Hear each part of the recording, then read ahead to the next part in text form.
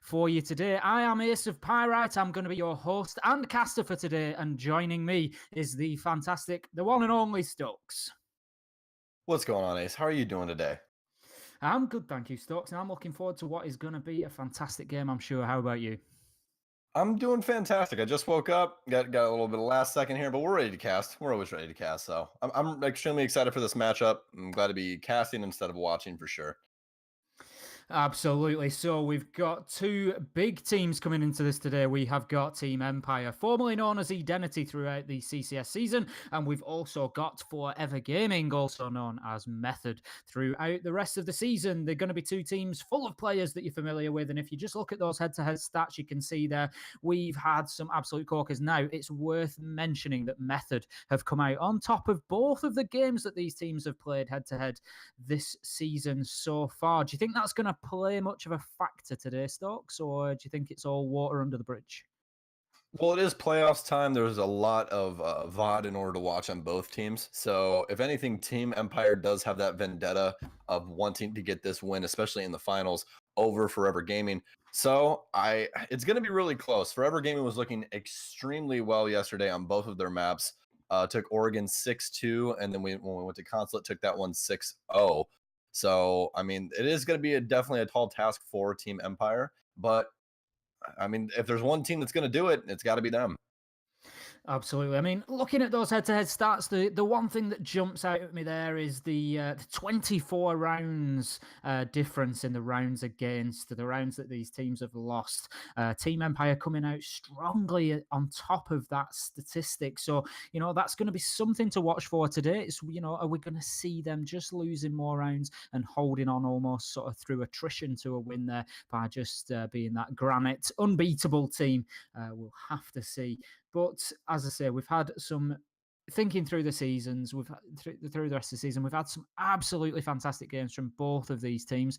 As Stokes said, great gaming from Forever Gaming yesterday, with some fantastic players as well. So I'm hoping to see some new strategies tonight, just mixing things up a bit. I'm sure they're going to have been thinking about this final sort of on an individual basis rather than coming in with, as Stokes said, there's a lot of VOD available, so they're not going to want to do too much that they've done through the season. And I think Empire, they've just been taken on under that org. They're going to have had, a lot of time focusing together as a team, I'm sure now. And I don't know if that's maybe just going to be the edge for them. What do you think, Stokes? With what happened yesterday, honestly, I think that Forever is going to try and possibly avoid those maps just because, those are going to be the most recent strats. Stuff from earlier in the season, especially because of how long of a break we had in between playoffs with everything going on in the R6 community, obviously. There's that break time right there. So there's a lot of scrimming going on, a lot of different stuff can be developed. So honestly, this might just be a completely fresh Team Empire. We kind of know what Forever Gaming has on deck because of yesterday, but Team Empire, I really don't know. I haven't seen them play. There could be a large difference just because of that amount of break time.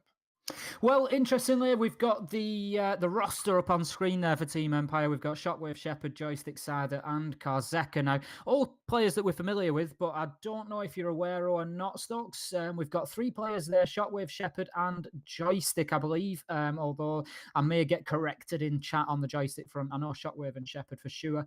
Were players that actually played at the last Invitational last February. So that's the level of player that we're dealing with here.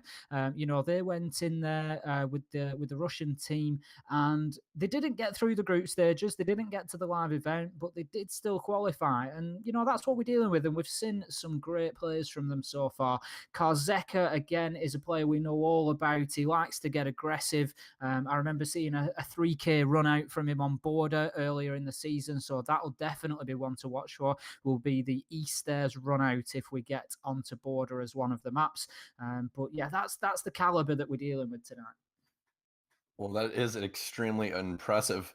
The one person that I will be looking forward to watching once again is Kendrew from Forever Gaming. Actually, that is the one guy that I am definitely looking forward to just because of how well he played yesterday. And we are going to do a rundown of that roster real quick, ladies and gentlemen. We got Cactus, Jugger, Tank Ninja, Kendrew, and Norera. I always mess up his name, but Kendrew yesterday was just a star player on Consulate, dropping, I believe, 16 kills, if I'm not mistaken, 16 and 3 as Buck and just completely decimating the opposition yesterday. Very impressive play coming out from him. I want to see if he can double up on that. Yeah, he really went off. I remember Jugger at the beginning of Oregon as well, coming out with those strong Frost plays in the first round. He had a solid second round, but he seemed to be a little bit all or nothing. So maybe that's going to be something to watch for. I'm sure you'll recall Stokes on that Oregon map. He had a fantastic first couple of rounds, and then he died in the first 20 seconds in I think round round 3 and 4. So it did seem to just be quite explosive, but a little all or nothing, and that could be the sort of thing. That could be the individual players that wins or loses the match tonight. Yeah, absolutely. And the one thing about that is I think the other team just adapted because those early rounds, as you were saying, like that his frost play, like he was taking some extremely long angles with those reflex sights and still winning those gunfights, which is very impressive. But when a team is like, okay, he's gotten to this point where he's just going to play the aggressive role the entire time, no matter what he's on. We're just going to counter that and set it for either a refrag or just try to keep those long, tight angles with those ACOGs in order to win that gunfight. And that seemed like that adjustment that they made really countered what he was trying to do. But they did end up winning both maps in an astounding fashion. 12-2 was the round count on map excuse me, the match yesterday. So I mean, coming off a really hot win like that, they might be able to just roll right through this, but Empire has to have something a little bit different in order to win this. Yeah, and I'd sort of echo what you said earlier about, the same maps popping up or not. And if I were Empire during the banning phase, I'd be looking to at least change the first map or two. I wouldn't want that to be Oregon or Consulate. As you said, we've got Forever Gaming coming in on an absolute heater off the back of yesterday on those two maps.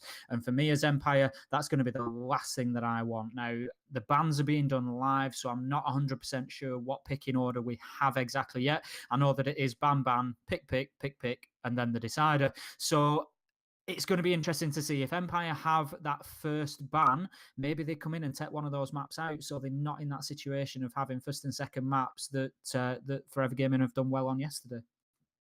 Yeah, absolutely. And this is actually going to be my first best of five I've ever casted. Have you ever casted a best of five before, Ace? No, I haven't. We've done back-to-back games all through the CCS season, so it's the time frame is not alien to me. But no, never done a best of five, and it's going to be very, very interesting. Been Yeah, excited all day about this one. yeah, me too. I mean, I just woke up and then, hey, you want to cast a best of five? And I said yes. So, I mean, we're here. That's all that matters. That's it. So I think we've got moved over to the ban screen now. We've got Villa showing up there as one map that has been banned out. We'll just wait for that second ban to come in. Any surprise for you there to see Villa off the cards, Stokes? No, not at all. Villa is still a very young map in the competitive scene, as everybody knows. It's not as easy as CS and other like Call of Duty, for instance, with new maps coming in, just because of how intricate Rainbow Six maps are with different angles you can hold, and the destructibility, and stuff of that sense. So it does not worry me or at all, or really mess with my mind that Villa is out first. Honestly, that's why you see a lot of like the older maps in the map pool, just because people are a lot more comfortable on those maps. Absolutely agree, and it wouldn't surprise me too much to see Clubhouse potentially be that second ban. Remembering as best of five, we've only got a map pool of 7, so we are only going to see 2 bans tonight. It wouldn't surprise me maybe to see Clubhouse for that same reason. As you said, it's you've got the cache hold is just completely different to what it used to be, as is the bedroom location, as is the stock and bar location. You had 3 of the objectives there that were drastically changed when the map rework came. There's only really Church and Arsenal that have remained largely the same. I know there's the new stairs down into blue, but they only spit you out at the same place as the stock drop anyway. So I don't think it's really brought about any major change to the attacking strategies that we're seeing on that site. But 3 out of 4 of those sites have changed drastically. But I mean, it's a conversation that we had yesterday as well, sort of similar, saying how the op bans play into the map meta as well. And, all of a sudden new sites are having to be made viable because, you don't have an option always but to play Big Tower on Oregon or, these sites that you wouldn't normally have seen. So, like you say, it's all about just it's which team sometimes can go over the maps with a finer tooth comb. I think there's so many variations.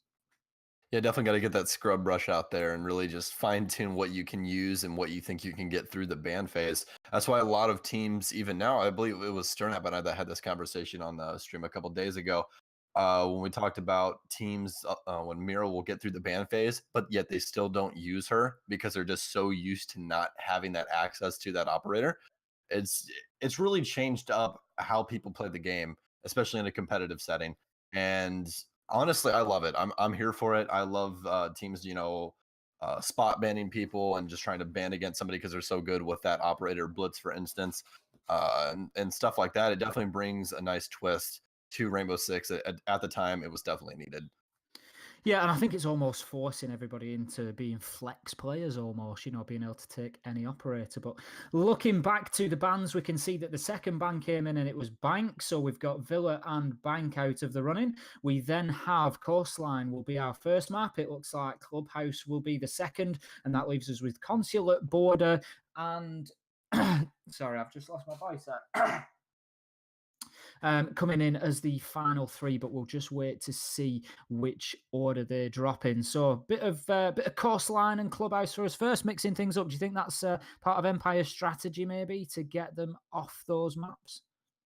Well, the bad thing for that is that they are just going to be a little bit later in the pool. So I mean, we are still going to have access to Consulate. I wouldn't be surprised to see Forever Gaming pick that up as map number 4. Uh, for Empire right here, I feel like this is going to be kind of a tight knit matchup, especially on the maps that we're going to be going to. I mean, Clubhouse, honestly, with the change as you were saying, it's not that much different. Just construction being added, as well as the blue stairs. So there's not too much of a difference in that map. So this could be a very, very close one, unless Empire does have something up their sleeve. I tell you what, I'm almost seeing this ahead of time, but are we heading for a decider in the fifth on Border? That's what it's starting to look like from where I'm Yeah, sitting here.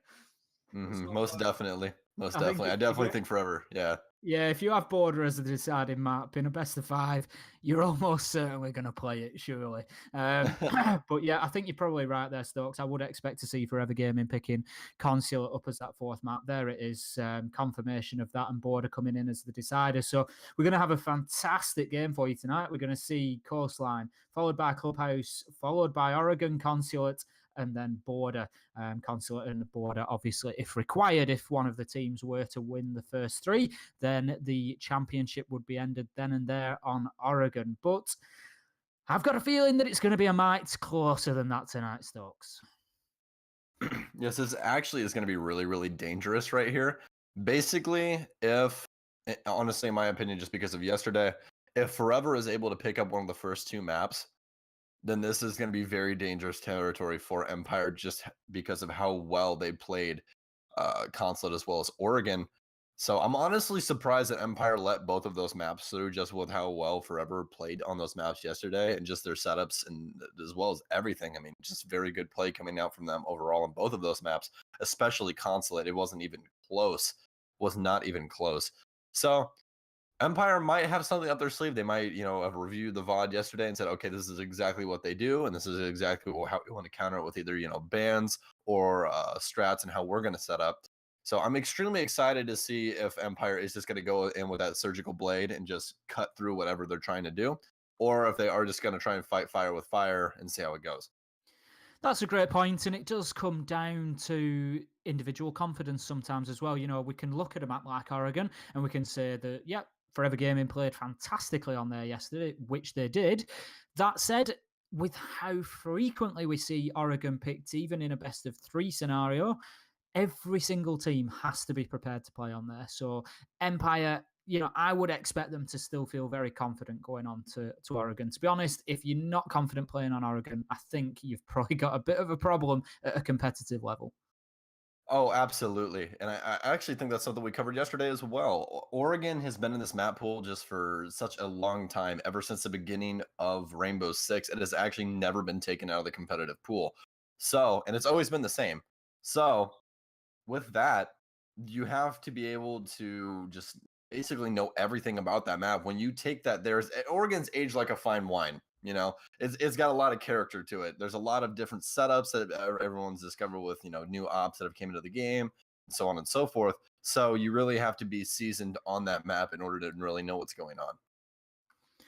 Absolutely, and we're just waiting for one player to load in now, so we are very close to the start, and we're going to be looking towards the operator bans very soon. As soon as we get going, we'll move. They are now done in game. Remember, the map bans here being brought to you by Mapban EU, as they have been all season, and what a fantastic service that has been. I've really enjoyed the overlays and graphics that they've produced for us. They've been absolutely brilliant. So go and check them out. But yeah, we'll be getting over into the op bans. Coastline, are we going to see that mirror ban, do you think, Stokes? With Coastline, I would definitely see a mirror ban here. Mirror is a very, very good op on this map. There's not very many maps that she isn't good on. There's only like a couple I can think off the top of my head, for instance. But Coastline is definitely in that map pool for her. And actually, almost every competitive map there is, now that I think about it, is definitely in that pool for her. But Coastline definitely stands out just because she has such a prowess on all of these sites, especially with the excuse me, the master bedroom and projector. Those two rooms up there are very, very good for her setup, especially with that 2-wall hold over there inside of theater. So as we are going to be jumping into the map bans now, map finally getting launched. Someone had a little bit of internet issues, but we're here. Going to be taking it over to Coastline. Going to party a little bit in the pool there, Ace. Oh, yeah. As long as it's not me with the internet issues, I'm fine to wait and fill for an extra minute or two. I'm all good with that. So we are looking towards the operator bans. We're going to see Forever Gaming coming in on the attack. So we will see Team Empire as the defending team taking that first attacking ban. They seem to know what they were doing. It's been picked within a matter of seconds. And in comes Glass. Not too much of a surprise. Maybe avoiding that garage roof, looking in through the double window to penthouse there. That could be part of the thinking. Oh yeah, absolutely. Glass is such a good operator on this map, and a lot of things are smoke executions on this map. So they're trying to just prevent that to where they do try and go for such a thing that they can't see through the smoke and kill anybody that's trying to get aggressive on that diffuser planner. But Lion coming out as the second ban, no surprise to anybody that does follow the competitive scene. Such a powerful operator, making everybody stand still. Clash coming out next. Clash has definitely been a nuisance since she came out. Defender with a shield is never a good time. But we are going to be seeing the last ban come out from Team Empire here. And what is it going to be? It's going to be that mirror like we discussed. Mirror going to come out. And honestly, I'm not even too surprised that even that Team Empire is starting defense and they banned that. You really don't like to play against her whenever you are going to be switching over to that offensive role. So we are going to be starting things off on blue bar, it looks like here. So I'm going to see what they try and bring for this setup here. What do you like about blue bar, Ace? What's not to like about blue bar? I think if you can hold yourself in hooker, you definitely need to hold vertically in hooker and billiards without question, to avoid the vertical attack, but also to just stop the hatch being used against you, stop the drop into sight from there. So I would expect to see that. But if you can get that lockdown, get a couple of roamers upstairs. I love the roamers on Coastline because both floors are a complete circle, so you can just go backwards, forwards. You can move through that map very fluidly, even drop down the center of the map and move between levels quickly without using the staircase. So I'd expect to see a heavy roam presence of at least 2, maybe even 3 upstairs, and that's going to make this site a lot easier to defend, because then you come down to, it tends to be a head-on attack through office, trying to breach that wall into blue. But obviously it just depends how that upstairs hold goes. Yeah, I'm always very curious to see how they set up these vertical styles of play for different sites. And the one thing that I want to notice here is that they did end up bringing that echo, which is always a good thing, able to keep one upstairs and down and move them around if needed. The one thing is they did not 6-pick Echo, which I always recommend either 6-picking your Echo or your Valkyrie, just because you really don't want them to know that you have that, because things like this can happen where they 6-pick off Ash and bring out IQ. So we'll see if that is going to bring any difference into the round, as we are going to be jumping right into that action phase here. Yeah, out goes the Vault Cam from Shockwave there. Just looking to watch the sunrise door entrance, but I'm not sure if that maybe just dropped a little bit deep into those stairs. So I'm not sure exactly how much of a view he's going to get of the doorway, but he will certainly get a look up onto Hooker Deck, I would expect. And we have quite an aggressive start there. Kendrew is up on the window next to theatre wall already as the Jackal. He's looking to get inside, and as suggested, they know they've got the upstairs to deal with. We've got at least 2 roamers. I can see Karzeka on the Legion there, and I think we've got the Jaeger up there of Joystick as well. So they're going to look to hold on for as long as possible, and they're using the murder holes and all the tricks in the book. But the pressure comes quickly with Hibana opening up VIP wall, or trying to. Oh, just a little bit of a miss peek from Joystick there, as Kendrew is going to start things off right by taking out the Jaeger. They do have to take this vertical control in order to get this site. Things are slowing down just a little bit for them, but smoke nades are starting to come out, and those ADS is doing a little bit of work. Cars is going to be able to deny that VIP as long as possible, but Jugger is going to end up to pick him up right now. The Jackal marks are coming out onto the man on blue stairs. He is going to end up rotating down. They do have all of the vertical pressure needed now, only halfway through the round. So this is looking very good for the boys of Forever Gaming right now. Absolutely. Coming to a minute 30, they've already got control of upstairs. I don't think we have the 3rd roamer up there. It's going to fall to Shockwave possibly as the Valkyrie to start just trying to move around. But the problem is now we've got Cactus down there.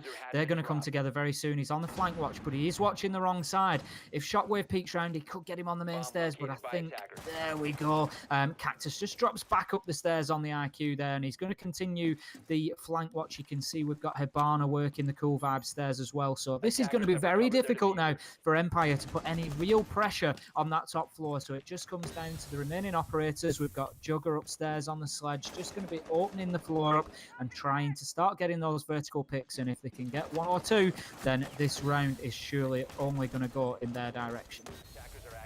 Yeah, those smoke nades are going to have to do some work in order to stop this diffuser, but throws them into the wrong area. The diffuser is going to end up going down behind the bar, but they are going to see tank ninjas, and that smoke nade is going to be able to take on. But Jugger going to refrag that. No, going to get one as well. Shock Empire going to get that refrag, though. It's 2v1. Shock is all alone, barely any HP.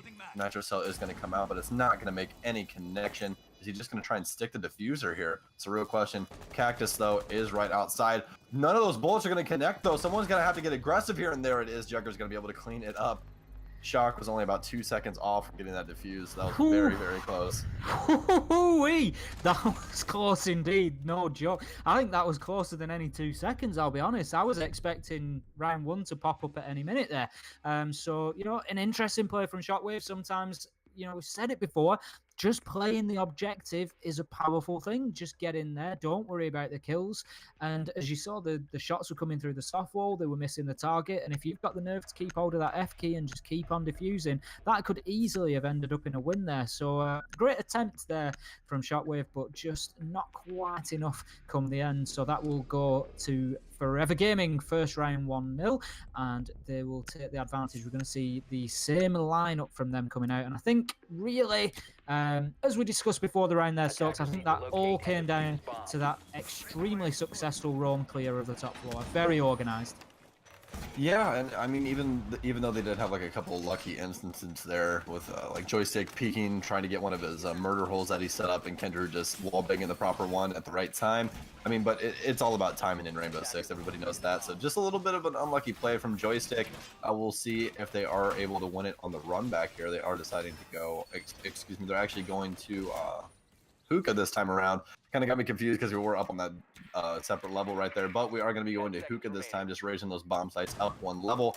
We'll see if they are going to vary their hole drilling any here. They are opening up the A bomb plant spot as usual, and we actually might see a little bit of a created spawn kill here, but they do have a drone up there as well, so Shepard might get spotted out here early, but you don't want that from your smoke. No, exactly. You certainly don't want to be losing that sort of resource early in the round. We've got Joystick on the Jaeger there. Just downstairs in kitchen, he's going to be looking to make a nuisance of himself, work on the flanks, and just prevent that approach from underneath from anybody like a Buck, which we don't have on the attacking team, but they're won't necessarily know that. So Kendrew dropping his drone into the penthouse there. He's going to be looking to move in with Jackal and possibly see if he can pick up any tracks. But for now, Joystick just holding himself tight underneath. the site there to prevent any approach in that direction. But it looks at this point as if a lot of the focus of this push is on the top floor. Hibana and IQ now moving into VIP and taking control. So that leaves them pretty much next door to the site. They've got a line of sight opened up right through there, and they're going to start peeking that and just putting some shots in behind pool table to see what they can do, using that bookcase just to obscure himself there. But no shots landed as of yet, just a little trade. Yeah, it's actually really nice to see how much control Forever Gaming gets right off the bat. They've only been in this round for 1 minute and 15 seconds, and they've already got all of the top control that they really need. This entire site is all about from pushing east to west and pushing them all back onto site, and then just executing onto site, trying to get that diffuser down, and or, oh, Tank is actually going to fall down the hatch, or just making them push downstairs or drop their hatches when you try to go for that execute and try to get that bomb plan down as fast as possible. So they do have a lot of control here. They are going to have to be wary of downstairs just because they do have that angle opened up, and Joystick is still on the roam. But his footmarks have not come together, but Noir is going to be able to clean him up. It's going to be the Jaeger down. But he did waste a lot of time, even though they do have a lot of this control. You need to just get a little bit more aggressive here. But Shepard is going to see that somebody is trying to get him from that hatch. Shepard's not in a good place right now, as Kendrew is going to take a very nice angle over on top of balcony to be able to clean him up inside of hookah. Now they have to be worried about one playing in behind couches here inside of billiards. The nade is going to come out, but it's going to get ADS. Jucker going to go for the second one here. They do have someone on top of Cool Vibe stairs, so the nitro is going to come out here. He might be able to get a nice 2K here, and it's actually not going to hit anybody. Jugger's not going to be affected by it at all, but he is going to be able to get the refrag onto Car. But things are starting to slow down a little bit here as Shock is going for a run out. Is he going to be able to get anybody? Yes, he is. He's going to be able to down one. That's going to be Kendrew clean up there, making this a 2v2 situation. They're kind of slowing down now. Jugger does have the diffuser, but Cactus is not even near him. He's over inside of hookah. So they have both the sites. He's got to decide where they want to try and plant things right now. Shock is going to get aggressive here. He's going to be able to down Jugger with that diffuser, and Scyther will be able to clean up Cactus. Things just got kind of a little weird there for the end of Forever. Yeah, I think they just sort of lost the pace a little bit. They got into the map, as you commented on. They took top floor control very, very well. And then they sort of didn't really know what to do with it. Shockwave came out with a very aggressive kill there on the run out. It was 2 versus 3, and they were still in, you would say, a dominant position Forever there. But Shockwave took the game by the scruff of the neck, got the run out, got the first kill, brought it back to 2 versus 2, followed it up with another within the next 15-20 seconds, and then that allowed Cyther to just tidy things up, basically, get that final kill, and that was all she wrote on that one. So that leaves us at 1-1, and great trading backwards and forwards so far. And you can see even from these first 2 rounds that we are in for a game tonight. Oh, absolutely. And an adjustment that I'm love seeing right by Forever Gaming right now is picking up that Thatcher. And Ace, do you know why I'm excited about that? I'd love you to tell us, Stokes. Okay, well, I will tell you, Ace. The reason I'm excited about that is that means that the boys of Forever Gaming have identified out how much electronic gadgets are being used by the defense, whether it be the Legions or the ADSs. They are really, really slowing down their play. They would have had that kill on the Bandit in couches upstairs had there not been ADSs. So they're making that adjustment right now in order to get rid of all of those Legion mines as well as those ADSs on site, and even affect those either Valkyrie chemists if they are in site, or those Yokai drones if they are planted in there as well, where it's going to make their executions a lot smoother and they don't have to worry about nearly as much. Very astute observation there, Stokes, and a great example of why I love this 5 defend versus then 5 attack rounds. It just allows for that that iteration, that alteration of your strategy between rounds. And let's see, I think the key here is still going to be getting a better hold on upstairs. And if you can see there, Empire have actually committed an extra roamer this time. So where they only had 2 last time, they've got 3. And Shock moves in, gets the first kill onto Tank. And that is going to be big. That leaves us in 5 versus 4. And it also takes the Maverick off the board now. Those Maverick holes in reinforcements can be absolutely horrible. The near silent going in, and the amount of peaks and picks that we've seen from those so far since Maverick was introduced has been enormous. So that's a great great first kill, and that shockwave carrying on. That's now 3 kills in the last 2 minutes of play for him, and that is, you know, showing his team leading by example. But they do have now Noera in office with some control. Jugger just able to watch his flank there from the security room side, and Hibana is going to get those pellets activated and get the blue wall opened up. And this is where it becomes difficult to defend. We've got Smoke in there who's going to be trying to do that Shepherd, but it is very difficult without those mirrors. That would be where we'd normally see the mirror placement. Yes, it is. It's actually, we're going to have Kendra getting a little bit aggressive here, but Scyther knows exactly where he is, so he's not going to peek out from behind that bar. They are going to recognize out that they have that kitchen control now, and they are just going to keep everybody tucked inside of sight. They definitely need someone to try and get this vertical control handled, because they cannot go for an execution down here unless that vertical control has been dealt with, and they're wasting a lot of time getting everybody inside the kitchen. But Shock is going to make the adjustment over inside of kitchen after seeing that Echo drone pick up Kendrew in there. So they are going to make that adjustment, able to get a really nice frag onto Cactus. That's going to be Zofia going down. Pretty important op for the execute as well, as Scyther is actually going to end up hitting Kendra, and Kendra's going to get picked up by Joystick from the balcony upstairs. So this is a completely different Empire on this hold right here. None of those wallbangs are going to make any connection, though. It is going to be a 1v5 for Hibana now. Shock is going to be able to pick up Jugger. Does not look too good for Nora to start things off. Is yes, right there. Joystick going to get the aggressive peek and take out Nora. I mean, this looks like a completely different Empire after that last round.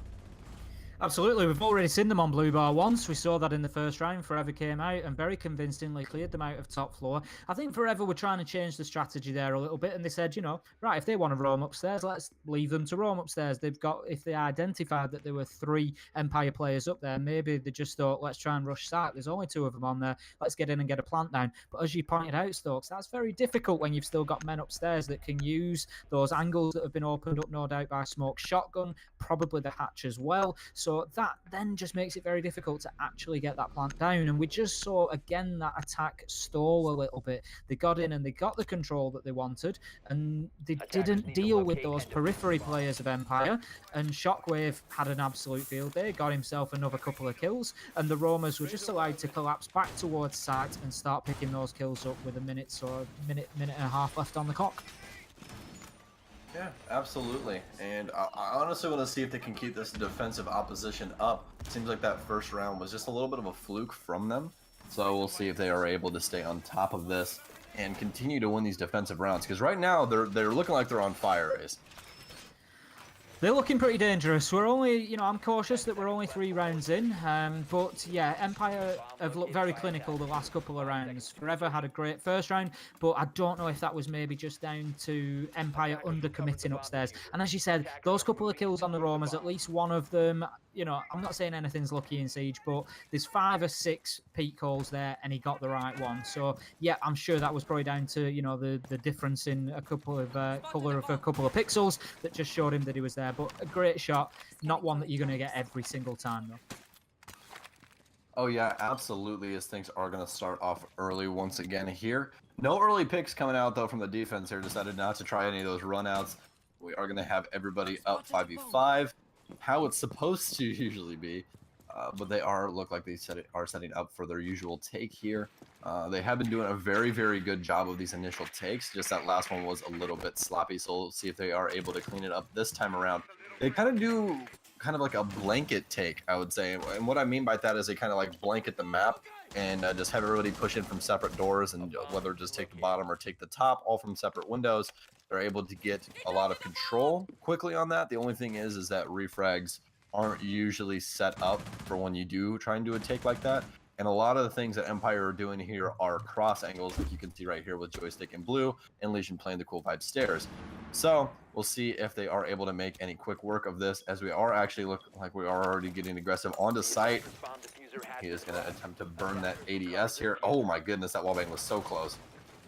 Very strange not to see the Thatcher this time. You commented on it, Stokes. They brought him after struggling with those ADSs on this very site, but they knew that they were going to a different site because Empire had won up here. And then when they knew that they could be coming back here, they haven't brought the Thatcher, and now they're struggling with the ADSs, and they can't get the, the flashes in behind couches, and that's just going to allow Karzeka on the Bandit to still keep working here, and he's going for that Nitro toss again. It will miss and not deny the plant, and the diffuser goes down. Great plays to focus on the objective, but that allows Shock to get in with a kill onto Tank Ninjas. Karzeka picks up Jugger. Cactus gets one of their own back onto Joystick, but that leaves us 4 versus 3. And, Shock will pick up a kill onto Kendrew there. Cactus down in the, I think it was the Legion that just got hit there, and Cactus will finish Shock off. So that leaves us 3 versus 2. Diffuser still down, half of the time gone, but Shepard gets a great kill. Sada gets the second. Cactus and Noera going down, and that will allow Empire to move in and get this Diffuser sorted right out, and that will be 3-1 in favor of Empire. How's about that defense? Even focusing on the objective, not doing the job for Forever there. No, I mean, Empire very, very good on the retake right there. A little bit of over-peaking by the offense right there. But, I mean, they were trying to just prevent those angles, trying to work on most of the, things that they knew that they were going to try and peak there. But in the end, the trades were just not in their favor. And that is definitely something that can happen when you do try to take those offensive peaks while the diffuser is down. I always like to explain it like this. When you put the bomb down, you're kind of making a shift from offense to defense. So you want to get more on that, okay, I'm just going to hold angles, listen for the diffuser, because obviously the diffuser is extremely loud. So, I mean, just not too much of an adjustment by them. It seemed like they were still trying to play offense when they were on the defensive side of things. Yeah, and I think something else that happened there, Stokes, you commented at the beginning of the round that up to that point, at least, Forever Gaming had liked to blanket the map. They'd like to approach from a number of directions, and I'd agree with you. They'd got 2 men into VIP, they'd get 2 men into Aquarium maybe, and they were trying to approach the site and just create crossfires and pinchers. That round, if you notice, they started out like that, but then 4 of the players all rotated to Office Aquarium, and they approached from that side, and that was obviously with a view to getting the diffuser down, which they successfully did. The problem that you've got then is you've got 4 players all in one position trying to move back out to get themselves to a defensive location to defend that diffuser. So effectively, people start running over the top of each other. People start getting into each other's angles. If one player gets in, you start having to move into unusual locations to get yourself away from those other players and not stack up. And we saw Shock move out, get the run-out kill. It's just, it was a little bit one-sided for me, and I think that's what hurt them. They got the diffuser down. Really what you want is another couple of players, maybe on the VIP side, Hibana having opened the line of sight up from VIP, and that just allows you then that crossfire for players trying to move back into sight, which they didn't have there. No, they did not. And it looks like we are going to be going to, I believe it's Kitchen right now. Or no, we are actually back down on Hookah, excuse me. Could not see where we were exactly through the wall, but we are back downstairs on the Blue Bar and Sunrise Bar. And we'll see if their execution is as good as it was the last time onto this location. They got that vertical control extremely early, and it's actually a little bit different by Empire here. I've honestly never seen a team that just solely dedicates himself to Blue and Sunrise, as well as the upstairs. We're actually going to have a very aggressive angle taken by Legion here. Karzeka able to take out Tank Ninjas pretty early on into the round. But what do you think of that, dedicating themselves solely to the billiard site as well as the Blue and Sunrise? I think without the mirror pick, it's not too unusual to see people avoid Penthouse, but how about Joystick getting in there with a double kill onto Kendrew and Jugger? Will be traded out by Cactus, but I'm sure he would have taken that beforehand if you'd offered him 2 lives. Shock here surely must know that Cactus is just on the other side. If he nips out, he could get himself a double kill, but Karzeka will move in and get the kill onto Cactus, and I think that's great combination there. Shockwave just putting those footsteps in behind Cactus, drawing his attention, and that allowed Karzeka. That, to me, is great comms, and Karzeka just stepped out and got the kill, and that leaves Noera now in a 1 versus 4 situation. They are well aware of his location, with Echo creating a real nuisance pinging, and it's only a matter of time until Shockwave will step in and get the kill onto Noera. So that leaves us 4-1 in favour of Empire, and to be honest, that was dramatically defended by Empire. That literally fell apart for Forever Gaming in 20 seconds. It's extremely impressive to me to see how well Empire handles these kind of situations. They're a very tight-knit group. even with the way that they peak things, like the VIP hallway, if you guys saw when they challenged, I believe it was Sledge down the hallway there. Cannot exactly remember the operator, but when Legion and Valkyrie was playing Vase, you had Legion over inside of the couches near billiards, and they actually peaked at the exact same time on separate ends, so they could only get one kill. There's basically no chance of them getting both of those kills when they both peak like that. And that's just very tight-knit comms right there. Being able to immediately get that refrag or get both those gun damages onto that one operator in order to kill them extremely quickly is very, very dangerous. And I love seeing it, even down to the Habana kill right there at the end. They had one push through luggage and the other one pushed down the VIP hallway. They even brought the Echo in order down there in order to handle that situation. So you had 3 operators all in on that one kill in order to clean that up, and it was still a 1v4. So it's very, very impressive to see that amount of coordination. Absolutely, the comms without question on point there. So we will now, having played the first 5 rounds with Empire on defense, swap around and we will see what Empire can bring to the attack here. But for 1-on rounds, it starts to become a bit of a mental game as well. We are going to see a different site this time, so we're probably going to see quite a different defensive strategy coming out from Forever here. They've gone for the kitchen location, another location that would sometimes be popular to bring a mirror on, but is certainly a strong location without. But yet again, we are surely going to see at least 2, if not 3 roamers upstairs trying to hold VIP and Penthouse particularly. It's going to come down, I think, this round to how well Empire can work on that roam clear, and can they gain control as quickly as we saw in the first round, where Forever Gaming took very quick control of the upstairs and won the round quite easily then in the blue bar location. Yeah, 100%. It's definitely nice to be seeing a little bit of a different site here. They do have kind of an aggressive setup on the defense, opting for that vigil, so you know they're going to be focused on that roam game, as you were saying. One thing I do want to point out here, though, the Joystick, they trust this man's fragging ability, and that is the reason why right there, able to clean up Jugger very quickly after going for that run out. I mean, less than a minute played, and there's already 2 ops dead. But Joystick, Ash Jaegerman, you really don't see that too often in the competitive setting anymore, as a very well-placed Nitro Cell from Tank all the way downstairs. Now you want to talk about comms, he gets called out upstairs, and he puts that Nitro Cell perfectly in place or to take him out. But we do have complete vertical control taken by the offense now, as Joystick is trying to find a pick, but instead he's going to find a little bit of damage given to him by Cactus on this smoke. Now Empire are going to start working this vertically. Joystick getting a great kill with the Ash through to Cactus in kitchen, and that will take the smoke off the board. Now look at that utility that's gone so far. Vigil hunted down very quickly and taken out. Maestro going to be defending this service entrance with the big LMG there, but won't manage to get a pick, and the peaks will continue from Shepard on the Capite. But also, as well as the Vigil off the board, we've got the smoke gone as well, and that's a player that you definitely want in those late round situations. And that's just allowing now this vertical control to start taking its toll. And I think if they can get another pick or 2, Shot getting the first onto Noera, but Kendrew will get one back onto Joystick. Tank Ninja gets the second kill onto Shock, so that leaves us in a 1 versus 2 for Shepard. He does have the diffuser, however, and he's going to rotate to main hall and start just changing up his approach here. There are 2 players left on site. We've got Maestro and Valkyrie for him to contend with. Something like the Valcams could be the difference maker here. Oh, absolutely. And there is going to be no chance of him going for a smoke plant either just by himself, just due to those evil eyes.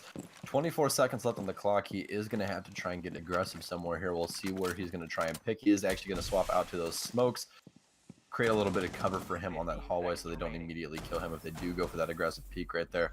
But as he is going to be motioning in through the bathroom, they are going to be able to identify that out, and he is actually going to use the smoke to block the door. But Tank Ninja is going to pre-fire right through it, clean up Shepard. That was a little bit of CS-esque sort of play right there, just try and block that line of sight, but the pre-fire right there is going to end up getting that kill.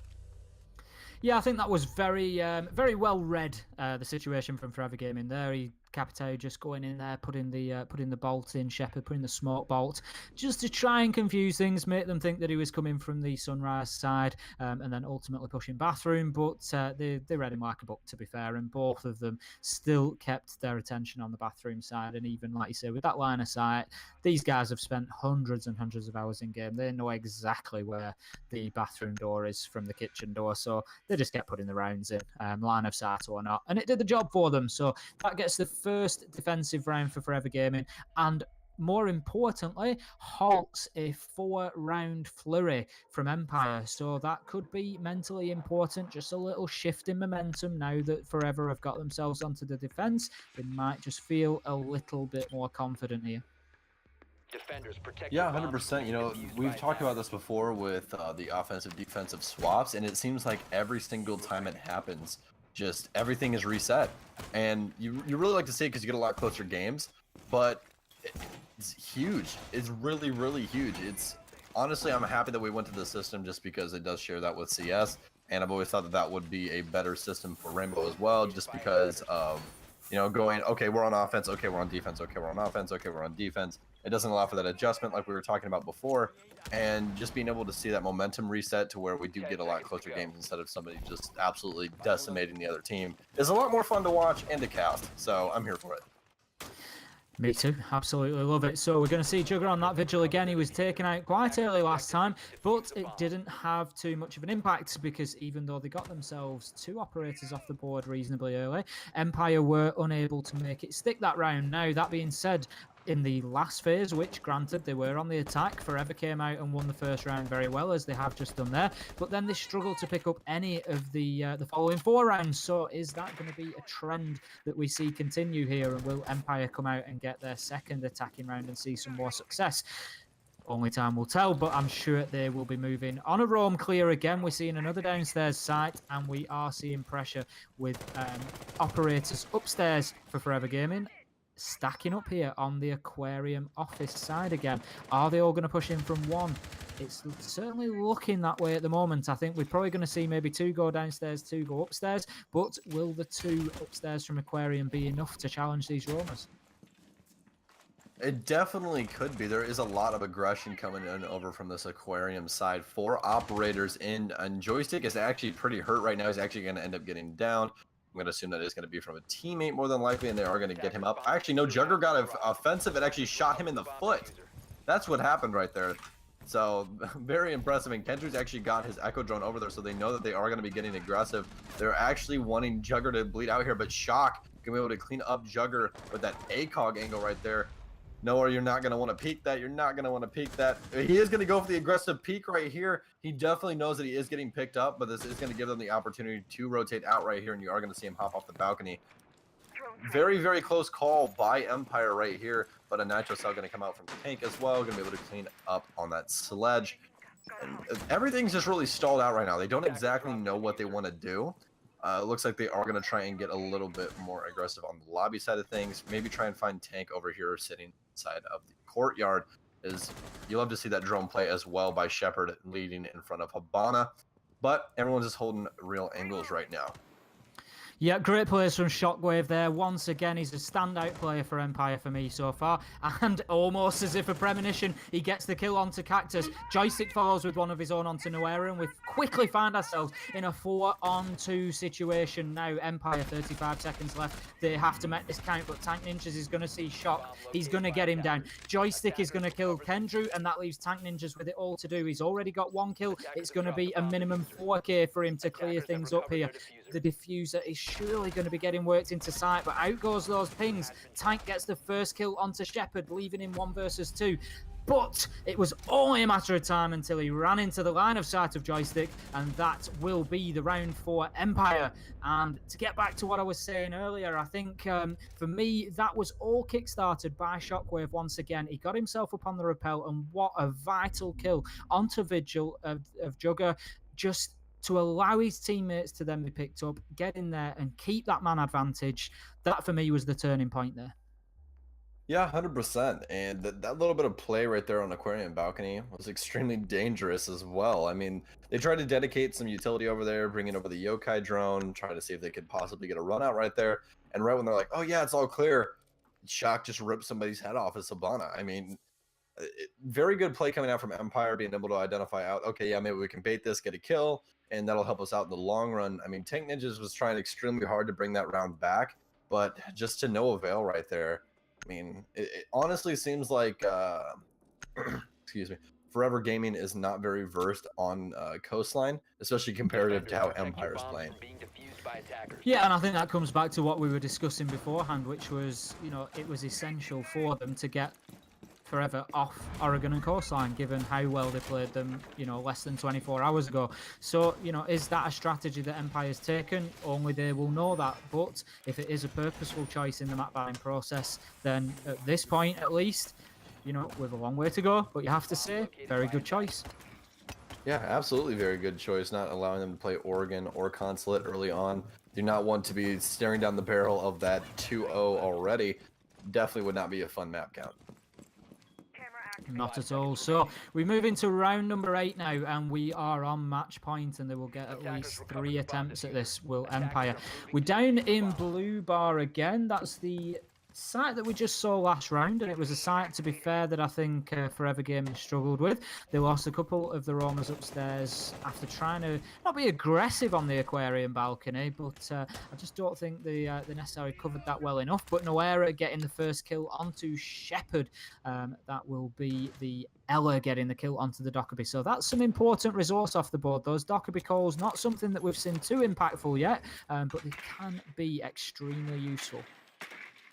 Oh yeah, they 100% can be. I mean, those calls usually are the call of death for execution. Send that call out, and oh my goodness, what a shot from Garzeka onto Potts over there. Gonna be able to take out Nora. Nora gonna go down pretty early as well. So that is Ella and Dokkaebi off the board in less than a minute. Both two very impactful operators, but as everyone knows, Ella is allowed to put down her utility before she dies, and that will stay on the map. So looks like they are going to try and stay aggressive up here, but Shock with a very nice drone play, a little bit of synced up right there, going to be able to take out Jugger, and that is going to be both roamers off the board very early on. Only a minute and 15 seconds played throughout. So this is not looking too good for the defense right now. This is definitely looking like another Empire round and possibly the map.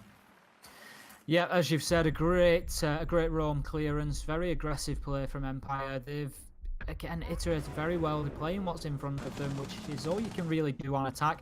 Cactus moving in there with the kill onto Karzeka. That'll be a headshot for the Maestro, but it does leave him super lit. Joystick moves around, and I think that's quick enough that we can call it a trade. Moves in, gets the call out from his teammates, has the location. Tank Ninja's trying to take the game by the scruff of the neck and go for the aggressive run out, but Cider has his number and will take him out. Kendrew getting the kill back onto Shock. That leaves us 1 versus 2, but Joystick once again will finish it off. And how about that? 25 kills across 2 players for Empire. We'll see them take the first map in quick 6-2 fashion. Empire lead us 1-0 here against Forever Gaming in the Grand Final CCS EU Season 3. Such a dangerous team, and you can just tell by the scoreboard right there that they know exactly who on their team is good in those gunfights, and they're just allowing them to take those aggressive angles, and it's doing work for them right there. As you said, 25 kills across 2 players and only 1 assist across the 2 as well, so you know that they're finishing all of those kills. Very impressive play coming out from Empire, and I'm extremely excited for another round. The way that they set up, as well as the way that they just support those 2 players by getting them information and getting those execute set up on the site is very impressive.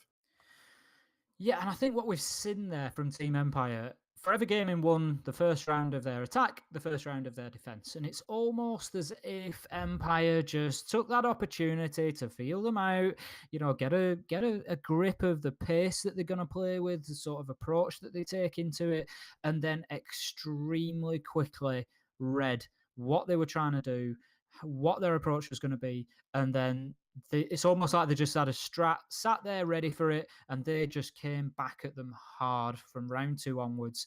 Shockwave particularly, working as a team captain there and just doing what needed to be done every single time. Got aggressive at the right times, held angles at the right times. Very, very impressive play from him and Joystick there. But it's not to discount the guys who haven't got the frags there, because all that Shockwave and Joystick have done is facilitate those other players in playing the roles and the support roles and the functions that they need to lock down the sites. And that's exactly what we've seen.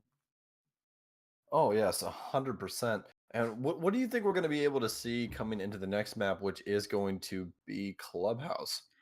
Well, coming into Clubhouse, honestly, on the strength of that Coastline, I'm favouring Empire again. And I know that's easy to say when they've just come out of the game 6-2, but I'll explain my reasoning for it. Clubhouse, much like Coastline, has got a very important vertical element. And Empire not only have taken control of the floors that they've wanted to take control of very well there, getting the roam clear sorted, roaming another important element on Clubhouse with the addition of the construction room and the ability to loop through those floors in the garage quite quickly and easily. That's really increased the roam game on Clubhouse. That's something that Empire were able to utilize very effectively on defense, but also shut down very effectively on attack. And if Forever Gaming can't do something about that to slow that down, that's going to be a real sticking point for them on Clubhouse as well. So I think at this point, Forever Gaming might just be thinking, get us onto Oregon as quickly as possible.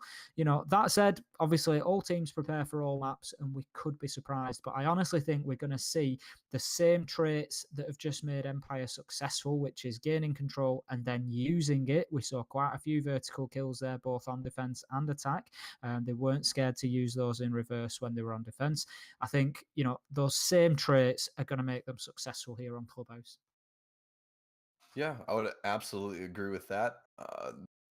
Something's got to give for Forever Gaming right here. It doesn't even look like the same team from yesterday. Just the things that they are attempting to take control of and the little mishaps that they are having, it definitely does not look like the same team. So, maybe it's just a little bit earlier over in the EU. I don't really know. I mean, it's kind of early over here in NA, but it might be, a little bit earlier for those guys over there. So we'll see, if it was just a little bit of the shakes, just because, this is obviously the grand final for the CCS EU League. And best of five, that whole thing. Maybe they're playing the long game. Maybe they're just trying to figure out what's going on with Empire before they really set in that aggression. But we will have to see. I mean, honestly, Forever Gaming really just needs to kind of make an adjustment on all sides. Their offense really didn't look very clean cut, as well as their defense was just not there. I think one thing that we could be seeing here, and I don't think it's unfair to comment on this, is Forever Gaming played as under another organisation through the CCS season, and as a team, I don't think at the back end in the run up to these finals they've maybe been playing in the same way competitively. I apologise if I'm wrong in saying that, but I'm pretty sure that I'm right, that they've not been playing in that same competitive sort of format. So whereas Empire have come through the league as identity. They've stayed reasonably solid in the roster. We have seen a little bit of movement with Namia coming in and then leaving and Karzeka joining. So we've seen a little bit of movement there, and Scyther also joining from Team Fours. But generally speaking, the main three, Shockwave, Shepherd, and Joystick, have been there consistently throughout. I think they have got aspirations towards Challenger League and potentially even Pro League. They've been taken on by an organ. I'm sure that they've been working and playing lots of competitions together, lots of competitive play, lots of scrimming, lots of strategies. And I think we've maybe just seen a little bit of that difference there on that last map as well. That's not to say that it will always win the day, because sometimes the unpredictability that comes, with a team that aren't playing together, every single night can be a dangerous thing as well. But time will tell. Yeah, time will definitely tell, as we are going to be starting up Clubhouse right now, and Team Empire is going to be leading the bans. What do you expect from these bans coming out on Clubhouse? I would expect to see a roaming operator possibly banned on defense, maybe a vigil ban. I think we'll probably see the clash ban again. So for me, it's between clash, vigil, and mirror that we'll be seeing some of those defensive bans. We've got Glaz come out on the attack again, and the other attacking operator, I would expect to see Lion here. I would definitely expect to see Lion as well. And actually, we're going to see IQ coming out from Forever Gaming. That's... Huh. All right. I mean, the things to talk about right here, I guess, with that is that, I mean, Team Empire was having very, very frag heavy rounds with IQ. I guess that might be a spot ban against, trying to frag out. But I mean, the other thing is that they're taking that away from themselves. So they really don't have a counter for Echo at all. And Echo made it through the ban phase. So this is going to be pretty dangerous for Forever Gaming if this goes on too long. I mean, this is looking very good for Team Empire on this defensive play right now. So, I mean, if they're able to pick up a quick 4 or 5 rounds on this defense, this is going to be very dangerous for Forever Gaming. Yeah, I mean, I'm just sort of trying to think through the logic of those bans there. We've got Forever Gaming have banned IQ followed by Valkyrie.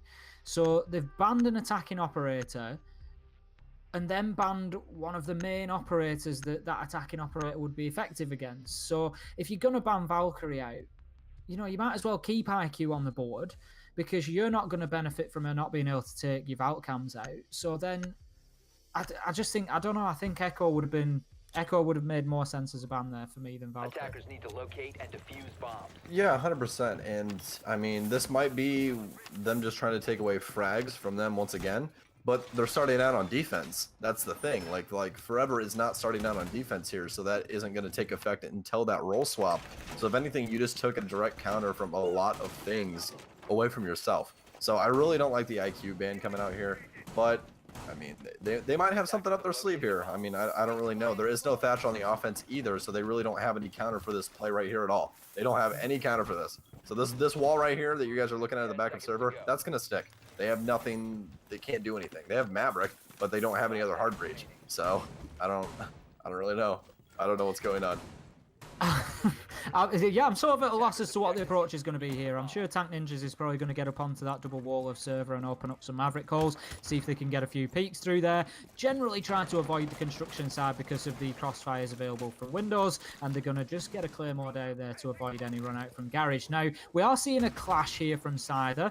Again, I would have maybe considered that Clash would have been a more worthwhile ban than Valkyrie because Clash is, and here we go, no surprise, we're seeing the Maverick opening up the line of sight there as predicted. But Clash on this map, I feel, can be very useful because for a successful Clash player, you're looking Shot getting the first kill onto Noera as well, so that will take some good utility off the board in terms of Zafia losing those lifelines. But Cactus getting one back onto Shockwave, so that will be the Bandit taken off as well. Joystick following it with one into Kendra, and quite a sedate pace, but a consistent pace. Jugger getting the kill back onto Joystick, trading out and leaving us 3 versus 3. So the point that I was making about the clash there is you've got a lot of areas on this map whereby you can defend sort of corridors, as Cider is doing there. There's no way to take Cider off that clash there. He can completely shut the stairs down. You can't get behind him. So long as his teammates cover the objective, you can't do that. Down on the basement, you can do the same in Church and Blue. You can hold Blue with Clash pretty much on her own. Karzeka getting the kill onto Tank Ninjas, so that leaves us 3 versus 2 now in favour of Empire. And this attack doesn't have, I'm not exactly sure what the approach is going to be. Cactus getting the kill onto Karzeka there, leaving us 2 versus 2. We've got Blackbeard and we've got Sledge both working from Garage, but as soon as they realise that, Clash can start to hold both of those locations. And sadly, we are going to get disconnected right now, but we will be reconnected very, very shortly. Honestly, they had the 2 operators that they really needed in order to keep that site down and in their own possession. They had Smoke, they had Clash. Honestly, I think we're going to be seeing that round go into the favor of Empire unless something terribly goes wrong. Yeah, I think you're right. I think they've got 2 attackers now, Blackbeard and Sledge, that are pushing from the same location. And I just don't know exactly how that's going to, like you said, they've still got a clash on the board. So as soon as you get 1 pick now, that's going to be it now. If Empire can get that kill, then they're straight away. But that being said, it would look like Forever Gaming have managed to take that. I think it was all down to the next kill there. It was who got that next kill. If Clash ends up on her own against 2, there's very little she can do at that point. If you end up with Clash as part of a 2 versus 1, she can back herself into a corner and just watch for the defuse, and there's really nothing much you can do about it. Yeah, 100%. I mean, very, very good play coming out from that. I really wish we would have got to see that round because, I mean, they did all those stuff with tank ninjas with Maverick. So they get the wall open, they have the Blackberry to catch those angles. They try to clear out server. They get 1 kill off of it, but then they don't have the thermite, which they are bringing now, in order to really clean out that. And it looks like they're actually going to make that adjustment right now. So it must have been kind of a mess up on their part, not bringing that hard breach. I don't think that they knew exactly what was going on early on in that pick phase there, but they are going to bring Cactus on the thermite this time around. So this should be a lot easier for them in order to take this site, just because they can make those map holes like they did last time. They don't have the Blackbird to really support that, but you don't really need that. Those holes are so dangerous, especially because of the lighting effects outside and everything else. There's just a lot going for the offense on those map holes. So it should be a lot easier for them to gain control of that, but they are bringing the Clash once again. They've actually swapped out for a Pulse here as well to play that vertical play as well. So this run's going to be a lot different from the last, and I'm extremely excited to see how they're going to try and handle this time around. Yeah, I think Empire gave up a few easy kills there. I think that was, there was a few mistakes made. But are we going to see the same process again? Forever come out, win the first round, Empire come out and win the next 4? I don't think we will do. I think we're going to see a more competitive game here. But Shockwave, once again, just starting to use that aggression. That's something we've seen. He's obviously confident on the back of those 14 kills from the last game. But Noera is going to be heading in. He's not messing about this time. But the Pulse is going to pick the Ash up on the heartbeat scanner, if only briefly. But the information will still come in. We've got the same Maverick holes opened up there, which can make it dangerous for Thermite to go in and try and open that wall because his ankles start getting shot out. Karzeka will get the kill onto the Lion, and that is before any EE1D scans are used. Sorry, just tongue-tied there. That's before any of the scans are used, so that's a big waste of utility. Lion and Operator we generally see banned out because of the power of those scans, and he's not managed to get any off, so great first kill. Attackers have located a bomb. Yeah, absolutely. He did end up getting actually 1 off pretty early on. They were trying to lock down that Pulse, but they still needed 1 for the execution, as you were saying. Such a dangerous utility, but getting taken out pretty early here, as it does seem like they are going to be trying to get this set up onto site, going to get the server wall open. Looks like they are worried about somebody walking inside of stock, as Kazeka is actually going to take up Kendrew here. He's doing absolute work upstairs, but Noah is going to say, yeah, you're done with that. We're going to clean that up. So we're able to clean that one up there. But Shock with a very aggressive peek. I don't even know where he came from. I think he came from the closet right there. Very nice play coming from him on that Pulse monitor. His Tank Ninja is going to be able to clean that up and actually gets away with his life. Joystick not able to clean that one up. But it is 2v3 in favor of the defense right now. And Tank Ninjas is very hurt. Even this Shock right here might possibly kill him. It does do a little bit of damage, but he is actually going to get away with his life once again. Living life on the wild side. He is going to go for the repel right here. We might actually see Joystick get aggressive here. He is going to wait to see if he is going to peek over here on this side. He is not. He is getting aggressive onto site, but he's all by himself right now, as Nora is actually all the way over in garage. So Clash going to come up. He is going to start getting shocked here. Throws kind of just a random stun down. Not really able to do much, but Joystick on this roam once again. He is actually going to get caught out by Nora. Very heads up play right there, able to identify out that someone's probably going to try and flank that. And they kind of have a weird execute going on here. They have them both pushed back. Clash is going to have to try and make a play here. He is going to start coming up opposite side. That smoke is going to end up downing her. A very well-placed nade from Shepard. Not very much health on Tank Ninja, so he's going to have to worry about that smoke play right here. But Brent coming out, and he's going to get cleaned up by Shepard with that SMG-11. Shepard knowing exactly where he's going to run, able to clean that one up. And another very close round, but a very good round by Empire. Great comms again from Empire. I think that was evident there. He moves in, as you said, got the clash, and then I think the call out was they probably just saw him turning tail after he'd made that shot. I know you don't get the kill cam in competitive play, but I'm pretty sure, they would just have got the peak of him as they were getting shot of him turning to move back towards stairs. Gave Shepard all the information he needed to clean house on the smoke and pick up the first round for Empire. So that is 1 defeat and 1 successful defend on the cash objective, and we will see them sticking with the upstairs objective this time. Now, I really enjoyed those clash plays from Cider there. Perfectly used, down at the bottom of stairs. As I said, almost completely safe there, unless the enemy have taken sight, which at that point, getting clash cleared off stairs is the least of your worries. So, yeah, great plays. Just to lock that down. Plenty of information coming in, even getting bits of damage where necessary, helping to down that Ash, just pinning Ash in place while the smoke came out and was enough to finish her off. So, great plays from Cider for me. But this time, we're going to see a gym and bedroom hold. which will see a lot of top floor resource again, I'd imagine. Yeah, and it looks like Clubhouse is setting up to be a lot closer map between these two. Again, I think that is just forever, just, being a younger team on Coastline, not playing it too often. But, Clubhouse, everyone has played Clubhouse quite a bit, especially after the remake. It is just such a good map. It's actually one of my favorite competitive maps now, just because of the little changes they did and little tweaks that just have made it such a fun map to play. Pulse getting picked up on the drone there, so this peak could be a very dangerous one, but I don't think anybody has spawned over that side.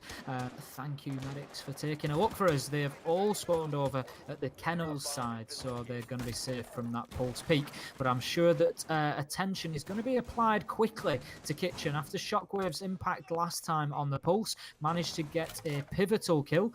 Here comes the peak. Shockwave playing back in the new bathroom area, I believe, there, and he's going to, as the shots come in, you can see he's actually pinched between Jugger. He's not ready for that as Jugger moves in on Jackal and gets the kill. Joystick, however, getting his own onto Noera, so that leaves us 4 versus 4. And something that Empire have done very well so far tonight is whenever they've suffered a kill, there tends to be one of their own behind it very, very quickly. Nades will come out to try and take Joystick off the stairs there, but they will be unsuccessful, leaving him with just below half health. But there is still work that can be done there by the Jaeger of Bandit just to delay that approach upstairs, and we are going to see some attention now paid from Cactus and the Habana of Tank Ninjas, just getting that just getting the shots through onto Clash's feet almost there, after opening up the jacuzzi wall.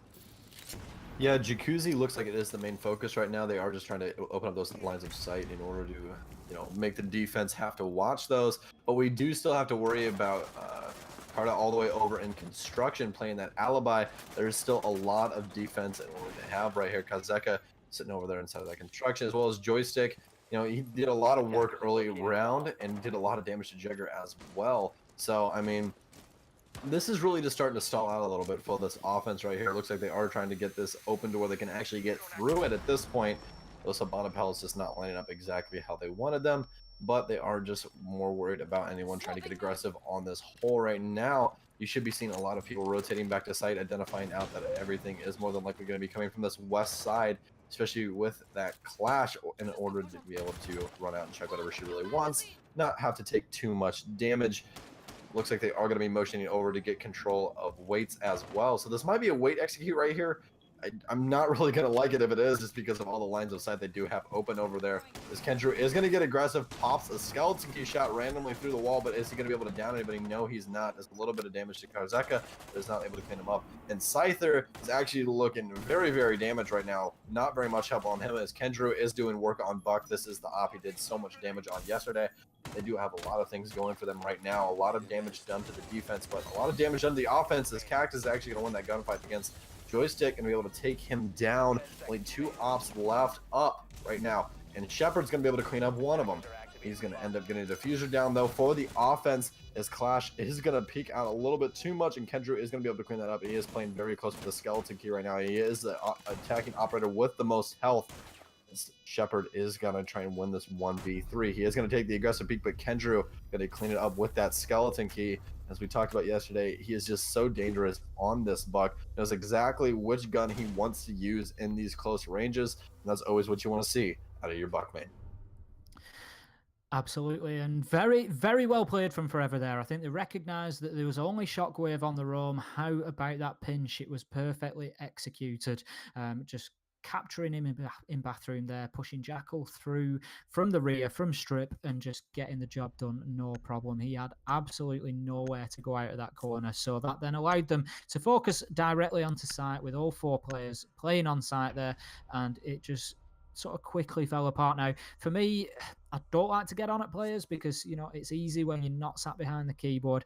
Shepard, I think 2 missed smoke canisters there. If you notice, the first one hit the soft wall in between bedroom and gym, and so it meant that the smoke didn't penetrate far enough to prevent any plant. He tried, I think he recognized that, tried to throw the second smoke, and I think the exact same thing happened again. So there wasn't any toxic smoke in the gym at all to sort of prevent that plant, and I think that probably didn't necessarily cost them completely, but it certainly contributed. Yeah, I would definitely agree with that. We are going to be seeing a little bit of a site switch. No more upstairs sites. They are going to be going down to the church armory, which honestly is probably one of the most coveted sites on this entire map. It used to be, in my opinion, the only site that actually worked on this entire map. So everyone has a lot of knowledge of attacking this site, and it's always a good time to see how they do set up this site as well, just because of the recent changes with blue. Now they try and affect that, as well as, you know, the roam game, and so on and so forth. But we are going to be hitting the action phase here as Joystick tries to chase down a drone. So I'm sure they'll be moving in, trying to get those hatches early on. Oh And my goodness! What a peek from Karzeka there. Fantastic to take Tank Ninjas down. That is Vigil play at its finest, and that is the Thermite gone. These aggressive peaks from this defense are absolutely changing how these rounds go. Thermite down in less than 10 seconds, and what a crazy shot with a holographic sight. It's disgusting. There's no other word for it. Nobody should be making that shot. That is absolutely phenomenal from Karzeka. That really was special. And that is exactly what Empire need at this point. They've just struggled, I think, on 2 of the 3 defenses so far. And hopefully, for them, that's going to rev them up. Yeah, hopefully so. I mean, just a complete change from the last map to this map. And, you know, that might have been just a play call from Karzeka saying, hey, we need this early aggression right here, and I really want to try and change the flow of how things are going in our favor. I'm going to try and go for this aggressive peak right here, and it just worked out beautifully.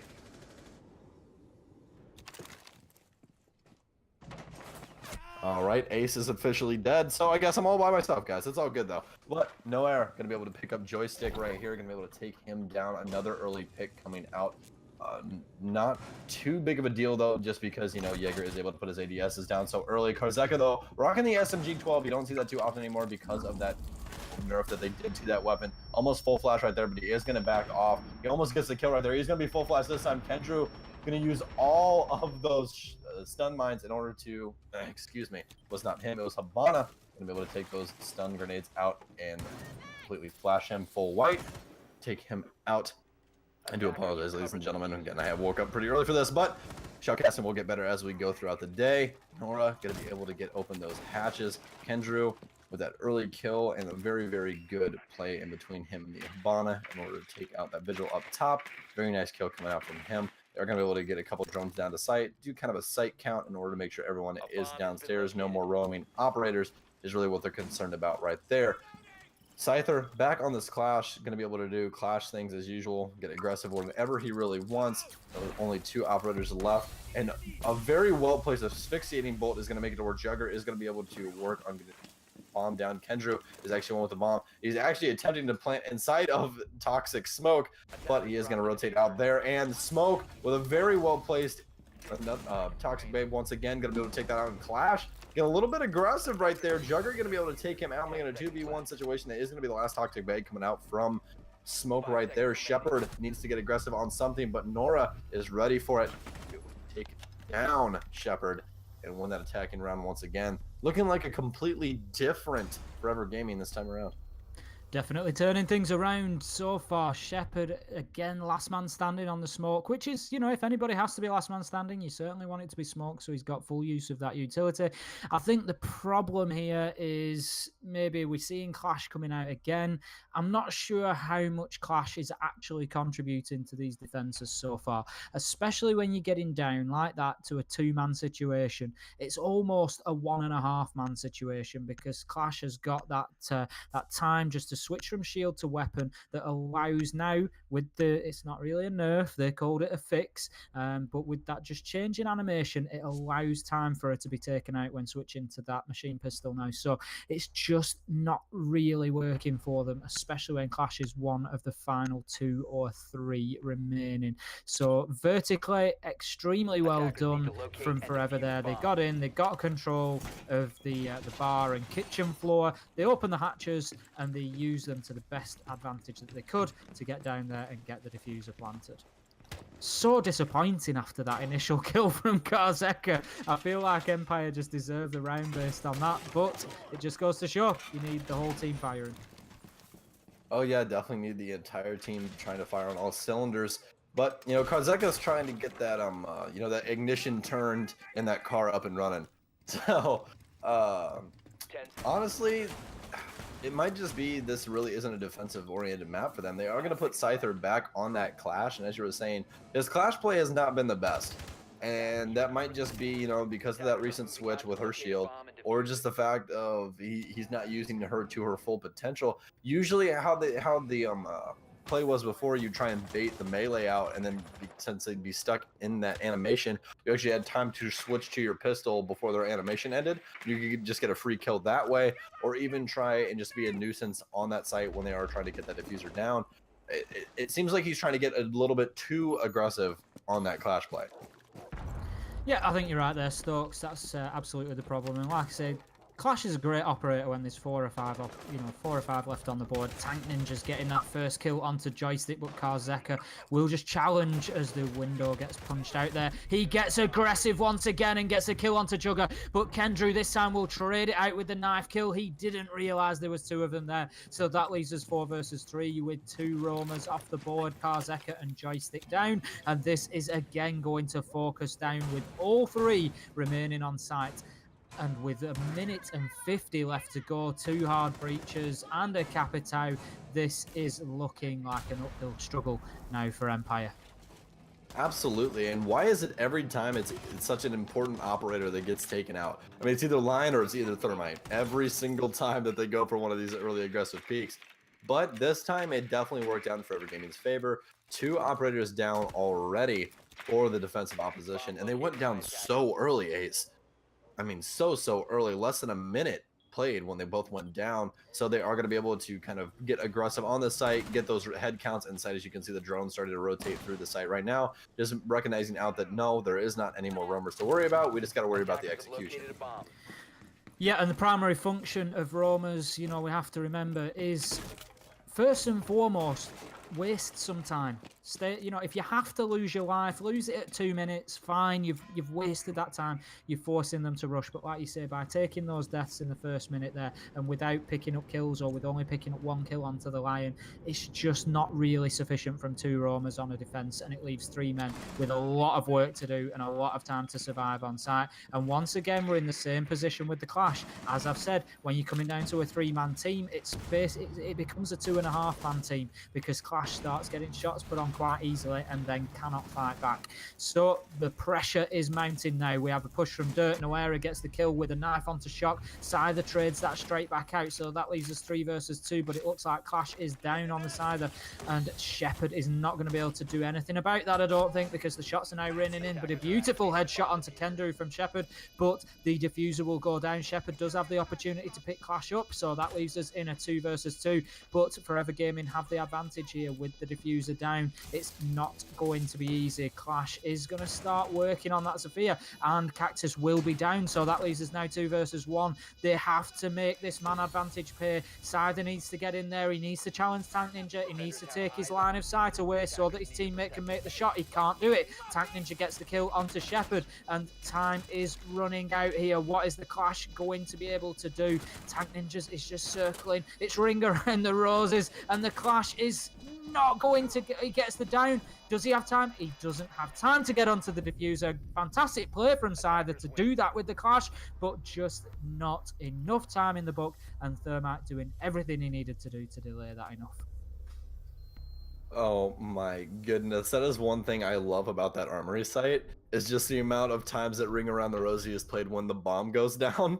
It's just absolutely insane. If anything, props to Thermite for just recognizing out, I really don't want to challenge her, so I'm just going to dance around this box until I absolutely know that he has no more time to put any time on the diffuser. So 4-1 in favor of them right now, as we are going to be switching defensive sides now. Going to be putting Empire to the offense, seeing if they can change up anything here and try and bring this back. A complete reversal of what we saw on Coastline then, coming out of it 4-1 in favour of Forever instead of Empire this time. But as you said, we always have that opportunity to find out in the first couple of rounds after the switch, is it just that the map has been more attacking favoured than defensive favoured, or is it just that Empire didn't have the strategies that they needed for that one?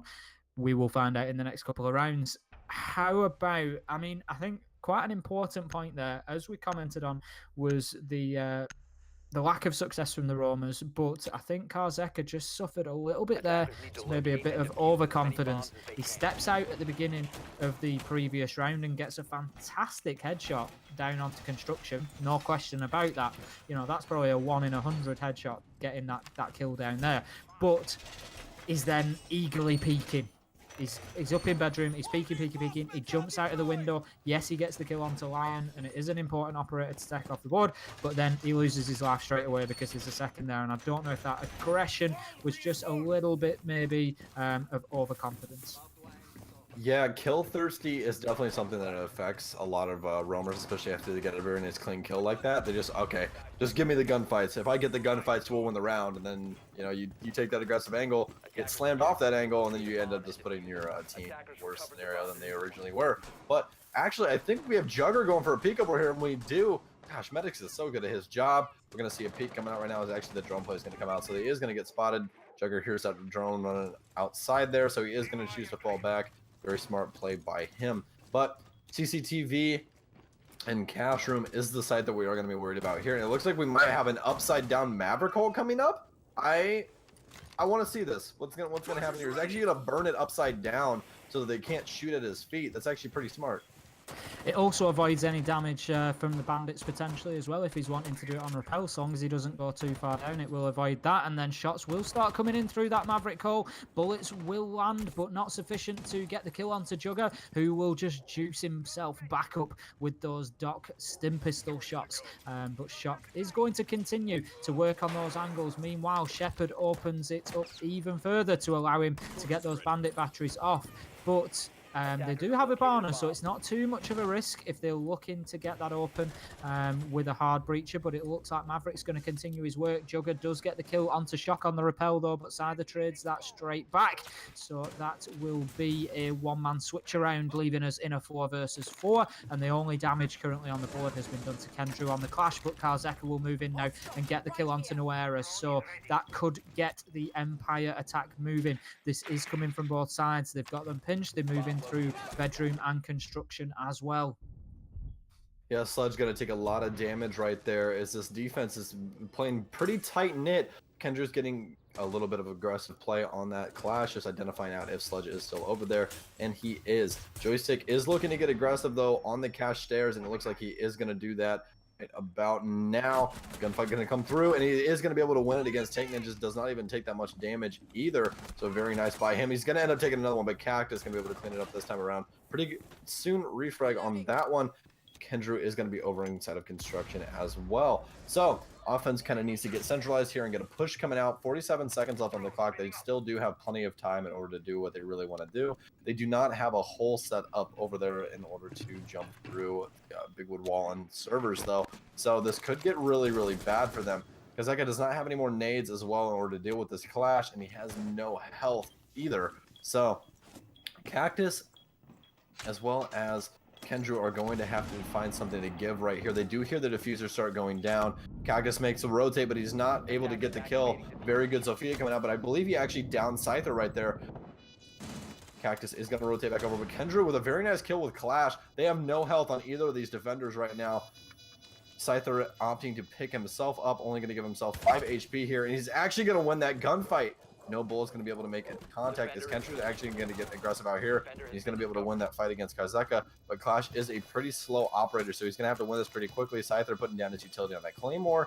He is going to run in here and try and play an aggressive angle over onto Cash. Is he going to be able to win the gunfight here? Yes, he is, but he's going to have to worry about that Claymore. Is he going to see it? Yes, he is. Is he going to have time, though? I don't think he is. It's going to be a very close call, ladies and gentlemen. Timer clicking down now, and he's not. Actually, he isn't.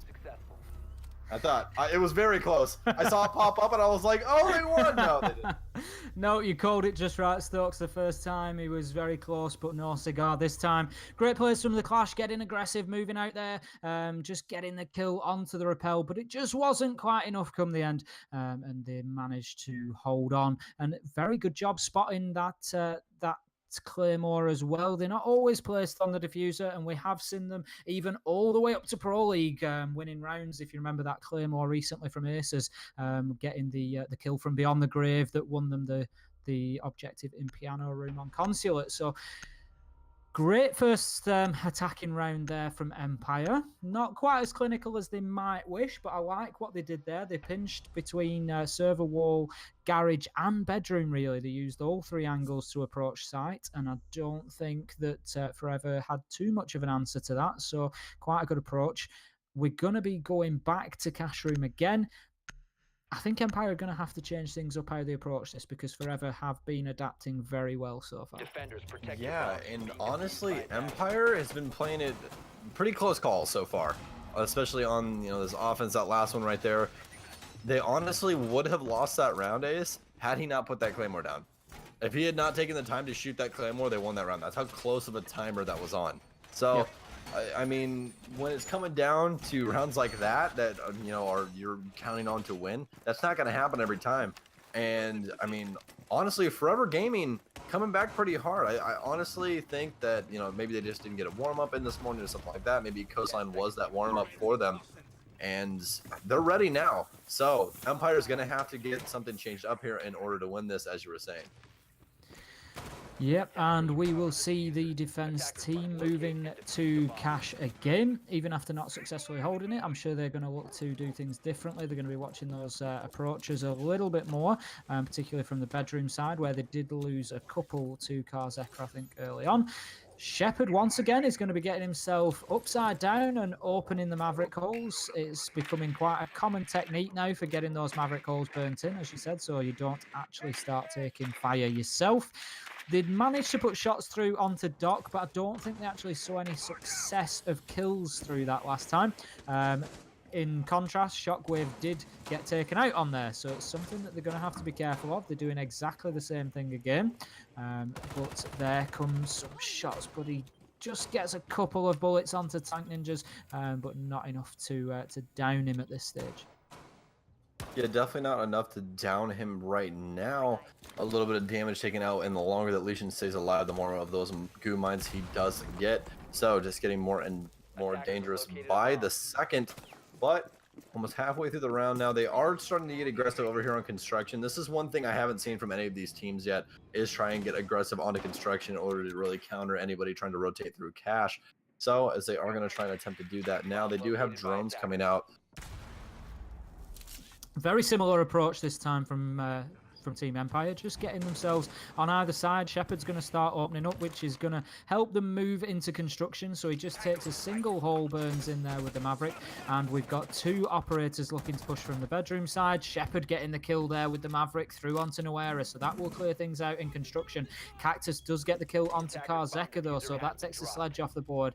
Jugger getting the kill onto Shock out on that rappel. I think it still was trying to work the Maverick calls. Tank Ninjas with the kill onto Shepard, and this is very quickly going in Forever Gaming's favour, but Joystick says not just yet. It's not, with the kill onto Tank Ninjas, so that leaves us 3 versus 2. Joystick super low on health though, and Cactus, doesn't matter how low on health he is, a headshot's a headshot, and that takes him down. So that leaves Scyther in a 1 versus 3. He's got a good operator for it. He's got Sophia with the lifelines, so he can at least use those, but this is not going to be easy, especially if they start getting caught in any Jaeger ADSs and wasted.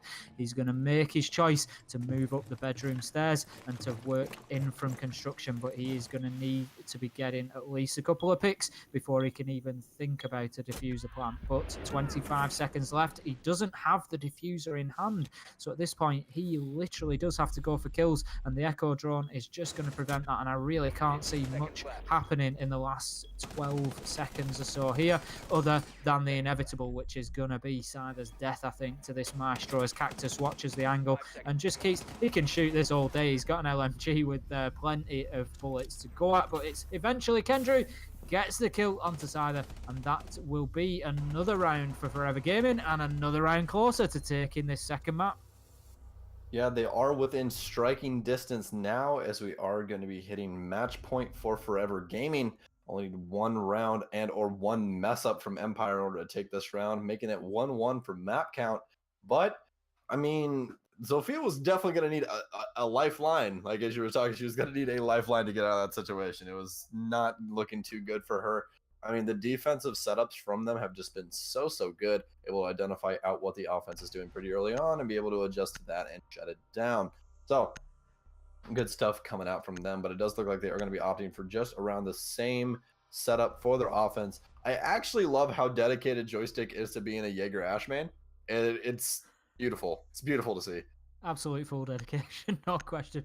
I think the problem there, as you said, for Empire was that they took a very similar, if not identical, Attackers approach need to to the locate attack, and defuse and bombs. Forever, at least on this map, have been very good at bouncing back from that. If they lose once, they're certainly not losing to the same thing again. So yeah, very good adaptation there from Forever Gaming. So we will see them now moving down to Church Arsenal. On to match point, much the same scoreline, 5 versus 2, exactly what we saw on Coastline, and the first match point was clinched by Empire, so they are currently 1-0 up in maps, but it is not looking good for them to go 2-0. I would have to suggest at this point that Forever Gaming are in the driving seat, and they will be looking to get this final round sorted out and get themselves another 6-2 win, just to sort of fire those shots back and say, whatever you can do, we can do too. Oh, 100%, and this is going to be a telltale sign of how Empire wants to try and handle this. I mean, they're at match point. They're kind of in the same shoes as last map, but just switched. So we'll see if they are able to try and bring this back and clutch up. It's going to be a very, very close one here. The defense has been played out so well by Forever Gaming. I mean, they are going to be going down to a site that they really did not have any trouble on, but this is going to be the one site that Empire did end up winning on with that Thermite, playing a little bit of a ring around the rosy. So we'll see if they are able to do it once again. Sledge getting in early then into the logistics office, and he's just going to start opening that up. I'm sure he's just checking to see if anybody is trying to defend kitchen from there directly, and then he will start checking the bathroom areas, trying to pick up any roamers that we might have. We've got Jaeger down in that oil pit area, just waiting for anybody who drops, and it looks like the only person dropping is going to be us from the game again, unfortunately. Thank you, Ubi. So hopefully we can just get a quick rejoin as we did do last time. It certainly looks that way, as if it's just medics that has been dropped. So we will be loading straight back into this game. So it looks like we've got Jaeger on the roam there, but not too deep. He's just at the end of Blue Corridor in the oil pit. I'm not sure if we've got anybody on the bar and stock level. I don't know if you saw anybody stocks or not.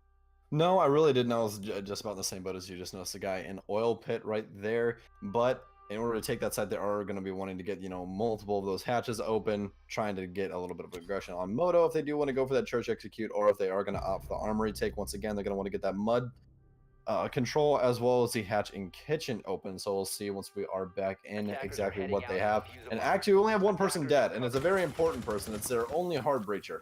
So if we can actually get a little bit of an overhead view to see exactly what's going on here, that would be fantastic. I don't exactly know if medics can really hear us or not, but we are going to have joysticks getting pretty aggressive over onto Moto. But the defense is looking pretty well set once again. Joystick, yeah, definitely getting aggressive onto Moto here. Jugger's going to be able to take out one. Kendra with a hip fire is going to be able to take out Joystick, and a headshot nonetheless. A little bit of BM with that hip fire, but that LMG is so insane with that hip fire.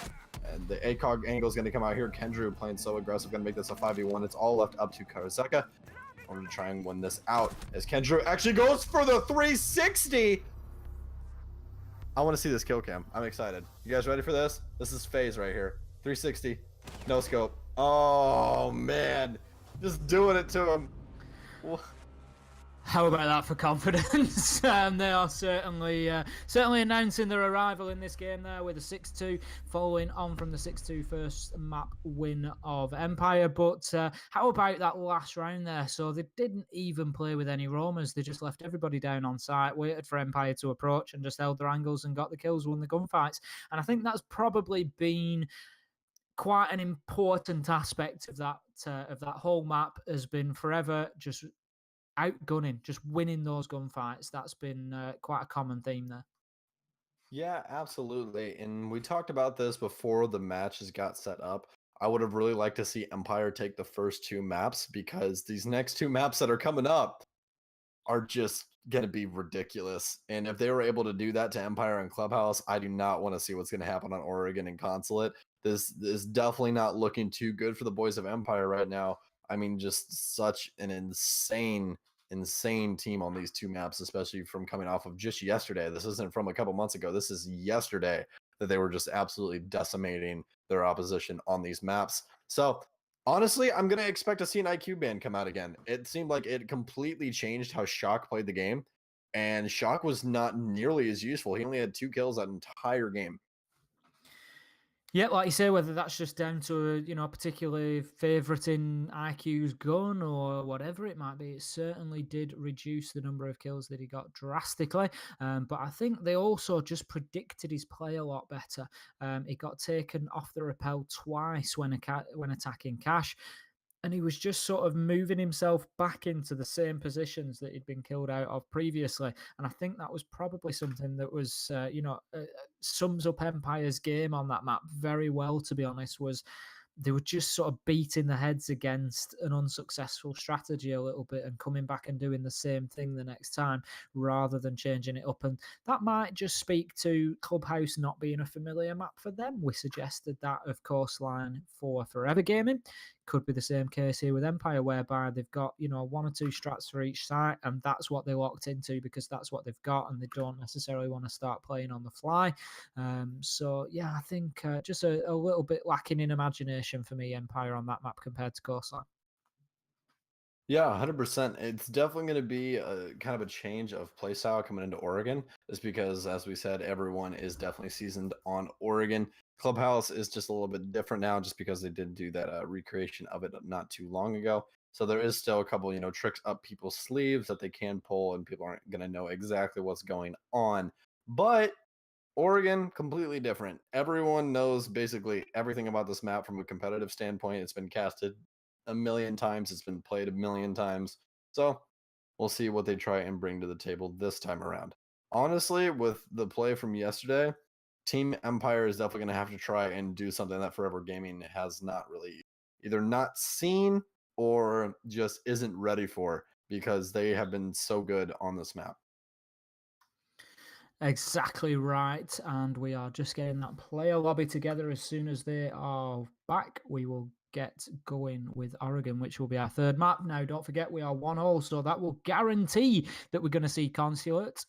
But as Stokes has said, Consulate and Oregon, both maps played very, very well by Forever Gaming yesterday. So let's see.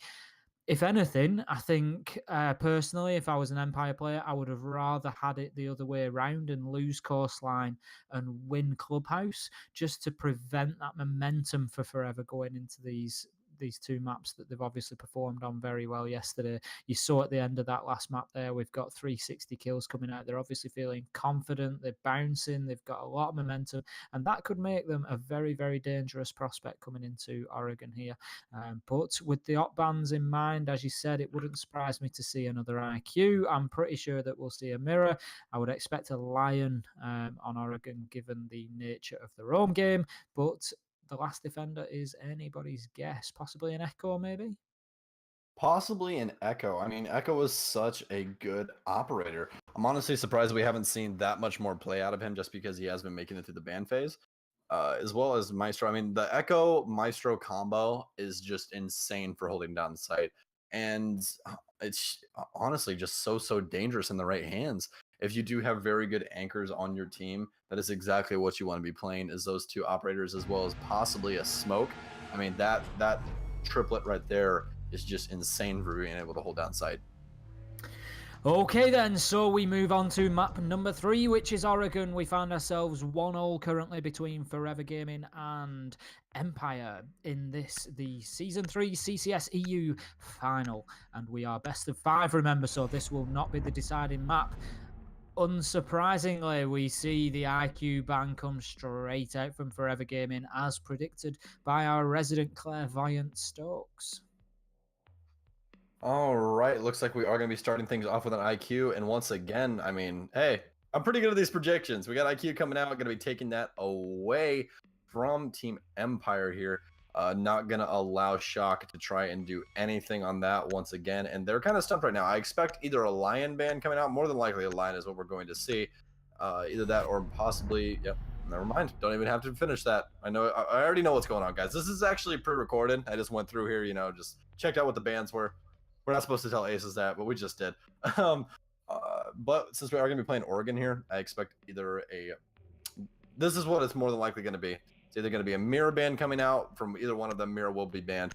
or it's going to be an Echo / Maestro coming out. We are going to see what's going on right here. Mirror off the bat. Forever Gaming is not really going to want to take anything away from themselves here, so they're going to leave Maestro and Echo more than likely up. Right here is probably going to be a roaming style ban. Yeah, I'd agree with that. Possibly a Vigil. No, a Valkyrie. I mean, Valkyrie is very powerful on Oregon. There's some really good external cams that you can get out there, which just supports that aggressive run-out play that we've seen, particularly from Empire. You know, they've Shock's benefited from quite a number of run-outs so far. So, you know, that could make sense then for Forever coming in and just taking the Valkyrie off the board to avoid that sort of aggressive playstyle. Unsurprisingly, we're going to be going upstairs to Dawn's first of all without Mirror on the board. That is exactly what we would expect to see. And we will see Jugger on the Frost. How do you think this one's going to play out, Stokes? Oh, man. If he can go back-to-back with these insane roams as Frost, it's really just going to make my entire weekend. Happened yesterday. Incredible play coming out from him the first couple of rounds, and then kind of, you know, fell off in those later rounds of Oregon. But as we were talking about way early into the first map, Jugger was just playing out of his mind with that Frost those early rounds. So we see some furniture just getting cleared out there to allow for some lines of sight, and Jugger getting the first of his frost traps down behind that deployable shield before sealing off the armory wall, as we would expect to see.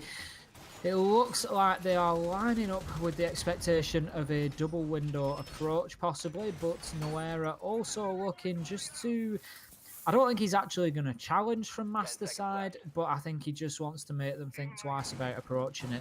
We don't have a Thermite on the board. We do only have the Hibana of Shockwave. That's the only hard breach capability we've got. So if they are going to approach for a generator wall push, then they're going to have to sort of announce that quite quickly by sending Hibana in that direction.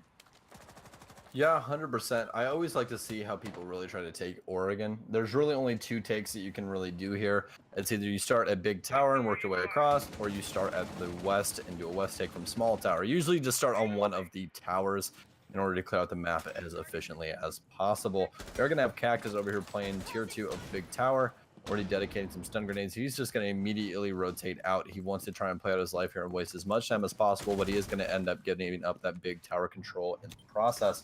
So this is going to start off things pretty well for the offensive here. Empire looking really good off the bat, getting the angles that they really want in order to take control of things. And they are playing a lot of these aggressive angles here. Oh my goodness, what an aggressive angle from Kendra right there. Almost able to take out Sledge on the roof. But, you know, everyone is just trying to, like, back off of these angles right now just because of how dangerous they are. And as I say that, Jugger with a reflex peeks the window of Satellite. But, you know, what do I know? So we've got... They're trying to set up a crossfire, a pinch. We've got a couple of operators out here on double window just outside of Big Domes, and we've also got the big tower push that is happening, possibly going to try and move through Attic. They now need to start translating these crossfires into kills. We've still got 5 on the board on both sides. Cider does get the first kill, as I say that, onto Noera. There is going to be a challenge there. He knows he's downed him. Jugger with the first kill for Forever on the Frost gets Cider. Kendra gets the kill onto Joystick with a headshot from the Maestro. So that will leave us 4 versus 3 in favor of Forever Gaming now, and it looks like the push is just starting to turn into something a little bit more directly focused on site. We've got 1 on double window and 1 on kids windows. Karzeka gets the kill from the latter of those kids windows with the kill onto the Frost of Jugger, but Cactus with the aggressive run out takes the kill and the fight to Empire with the kill onto Karzeka, just getting him off the rappel. No doubt the call out from Jugger after getting taken out from those windows. We've got Hibana holding an angle in what looks like Attic, and the shots just raining out of the double window there just to just put the frighteners on a little bit and prevent them from moving forward. So Shock just looking for an angle now from Attic into sight, and Maverick is going to be moving up to try and get that angle from double window, but this is risky. There's a nasty head peek on the bomb, just head glitch, sorry, on the bomb from the top of White Stairs, and it can be difficult to challenge from double window, but Tank Ninjas with the shotgun of Mute is just going to hold himself patient. And how about that, an angle from Kendrew on the Maestro, getting the kill onto Shepard. Shock gets one of his his own onto Cactus, but Tank will finish things off with the shotgun of Mute, and that is the first round going to Forever Gaming. Is this going to be a runaway performance again on Oregon? I mean, it's really, really hard to tell just off of that one round, but I can tell you one thing, though. They are looking the exact same way that they were when they took the map 6-2 yesterday in their semifinal, almost said quarterfinal, semifinal yesterday. So, I mean, in that fashion, I think that this is going to be a very, very tall task for Empire. And one thing to note is I love how much Tank Ninjas flexes the weapons of that Mute. He will switch between the MP5 and the shotgun so often on that guy. It's insane, and I love to see it. You don't see too often a Mute rocking that shotgun, but Tank Ninjas does it so well. Yeah, very good site-based defense there from Forever Gaming. Didn't really have anybody out on the roam. They had the Jaeger at the very beginning of the game, but as you quite rightly said, he just, basically had a presence in Big Tower, but then just dipped out of there and played his life and got himself back to site. So not too much work done on the roam there, but all the work that was needed done from site, holding those angles and just winning the gunfights once again. I think a couple getting killed out of double window, and how about that run out just to take Karzeka off the Kids Dorm's windows after the call out will have come. Yeah, most definitely. And, I always like to see how they've set up their defensive sites, especially out of Forever Gaming, because they have some very unique setups, like that Maestro cam getting placed by Kendra right there. I had not seen that till they played this map yesterday, and it's such a good Evil Eye placement. And just the amount of different utilities that they use for their defensive setups and just how they really, really try and run around these things. There's always at least one person trying to get one of those little early spawn kills right here. And we are going to see Jugger have a pretty close gunfight right there. Bullet almost making contact with him. And it's actually impressive how long of angles they take with these 1x sites. Really, really impressive to me. But they do a great job of wasting time on Oregon. They usually have a lot of roam game going on, a lot of roam presence. Oh my goodness, what a shot from Jugger onto Joystick.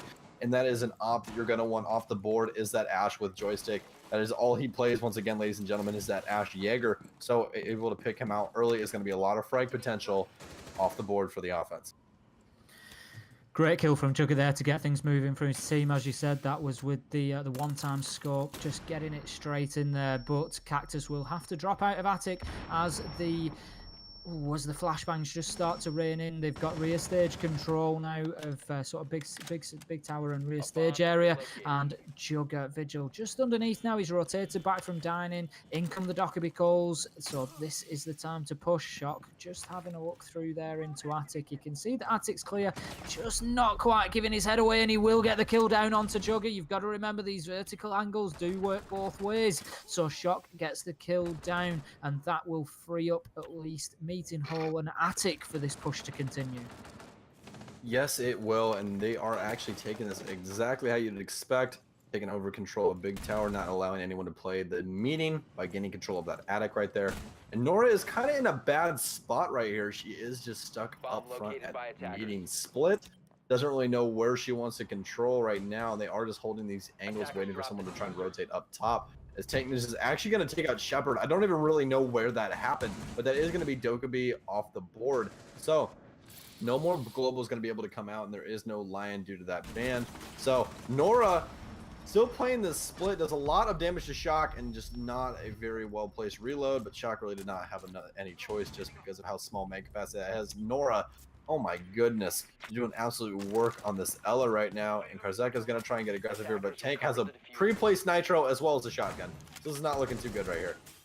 I mean, oh my goodness, Karzeka is just not in a good position at all. Going to just repeatedly try and take this angle right here. And in order to win this gunfight, the nade's going to come out, going to try and get rid of this Nitro sub, but actually he's going to bounce it perfectly as Tank is actually going to pop some shots and ends up taking down Karzeka.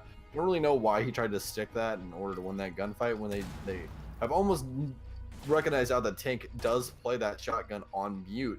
So I don't really know. I mean, things are just really falling apart for Team Empire right now on these offensive pushes. I mean, they're just allowing so much of that roam presence to take into account about what's happening, and it's not looking too good for them right now at the beginning of this Oregon map.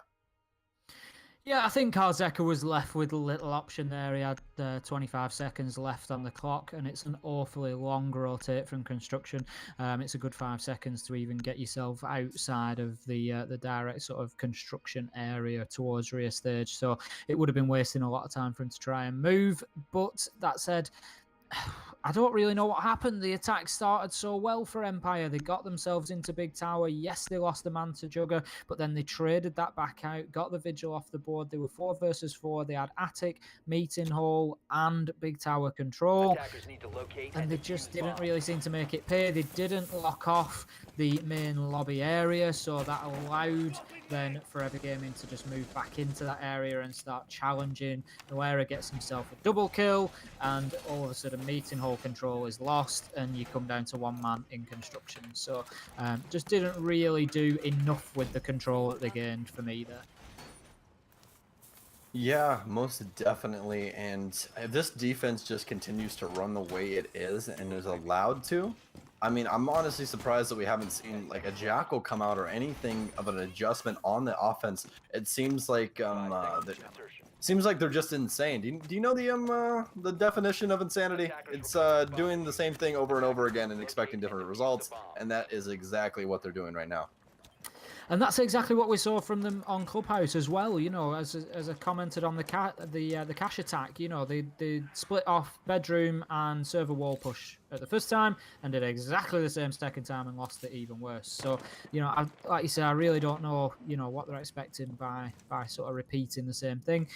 We're not seeing anybody come in to deal with any electronics, and I think that's something that they're suffering to a little bit. I know that they don't have RQ on the board, but they're not having a Twitch, they're not having a Thatcher. That's, you know, operators that we haven't seen at all yet.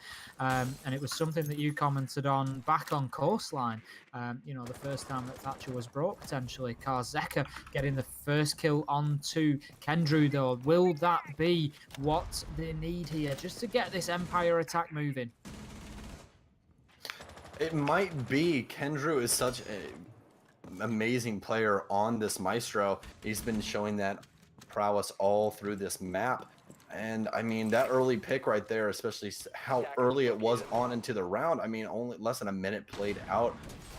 It's definitely not looking good for them. But the good news is that Evil Eyes are able to stay up and be used without him being alive. Granted, they don't get the cool laser, but you know, they can still be used to see if someone's going to try and plant through smoke. It looks like they are going to go for a Kid Storm to execute right here, which, you know, very, very creative. I always love seeing these go down if they're done properly. Usually when I try to do them, I get shot through the window right when I swing, but it does look like they are ready for that. There is no one up here to really try and stop them from doing this at all. Shepard is going to make sure of that right there. Cactus going to get taken out. So as kills are starting to fly around here, Scyther going to be able to take on Tank Ninjas, but Nora is still up on the board, and as soon as I say that, Castro's here is going to get taken down. Scyther be able to clean up Jugger as well. So, Team Empire doing really, really good this time around. I mean, able to finally pick up a round on this offense here.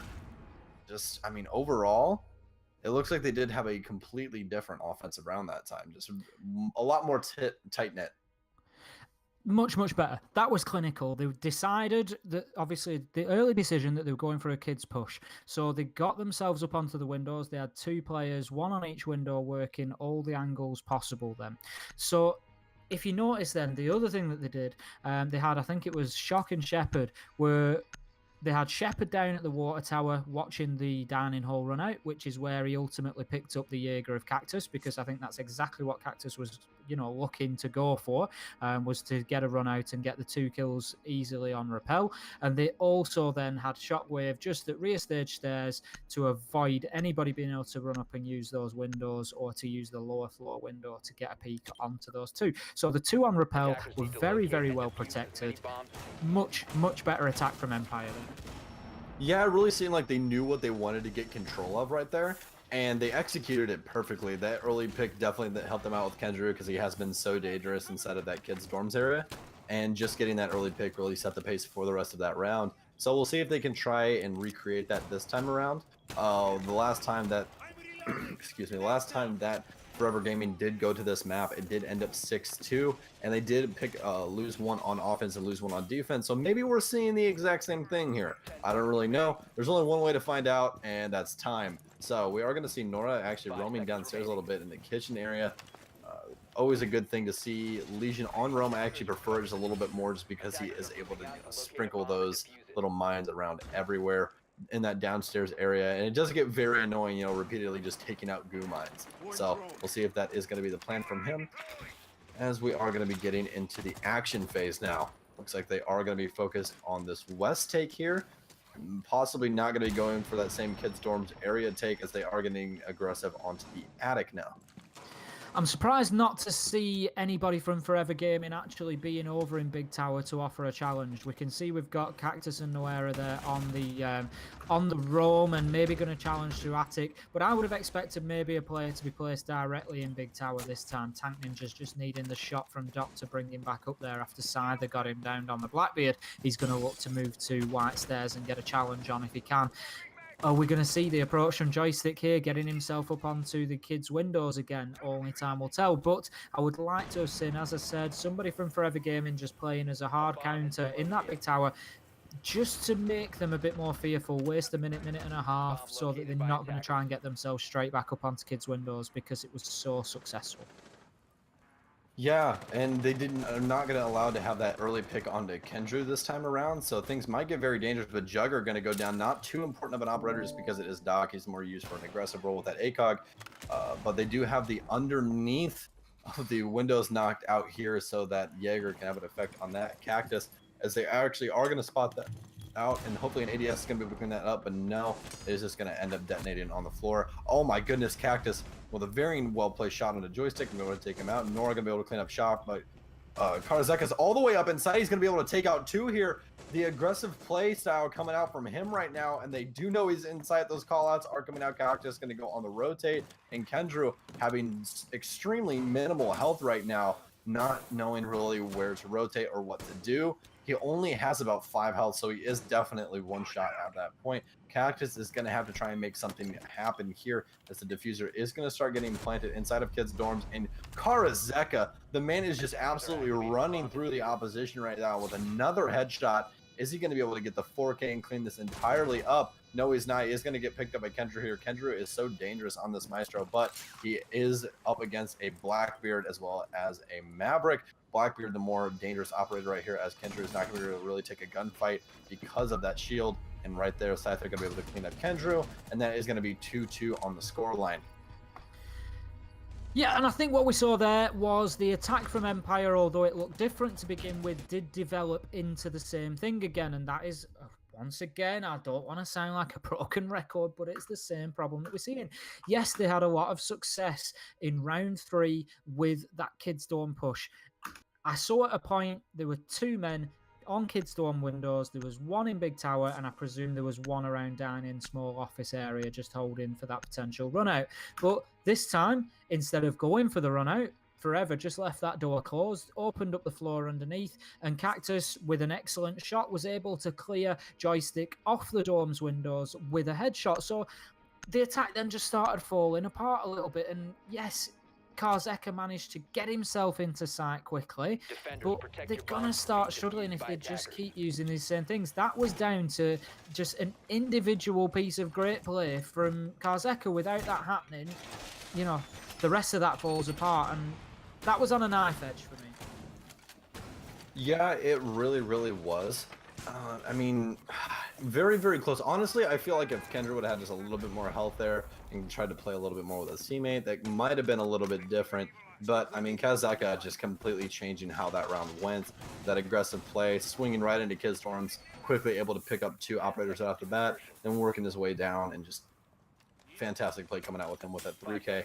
But Kitchen is the play next, and that's actually surprising because we do have the rotation parameter set where you can just bounce back and forth between 2 sites of your favorability. But this site's always kind of cool to watch just because of the vertical play that is needed in order to take this site appropriately. And it's always nice to see how they do try and set up upstairs on this site. But the crux of this entire defense is going to be the showers that you are going to be seeing smoke play inside of by Kendrew, and he's been doing such a good job this entire time on his defensive operators. So we will see if he is able to hold down the showers, and that is really going to be the entire main area that they are going to be trying to take in order to put the bomb down inside of cafeteria. So we see them working from the roof here. Shepard's going to be moving around to the small office area. We've got Cider and Shock over there as well. Joystick just working from that dining door. And early on, we will see Shock opening up the wall from small office through to site, which is no surprise. It's the common plant spot to get in there behind the couches, but you have to clear the angles out first, particularly, as you say, from shower and kitchen. We're going to see Karzeka just trying to get on his drone. He's still trying to work out where everybody is on site here. The C1 in kitchen there. Is he going to try to get an angle onto the Maestro? Kendrew with the first kill onto Shock. So as said, that is the smoke in showers. So that is a good start for them, but it will let him know that he's there. And Karzeka is probably going to start moving towards trying to challenge, but Kendrew will move out of there and just change his angle. Cleverly blows out the soft wall and gets himself out so that he can now challenge a bit more of an angle. And we've got Noera just holding that down as well. Yeah, it looks like the offense is more or less looking for something to give on this west side over here by the small tower. They have everything open that they really want, but no aggressive angles really taken by the defense right here. Just trying to play as much time as possible. They do know that they are a leg up right now. And it actually looks like we might start seeing a plant go down here. They have no one rotating around to the east side near the main lobby in order to try, stop anybody from pushing up the kitchen hallway or anything like that. So this is just going to be a one-front assault here as the fixating bolts are going to start coming down now. Cactus does have the echo. We still do have Kendra up as well. Kendra's actually going to get taken outside. There's going to go big here with 2. He's actually going to go big here with 3. Oh my goodness. Jugger going to go down as well. He's going to be able to take out Jaeger here. Oh no. Nora is going to be able to clean that one up as the diffuser starts to go down, but immediately going to get refragged by Karzeka. He is, as Cactus does still have these echoes, stop the plant here, but it is a 1v3. This is going to end up going down here. This is not looking too good for Forever Gaming. Repeated shots are going to come out here. He's going to do a little bit of damage to Joystick, but not enough to be fatal. This Joystick is going to stand up and get that kill back onto Cactus. That was kind of just a blunder right up there till the end, wasn't it? I think they made the best of a bad situation. Yeah, I think, Showers was being held down well, but then Cider came in with a very quick 3K, and that really swung things for them, which it's always going to do. And I'm careful not to get on top of Empire here and make out that everything they're doing is just based on, luck of the draw and that they're just, getting the drop. Obviously, they're doing something right. They've just taken a good couple of rounds on the bounce there, 3 in total, and that puts them into the advantage coming into their defensive phase. We've got Cider and Karzeka there on 15 kills between them. Now, that's something that we've seen as a bit of a trait of Empire so far, is to have a couple of players going off at any one time, and then the others maybe struggling for kills and just picking up those assists instead. And defuse bombs. Yeah, and we just switched with defense and offense, so we are going to see if things are going to be a little bit easier for Forever Gaming on the offense. Last time that they did play this, they absolutely just wrecked ship yesterday with the offensive side of Oregon. Maybe that will be a nice little switch here. If there is a time for the momentum shift, it is going to be now. They need to be able to pick up these rounds and hopefully prevent overtime or even take the map. They are definitely looking to take the map right here. Otherwise, we are going to be staring down the barrel of Empire winning this entire matchup. Absolutely. I think, whichever team can get onto 2-1 first in terms of maps, it does provide a big advantage just mentally, knowing that you're ahead at that point and you only need that final map. It's, it's a big mountain to climb to have to come back from that. But we're going to see, Kendrew, we're going to, I think, see quite a different approach to this attack. We've got a Buck coming in with us there. That's not something that we've seen so far. So he's no doubt going to try and get himself into the kitchen and dining area safely, so he can operate in and around there, possibly the classroom as well, just to start getting some potential vertical kills. There's a bit of a trade there between Jugger on the Ash and Joystick on the Jaeger. Both take some damage and back off. They know exactly where they are, and it looks like Noera just coming to support that push there. They know how important it is to clear the roamers out here. Yes, they do. Oregon is definitely favored on that roam game. They can have so much impact on this map. So looks like they are relatively going for just around the same take as the Boys of Empire were doing, to start on Big Tower, getting those windows of Kids Dorm opened up so that Shepard can't move around there freely without taking at least some damage from somebody. But it does look like they do have Kendrew and Nora rotating downstairs in order to take control of that kitchen area now. So A little bit of drone play coming out as they are going to spot a joystick over here inside of kitchen. Joystick's going to find himself between a rock and a hard place soon. He is being pushed by multiple people, and just as I say it, Noera moves in with the kill from the Maverick. So that looks like it will free up the bottom floor, and now it's time for Kendrew to go to work to get that skeleton key going and to start opening things up. But as I say that, we just see that Karzeka has moved downstairs. He's got himself on the bandit at the bottom of white stairs there, and I'm sure he's going to try to continue to apply pressure, but Jugger on the Ash does see him, puts a few shots towards him, doesn't get any on target, but they are aware that he's there. Out comes the peak, and Noera gets the kill onto Karzeka as well. So that is both of the roamers off now, and it's time with a minute left to start really thinking about how they're going to approach site and how Buck can support that by getting into kitchen and getting some of those holes up so they can start the vertical attack. Yes, we are going to be running under 43 seconds here. Tank Ninja is going to be playing those kids' dorm windows. Kendrew going to be opening up the floor of that as well. So this does look like this is going to be the executed site here, in which is going to be B. Buck does still have 2 of these nades, but Scyther's going to be able to take up Tank Ninjas off the window. So this is starting to fall apart a little bit for the offense here. They do still have plenty of time to make an adjustment. Nade's going to come out, but it's not going to make any contact. Scyther's playing this out so well right now. They have to try and get some other sort of pick or some other sort of pressure on a different side of the map. They do have control of big window here. He's actually not going to be able to spot out Smoke here. Is actually Smoke's going to win that gunfight. Shepard able to pick up Jugger, but Scyther going to be able to pick up Nora. And he's actually going to hop out here. Cactus is going to get taken down. These defenders are just insane right now. Oh my goodness. Just kind of a blunder from the offense right there. Just that pick coming out onto Habana, really able to shift the momentum and really put that into Team Empire's favor. Empire's confidence starting to build towards dangerous levels for Forever Gaming now as they take their 4th round in a row, and switching from attack to defense certainly doesn't seem to have mattered there. As you said, their play inside sight was fantastic. Forever Gaming did very well to begin with. I think they achieved exactly what they needed to. They cleared the 2 roamers from downstairs. They allowed Kendrew to get in underneath site. He opened up large portions of the big dorms and the kids' dorms floor, as we saw there, but he just couldn't make it tell. I think the pivotal moment there was the kill onto the repelled attacker, clearing kids' windows and just allowing Shepard then to freely move around kids' dorms, and it just meant that he could start to make those challenges, which got him a couple of kills.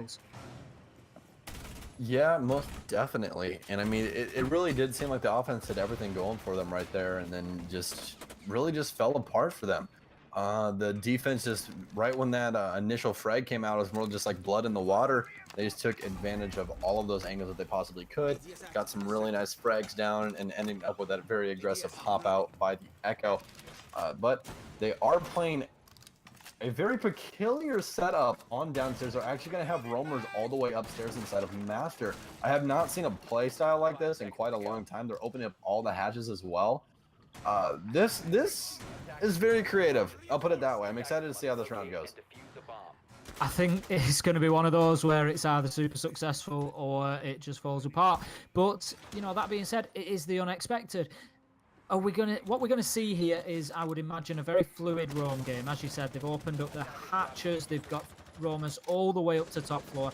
This roam is designed to waste as much time as possible, because they can't possibly proceed with the attack until they've cleared top floor, because as soon as they move into meeting hall or main lobby, the top floor roamers are just going to move back down. But a leg is exposed there, shots coming through the soft wall, but it won't be sufficient to do any damage to Karzeka. So as I said, Joystick and Karzeka have to be cleared out before it looks like we've been dropped from the match again. That's something that we're struggling with the Ubisoft servers tonight, but I'm sure Medics is going to get us back into that game as quickly as possible. But as I say there, you've got 2 top floor roamers and they cannot be ignored, so it's easy for them to waste a minute and a half. And if the hatches have been cleared out, that can very fluidly switch into a middle floor roam. As soon as they start getting pressured too heavily on top floor, they just drop those hatches and start making a nuisance of themselves around white stairs, around classroom and main lobby areas. But Forever cannot ignore them. No, they cannot. And if that roam game is very successful, this could be an absolutely insane map. And yes, right there, as we do come back in, it does look like that roam game was extremely effective. Kendrew and Nora, the only ones left alive right now. That roam game was definitely effective. We don't know exactly how those kills came out, but you can see they've wasted a lot of time. There's only half of the round left and 3 operators dead for the offense. But, you know, they are able to pick up a couple of their own. They're going to be able to pick up Jaeger and Ella. That's both the roamers gone now, and they are more or less worried just about sight. They really don't have any drones rotating out right now. I'm going to assume that most of those drones are dead. They have Kendra joining out up top, but they really don't know where the rest of the opposition really is right now. We do actually have one person playing up here in Classroom. You're going to see Shock on that Legion, and they do not know that he's here, so he could get a pretty cheeky kill coming up here onto Nora, and it's actually going to come through right now. Shock with a very heads-up play, going to be able to rotate into Classroom, going to clean up Nora. It's going to be all left up to Kendra to stop them from getting to this match point. If Kendra is able to clean up Shock here, I don't think it's going to happen. He's actually going to rotate right into Classroom. Shock's going to hit that walk key, and he's going to walk up right behind him, get that clean headshot, and get that win.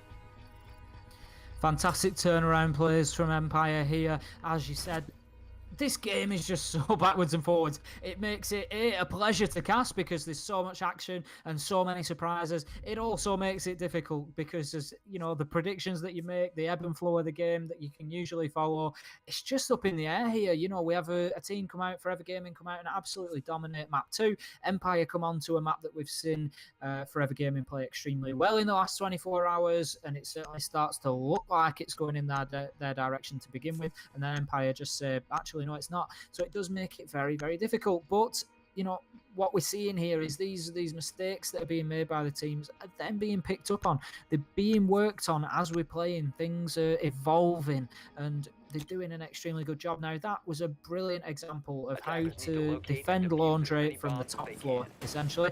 Get roamers out there. They cannot be ignored. We were off stream, so we can only assume that a couple of the kills did come from the roamers as they were being challenged. And the more kills you get on that roam game, the more difficult it becomes for the attackers, because if the 2 people on the roam clear get taken out, you can't then just stop the roam clear. You can't just think, right, carry on focusing on site. You have to move a couple of the people that you've been positioning for your site push onto the roam clear, and you have to force them out, because otherwise, as soon as you go for that site push, they're just going to collapse back on top of you, as we saw with the Legion there, and pick up 2 kills in main lobby, no problem. So great plays from Empire. Can't take it away from them. No, can't take it away from them at all, and we are going to be seeing one of the more peculiar sites, but we've talked about it before. You always kind of have to have a niche pick on these kind of weird sites on these maps. We're going to be seeing Big Tower being held here, Ace. And Big Tower is, it can either go perfectly for you or it goes terribly wrong. There's really no in between, just because of the amount of windows and the amount of cross angles you have to worry about when the offense is pushing towards it. And it looks like they are going to be starting things off right here. Joystick going to get taken down. Nora going to be picking up that kill. So we'll see if they are able to set up correctly on how they want to really handle this. Lots of pre-fires coming out from this master. Oh my goodness, Kendra gonna get caught with his pants down inside the showers. You never want to see that happen. But Zeka gonna be able to get a little knife kill right there. Very nice coming out from him with that vigil. Gonna assume that the backpack really helped him right there. Serious issues in the showers, as you say, and that will take the book off the board, which could be an important one. But we will just see those Maverick calls getting burnt through, and a challenge will be made. As they're almost silent, but not quite silent enough. But it looks like Forever Gaming have learnt the lessons of the last round and are working on getting the roamers cleared, as Noera moved in and got that first kill straight away onto Joystick, taking at least one of them off the board. But we do have Shepard still down here in Meeting Hall, Sider down here in Meeting Hall as well, and those 2 are going to have to be cleared off unless the push becomes an external push through those doors and windows that you mentioned. But the problem there is, as soon as they do, one of those boys is going to rotate straight to dining and start popping the head out of there and getting the peaks onto those external players. So it's all going to come down to how these 2 can hold Meeting Hall. Yes, it is, and they are getting extremely aggressive over here. We are going to be looking for Vigil to try and make that rotate, as Jugger is starting to get in that gunfight with that smoke, but that quick peek is going to get punished right there. Jugger going to be able to pick that one up right there. 3v3 is the situation right now with 1:10 left on the clock. Shepard getting in a little clean gunfight right there. But we're really looking for Karzeka to try and make this rotate in order to win this right here. But no, Shock's going to be able to take him out, and Cash is going to be able to get that refrag onto Shepard. But Shock with 2 right there going to be able to stop that opposition from getting inside of Meeting. And all we have left is the man, the myth, the legend, Nora, on this Maverick. Is he going to be able to stop them from taking this map?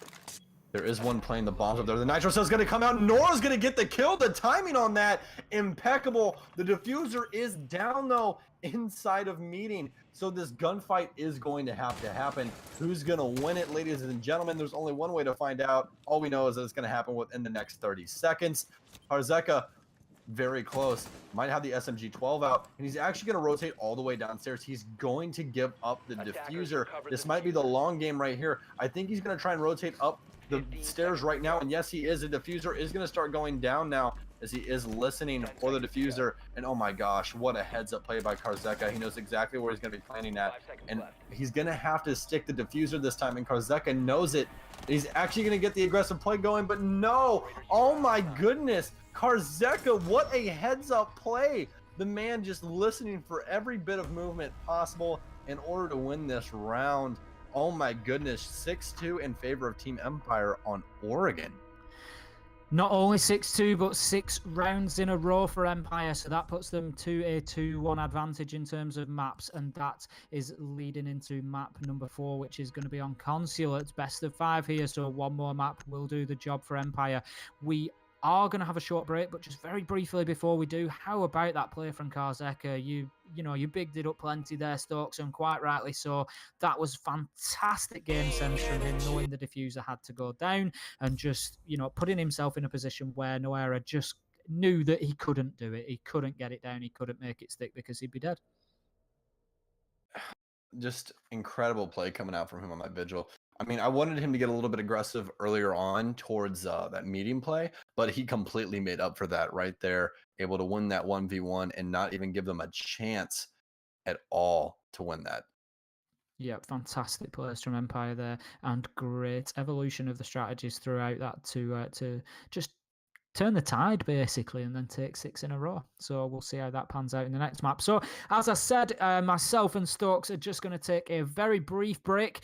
We will get some music going for you and a short 5-minute break, and we will be back with Consulate. Team Empire versus Forever Gaming. Team Empire leading 2-1.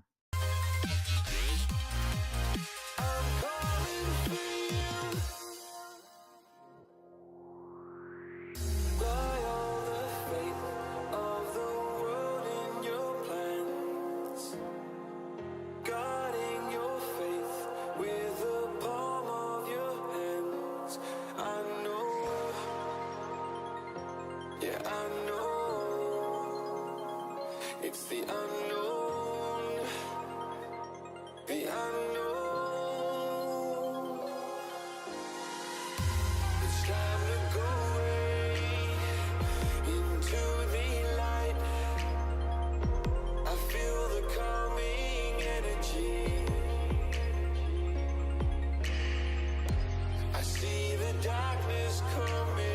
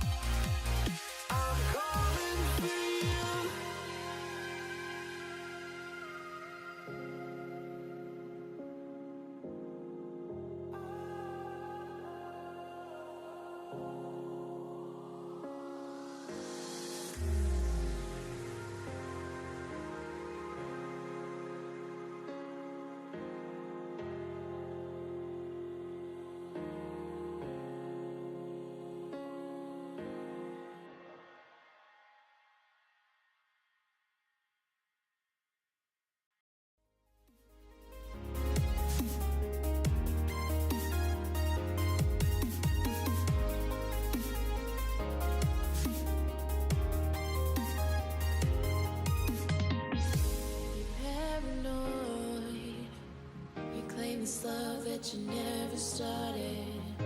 You once destroyed a broken heart that was already shattered. Holding on to what we have and take us to the edge and back. Holding on to what we have and take us to the edge and back.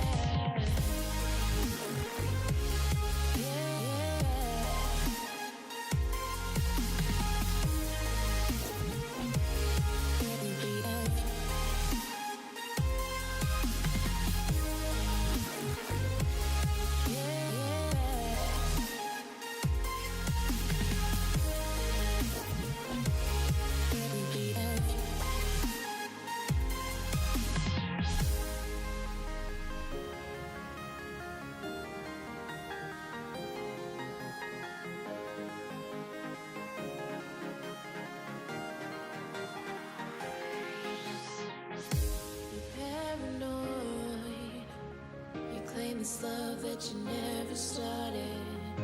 You once destroyed a broken heart that was already shattered. Holding on to what we have and take us to the edge and back. Holding on to what we have and take us to the edge and back.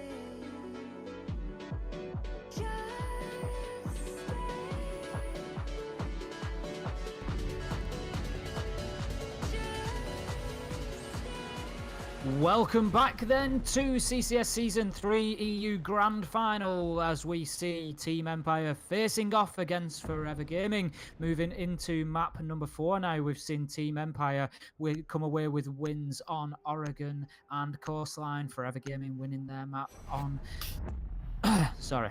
Forever Gaming winning map number 2, which was Clubhouse. I had a complete blank there. I'm glad you picked that up with Stokes. But we're coming into Consulate with 2-1 up in favour of Empire. Empire just taken the last 6 rounds on the bounce.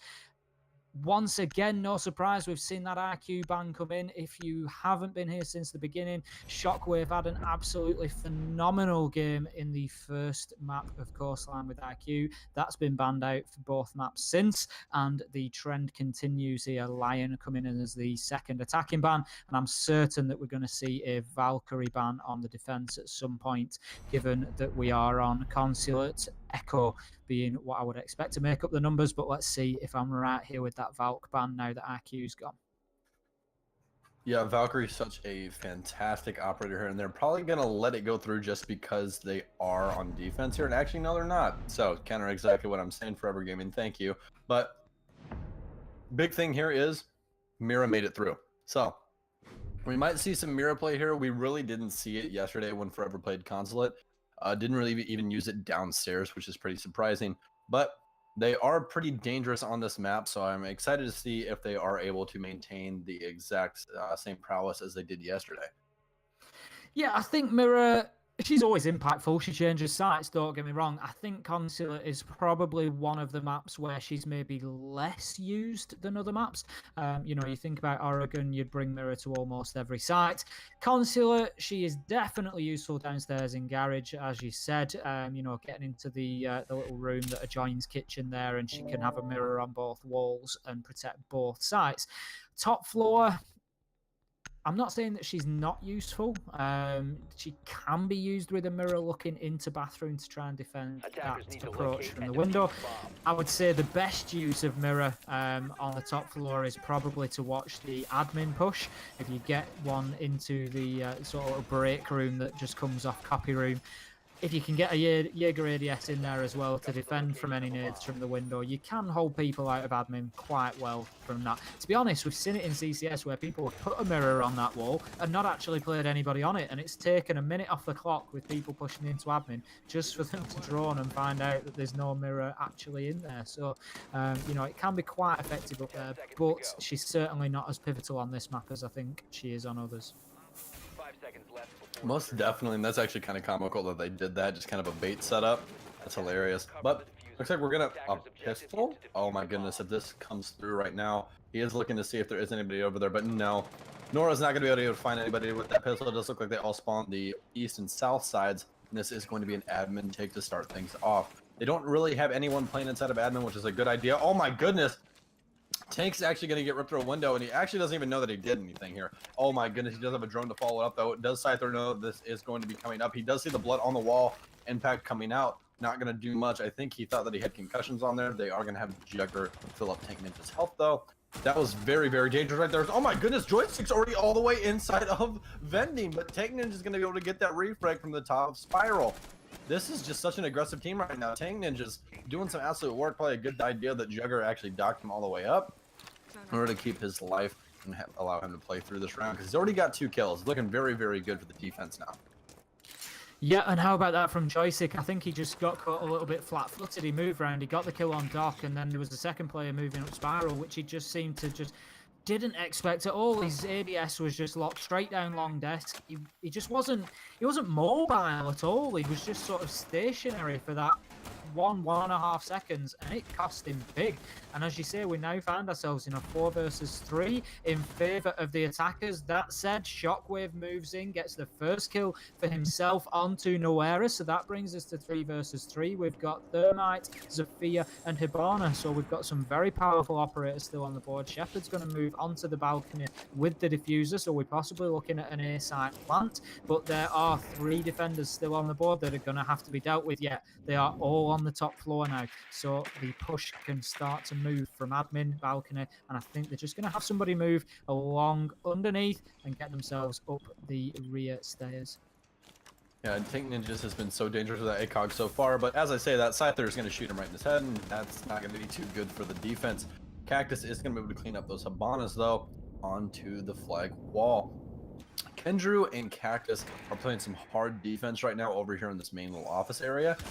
They do have most of what they need in order to keep this site up and alive, but a cheeky little angle there from Kendrew, but not going to need it in order to take out Shock right there. A Shepard is going to start going for the on site. Shots are made and do land with Kendrew, so that leaves us him super lit on about 5 HP. The diffuser does stick, and Shepard manages to safely get himself out onto balcony, and now Scyther and Shepard have an extremely dangerous crossfire. 1 on Spiral Stairs, 1 on balcony, so they're just going to watch this, but Scyther's actually going to rotate. I'm going to guess he's going to go up Visa Stairs so that he can watch from that position and cover the diffuser, but no, he actually jumps out and he gets himself into copy this time. He's just trying to keep himself fluid, keep himself from being predictable, and they know that there's 1 out on balcony. Cactus with a great jump out gets the kill onto Shepard, but they still have to deal with the second attacker. Scyther does put shots towards the diffuser, but it's not going to be enough as Kendrew pops up and gets the kill. That's fantastic cover from Kendrew to allow his teammate to get onto the diffuse, and that will be first round for Forever Gaming. What a comeback from that. It actually completely looked like death right there after that diffuse getting down. They had all the angles that they really needed right there. Ended up just falling apart for them in the end. Very heads up play to know exactly where that Thermite was going to be sitting on that balcony as well. So good stuff coming out from them.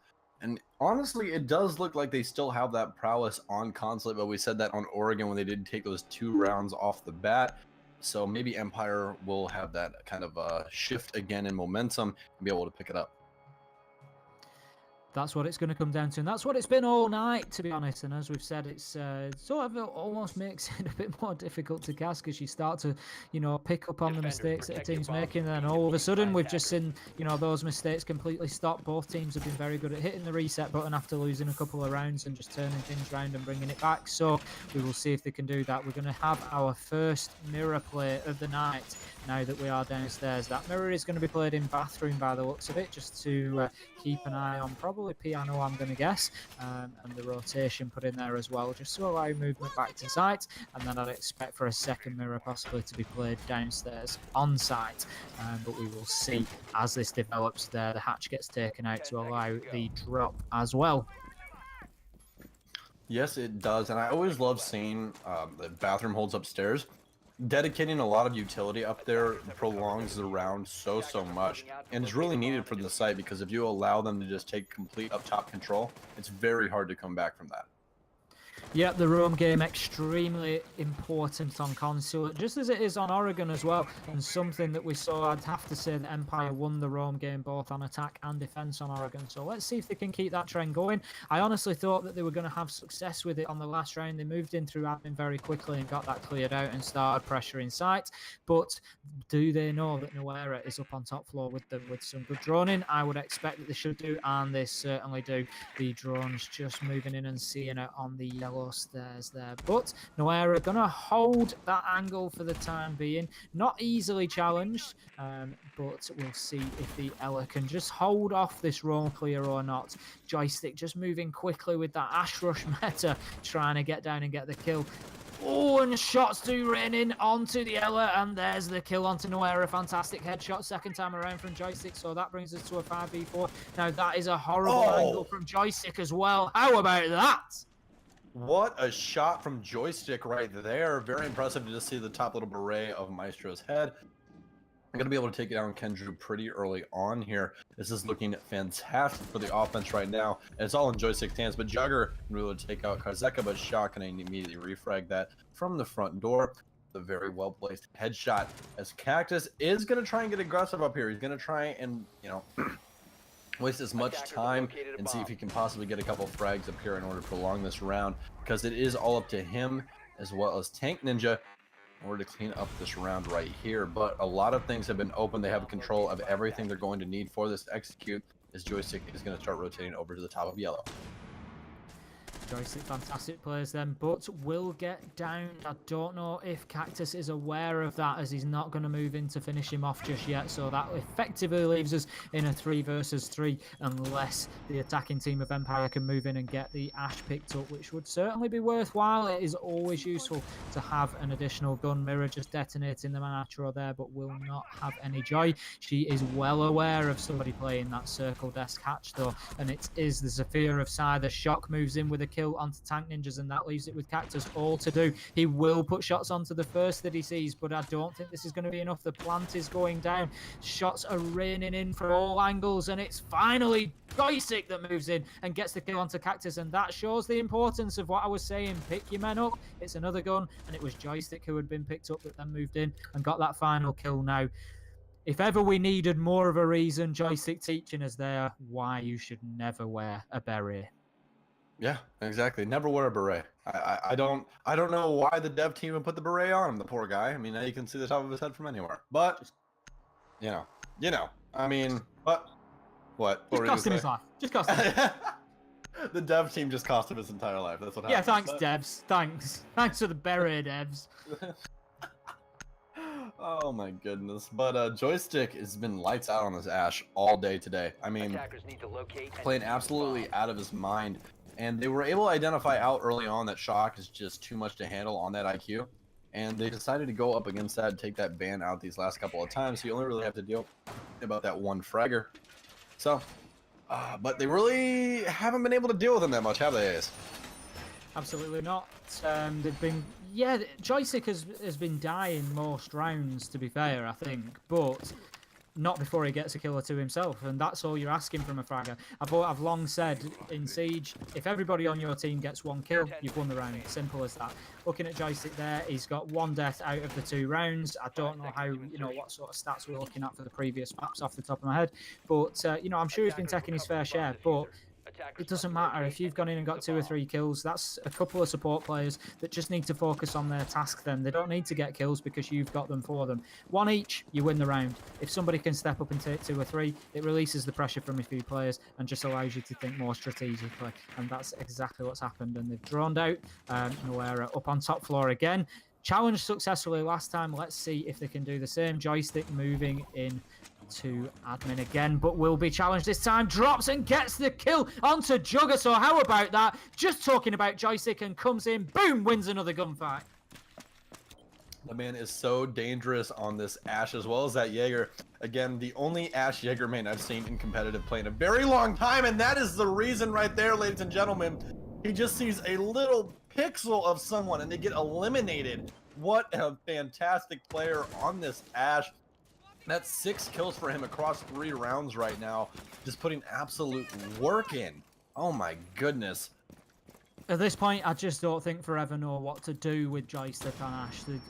I think they're just basically praying to get him onto defense as quickly as possible at this point, because the more kills that he gets, the more his confidence is going up, and that is exactly what is dangerous from an Ashe player. The last thing you want is them feeling confident to run at your full shift W, and Kendrew takes his head off there, but as we've said, not before Joystick gets his 2 kills, so even losing his life there, he's done the entry fragger's job, he's done what his team needs him to do, and this has allowed full access to Piano now for them to start opening up the floor. And there comes the challenge onto Tank, but he will get Scyther. That is a fantastic kill from Tank there. I honestly thought that was Scyther's all the way.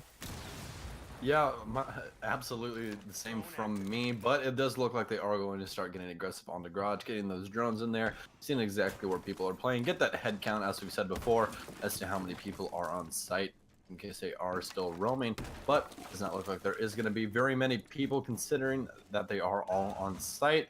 Now, Kazeka going to be able to pick up Cactus, though, with that SMG-11, actually, from Sledge. So, don't really know what happened there, but it does look like he just wanted that 1x site in order to get, a better view of downstairs. Able to clean that one up right there. We are going to have Kendrew, though, rotating all the way up yellow. Is he going to be able to get a kill off this? He hears the sprint come out, and yes, he's going to take quite a bit of damage for that as well. Down to about 25 HP now. As we are going to have a 2v2 here, but he is going to see the feet of Clash, but Shock's not going to shoot, and he's going to drop. This might be a blunder right here, and it is, but the immediate refrag is going to be Clash versus 1, and this is actually very, very winnable for Kendrew. He just cannot allow him to get close. He's actually going to switch here and then switch back in order to give him that sound cue where he is going to drop the bomb plant. Stun grenades coming out. Shepard's going to walk right back around White. Is he going to be aware of the situation? No, and he is. He's going to win the round. Oh my goodness, what amazing Clash play coming out from Kendrew. This man is just a jack of all trades, Ace. So difficult to get a plant down in a 1 versus 1 situation against Clash. As you said there, Kendrew just needed to make sure he was aware of what was going on with the diffuser, keep his ears open, make sure he could hear if the plant was going down so that he could get in there and make the challenge. As it was, Empire knew that they just didn't have that option. There were 2 pretty big mistakes from Empire there. Karzeka switched off, coming out of Piano, wasn't in his ADS, wasn't looking at yellow stairs. He just basically moved into open space and allowed Kendrew to just boom, boom, boom, no problem, take him down. And then the final mistake was that drop from Shock on Hatch. I just don't know what was going on there. I really don't know what he was thinking there. He just basically dropped into like a 3-way crossfire and paid the price. Maybe he slipped. That happens every once in a while in this game. I mean, those hatches get kind of tricky. You're trying to play that skinny angle. You stood right on the edge, and yeah, it does happen. I mean, honestly, this map seems a lot closer than any of the maps we've casted so far. The rounds are a lot closer. People just winning by the skin of their teeth, really. And honestly, I don't know which way this is going to go. I thought I had it set up in my head. When you start casting in between 2 teams, even like if you don't even know who they are, like for instance, like I have no idea who Empire is, but when you cast that first map, you're like, okay, this is kind of their play style, this is kind of this, I see, this and this is going to happen on these maps, and this is who's going to win. You always have that in the back of your head as a caster, but obviously you're not going to say it. unbiased content as always, but I just don't know what's going to happen, and that's what's so exciting right now to me. Totally agree. It really is edge of your seat stuff. That, you know, I've sort of commented on similar. We start weighing in on one team and saying they're making mistakes, and we're expecting the flow of the game to go, you know, against them, and then all of a sudden, ping, they pop back up and they just, you know, start hitting every single shot. And so, you know, we've even seen it on this map round to round. We've had Empire joystick moving in, can't miss a shot, and then we've got, you know, people just dropping hatches into crossfires. And yeah, it's a bizarre game so far, but absolutely riveting. And we're going to see this admin push coming again onto a top floor hold, and joystick once again takes off Noera's head, and that is the third round in a row that joystick has got the kill onto Noera at the beginning. But Kendrew steps up and gets the kill onto joystick. This is becoming the Kendrew and joystick show without a doubt, and this is, I think joystick going down is just going to slow this attack down a little bit now. Yeah, because Shock has not really had a good game since IQ's been starting to get banned. They kind of pushed him over on the hard breacher. As you guys can see, he's been playing Habana the last couple of maps. So just not really able to put as much work as he's wanted to in for his team. And that's just a really heads-up ban by Forever. But you'd think by now, Noera would not want to peek that Ashe. I mean, she knows she's coming, and she does it anyways. And Joystick's reaction time is insane on those kills. But it does look like they are going to start getting things set up for this. Oh my god, Kendrew! What are you doing? Shepard going to get taken down off of a hop out from the second story by Kendrew. But they do know he's going to be on yellow. Is he going to be able to clean this up? No, Siler's going to be able to pick that one up as another kill is going to follow through onto Jugger. So this is looking good for the offense once again. Kendrew maybe just getting a little carried away there. Shot getting the kill onto Tank Ninjas. Those runouts are always worth a risk. Oh, Cactus getting the kill onto Karzaka. Can he? No, he cannot. Before I can even finish the sentence, Siler moves in, gets that final kill onto Karzaka, and hopefully for Empire at least stops the tide and just stops that round going in their favour. So that's 2-2 now. But how about that run out from Kendrew? He's come in, he's got a fantastic kill onto Joystick. He's jumped out, he's got another great kill. The problem being on that particular jump out is the distance it takes. You've got about 3 miles to go to get yourself back inside. You're getting pinged all the time, and that allowed Siler to just move forward and pop his head as he came through the door. Yeah, absolutely. It does look like we are going to have... We had a little bit of a shift that last round right there with Kendrew switching over to Jaeger, not going for his traditional support role that he has been playing these last couple of maps on defense. But he's going to be shifting back over to that Clash now. Just, I got a little bit too aggressive on that Jaeger. I'm going to make myself play a shield. So, but we are going to see our first Glaz play coming out here, Ace. And we actually didn't even talk about that since Glaz had been banned so often earlier on in these maps. Glaz, such a fantastic operator. Yeah, Glaz or Blackbeard, particularly useful on a top floor site. So I think, you know, this is a good bit of anticipation for going to a top floor site here. If you can get him up safely onto those 2 single windows on B site or onto the Blackbeard, particularly onto the balcony. I like to see Glaz from the 2 single windows. I like to see balcony used by Blackbeard, but they are interchangeable and both very, very powerful positions for those operators. So we'll see if that can bring anything different. And what I like here, it's a comment that I made on Oregon, was we were seeing very, very similar strategies one round after another from Empire. If they had a good win, they'd come back and do the same thing. The Glaz here signals to me that this is going to be a different approach. They may well put some pressure on admin, but there is definitely going to be another element to this attack here. Yeah, and another thing I'd like to kind of touch on here while we are early on and not having to obviously shoutcast a bunch of things. There's been relatively no Jackal play today, and that really surprises me with just how good he is at handling these roamers. And both of these teams have kind of struggled, except for really this map with Joystick just killing everything he can possibly see. And we just really haven't seen that operator come out. So we've got Joystick moving in through admin again. And yeah, you're exactly right there, Stokes. We've had Oregon and Consulate both roam heavy maps. We've not seen a lot of Vigil. We've not seen a lot of Jackal, and that's quite strange to me. But, you know, they're making it work, and they're holding down tight angles now. This is going to be potentially the problem for Joystick. He has come on this same route every single time for the last 3 rounds, I think. So they are starting to anticipate it. Noera has finally learned his lesson and is not sticking his head out there. But Joystick, even though they're expecting him, still comes out and gets the kill. He uses the flashbang to Perfect use. Gets a kill onto Tank Ninja, who doesn't see him because he's crouched and the desk just blocks the view. Joystick moving up and gaining ground for Empire. The man is absolutely insane on this Ashe. If there's anything I'd ban Ashe. I mean, it's been done. It's been banned against Nesk before just because he's an absolute fragger on that role. But it does look like this clash is going to have a lot of play right here in how this is going to go for this round. Able to hold down inside of the connector right here. Kendrew keeps switching back and forth in between his pistol and his shield though. Kind of got me worried if he is going to take one of these aggressive peeks though. But Nora, since Joystick, actually no, Joystick is still up since Nora is going to be able to pick up two. And Nora's going to finally get her revenge onto Joystick, but Scyther going to be able to pick up Kendrew. That is going to be Clash off the board. No more Shocky Girl for anybody. Shepard though, we do still have him up as he is going to peek out that Evil Eye. And they are going to be able to get that taken down. They do have most control of A right now, but there is still a lot of cross angles getting played right here. Cactus watching that door, and he is waiting for the diffuser to get put down here, but Shepard's going to be able to down and kill Doc. Jugger going to be dying right here. The aggressive peek going to be taken by Nora, but not going to be able to pick him up, and actually Scyther going to be able to take down Cactus right here, and just, oh my goodness.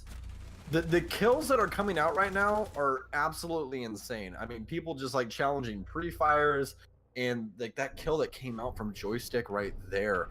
Absolutely insane. I can tell you one thing though, there's no way that he is true to his name and is playing this on a controller at all, because some of these flicks are just absolutely nuts. Very true. I mean, yeah, the level of play that we see in here is just, I almost want it to be a best of 7, a best of 9, I don't want this game to end, because as it goes, the level of play is just going up and up and up and up and up, and they're just challenging each other to do better, to do more, and that's exactly what they're coming out and doing every single time, and it is an absolute joy to watch so far. I mean, even just every kill, what about that flick from Shepard at the end there? So he gets the kill on the glass, he gets the kill onto Doc, and then he's still got Noera in connector as Ella. She's got 2 kills from there and moves out, and as Noera moves out, starts putting shot onto Glass. Shepard just manages to flick round, bang, one shot Glass, and Noera's dead. And yeah, the challenges coming out are just absolutely brilliant so far. Oh, 100%. I love games where teams get really aggressive. They don't just go, oh yeah, we got the 1 kill. Let's set up for execute like this, and we're all just gonna hold this angle and stuff. Joystick's like, nah, screw it. Let's shoot some people. And he just runs in and guns whatever he can find. And I love it. I absolutely love it. It's so much fun to cast. But we are going to be switching defensive and offensive roles now, so we are going to be seeing Empire on defense. And as we talked about before, this side of things, Joystick doesn't have nearly as much impact as he does have on offense. He has still been playing Jaeger well. I will not take that away from him at all. But these previous maps, he hasn't been doing nearly the fragging power as he has on offense. Absolutely. So we move forward now into round number 6, and we will see Team Empire moving on to the defense. Now, we will start to see very quickly whether we've got a defensive or attacking side of the map, or whether Empire have just maybe come out on top a little bit and can do more with the defense. I think Empire have done an extremely good job of attacking there, and I don't think it's probably fair to say that, you know, Forever Gaming have just got the better side of things now. They've moved on to attack. Joystick in particular was just going in there, and he was playing plays. He was making things happen for his team, and that was, you know, it was brilliant to watch. Forever are gonna need somebody doing that same thing. Kendrew, so far we've seen, has had a very good game. He's had some important plays. He's maybe let it go to his head a little bit, and he got a bit of a crazy run out, but he did get a kill with it. So, you know, I suppose it's a reasonable trade. We've got Jugger on the Ashe, playing a lot more cautiously than Joystick. By now, Joystick would have been in, he'd have cleared entire top floor, probably got 2 frags and be coming down yellow stairs. So just a very different approach here so far. Not necessarily the wrong approach, but definitely different. Yeah, and the one guy we are going to be wanting to pay attention to on this offensive unit right here is going to be Kendrew.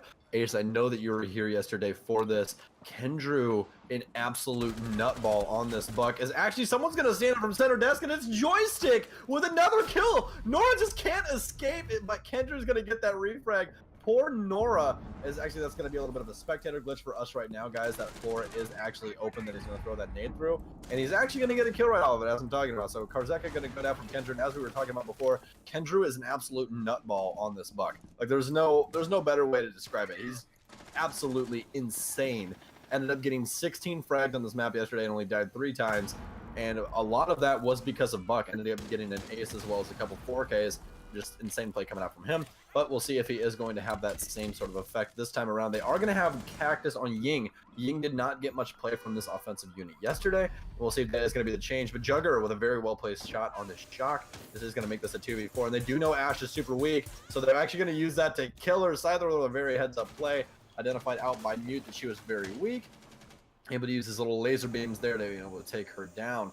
So 33 seconds left on the clock. Both of the anchor units up still. Smoke and Maestro in the opposition for the offense right now, but they are going to be seeing the bomb coming down here more than likely. If that is an Evil Eye being destroyed, not really tell, but the Yings are coming out now. The Kandalas, he's actually going to bump right into Maestro, and Cactus is going to be able to get that kill, and Kendrew going to pick one up onto Shepard as well. And it seems like Kendrew is still in good form on this Buck on Consulate.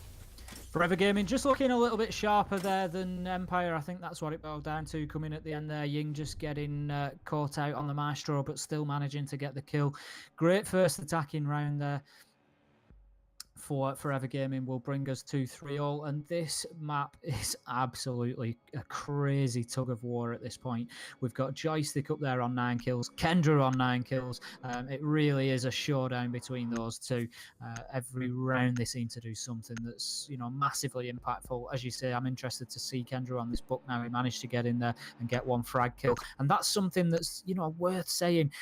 It's not just about mastering an operator's ability and gun. You have to look at the whole package. So if you're going to be a book player, if you're going to be a very effective, good book player, you better be good with nades, because that's his, you know, that's one of his gadgets. That's one of his options, and you've got to make sure that you're good at all those elements. So nice to see him coming out and getting that kill.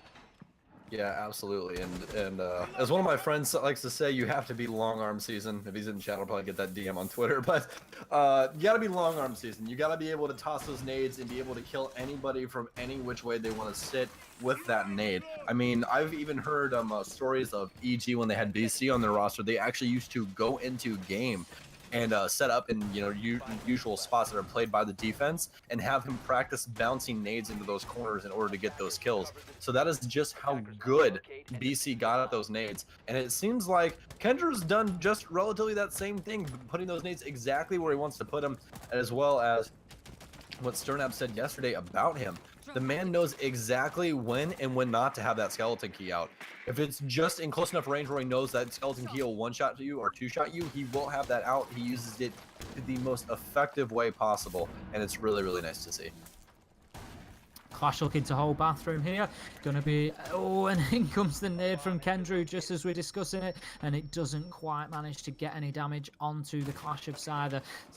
We did see Scyther struggle with Clash a little bit last time out. Wasn't too impactful, so let's see if that can be used to any greater effect here on Consulate. But Maestro very quickly getting into the top of yellow stairs there. Could start opening up some angles on that reinforced wall. Joystick once again coming in with that first kill. Headshot onto Jugger, so that takes Sophia and some great utility off the board. But Noera will get one back of his own onto Shock, taking Mute. But Mute's job largely done at this point, and just the gun at this stage in the round. Clash still working on the bathroom there, but the call out goes, and Maverick will just open that line up. But that tells Clash where Maverick is playing, and that the angles are just now going to be held from bathroom window and yellow stairs. And Scyther on Clash, I'm not sure knows exactly what to do at this stage, because he is in a little bit of a predicament. But moving up those rear stairs, Joystick gets the kill onto Noera, so that's Maverick off the board.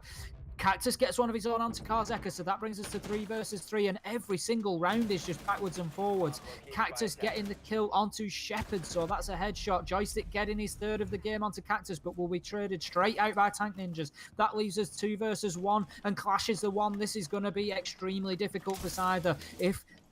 I was just going to say, the important thing here is for Kendrew and Tank to team up. They have to approach this Clash together. They've got 55 seconds. Let's see if they can make it work. Yeah, more than likely they are going to be rotating right up here, up top Spiral. Going to try and get away from her and not give her that chance in order to get a quick kill and make this a 1v1. You have to prevent the 1v1 here, and they are going to drone her out. Very smart plays coming out now, as they know Clash is going to have to dedicate herself to the gun here, as they are going to spot her out once again on the drone. The gun play is going to come out now. Scyther is going to be able to get away with his life on this one, just bouncing back and forth, but no, Kendrew going to split himself off. They are going to pinch her out inside of the connector and pick up on that round right there. Kendrew with the skeleton key, like I said, so dangerous on this buck.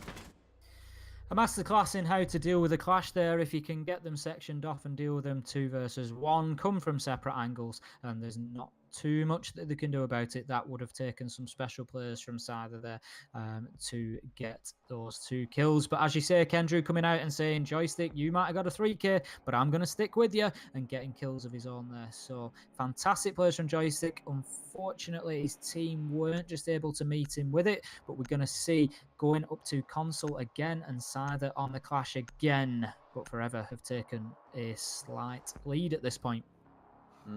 Absolutely. And in case, ladies and gentlemen, we really haven't talked about the gravity of this situation for the boys over on Forever Gaming. If they lose this map, that is match. The grand finalists will be Empire. They will win the entire thing. They will be the champion of EU for CCS. Attackers need to locate So and defuse bombs. this is a very, very tall task for both of them. Will Empire be able to shut it out, or will the boys of Forever Gaming be able to bring this back and push us to border? As Ace said at the beginning of this, border every time that it is the 5th map played in a best of 5, it always goes the distance. So we will have to recognize out here if the boys of Forever are up to the task, or will Empire be able to bring this all the way back? I think this is going to be quite a pivotal round now. Forever have just had a very good win up here. It came down to a 2 versus 1. There was an absolute flurry of back and forth kills that are just mirroring the way this match is going.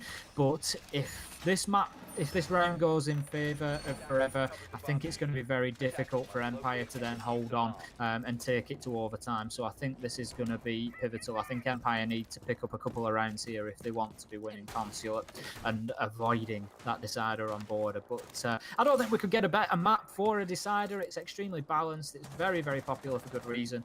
So if we do get there, I'm sure it'll be a fantastic contest to watch. Oh yes, absolutely. Border is always a test of a team's limits. Just such a good competitive map. But as we are going to be jumping into this round right here, we already do have a lot of angles set up watching sight. Kazeka back on that smoke, as we actually are going to have Cactus on that Ying, and he did such a good job of getting inside, but Kendrew is going to take a lot of damage right now. He needs this reset. Jugger's going to find one on the window. They weren't ready for it. They had that little spawn kill set up there, but they didn't punch the window, and he was able to play that out perfectly. Joystick, though, going to pick up Nora right now, and Cactus, he is an absolute fiend on this Ying, able to pick up whatever he really needs. It's down to Clash and Maestro again. This is just sounding like remnants of the last round here. 2v4 in favor of the offense right now, and this will put them on match point if they are able to win this. Kendrew needs a reset. They have plenty of time to do it, so I'm going to expect that coming out right here, and yes, there it is. Going to throw the stun at him, going to reset him. Well, it's a little bit of utility, but, you know, a little bit of utility for 50 health on the guy that's your top frag right now is definitely a trade. But we are going to have the boys of Maestro and Clash for the defense. 2 of the most tankiest operators in the game, I would say, and out of all operators that have won 1vx situations, definitely Maestro has won the most of them. I will put my money on that. Just such a dangerous op with that ACOG on that LMG. They have committed so many stuns there. They still have 2 Kandalas, 2 stuns, 2 Kandalas going out, and they're gonna swing CEO window right here. Scyther is going to be able to identify out that someone is coming up Spiral Staircase right now, so he's kind of scared about what's going to exactly happen. Tank is going to stick it, and he's going to be able to get up the Evil Eye as well, but Clash is going to go for the 1v1, and Shepard, oh my goodness, what a fantastic play of that Clash combo right there off of Shepard. But they are going to be rotating up to the bathroom window in order to cut this off. And they have everybody outside. This is going to be so difficult for this defense to win right now. But they do have Scyther, and Scyther can actually block these windows in order to stop them from getting angles onto this diffuser, as well as stop them from swinging in, which is pretty cool. Shepard, oh my goodness, going to delete Kendrew off that window. As Scyther is going to be taking a shot. Shepard with another one. Are they going to be able to pick this up, ladies and gentlemen? The timer is so close. Shepard going for it, but Tank's going to be able to get him on that top angle, going to take the headshot right there, and he's actually going to hop out, and Shepard If he'd have committed to that just a little bit earlier, that could have been their round, but no, they're going to allow the match point to go over to the side of Forever Gaming. Oh my goodness. What a round. I don't know if they could have done that differently, and maybe Shepard gets onto the defuse while Clash stays at the window. Just provides a little bit of cover with that shield, basically stand absolutely bang in front of the player that's then working on the diffuser and just try to cut out the angle for those bullets. But, hindsight's 20/20, and it's easy for me to sit here and say that. But I think there was a bit of a swinging point there. I don't know if you noticed, Stokes. When Joystick ran out, he got one kill, and he ran out to get the second. The only thing that stopped him getting that kill on Legion, not Legion, onto Ying, was not necessarily that Ying got the kill. Joystick slipped off the ledge. And defuse bombs. Oh no, you hate to see it. You hate to see it. He slipped off the ledge next to that doorway, and it just dropped his aim below Ying and allowed Ying to get the kill on him. He'd already been raining shots on. If he gets that kill onto Ying, it's then 3 versus 3, and you've got your top fragger on the board still. And I honestly think that round maybe goes a little bit differently there. So that is an absolute killer for Joystick, and he just needs to shrug that off and carry on. But I think basically he was in his ADS, so he didn't realise how close to the edge he was. 10 seconds to go. Yeah, I mean, honestly, right there with what you just said, that's one of those I just snapped my keyboard and plugged my other one in sort of things right there. Able to completely change the round and he would have got that kill. But to no avail. You hate to see it happen. That's like the only way I can describe that.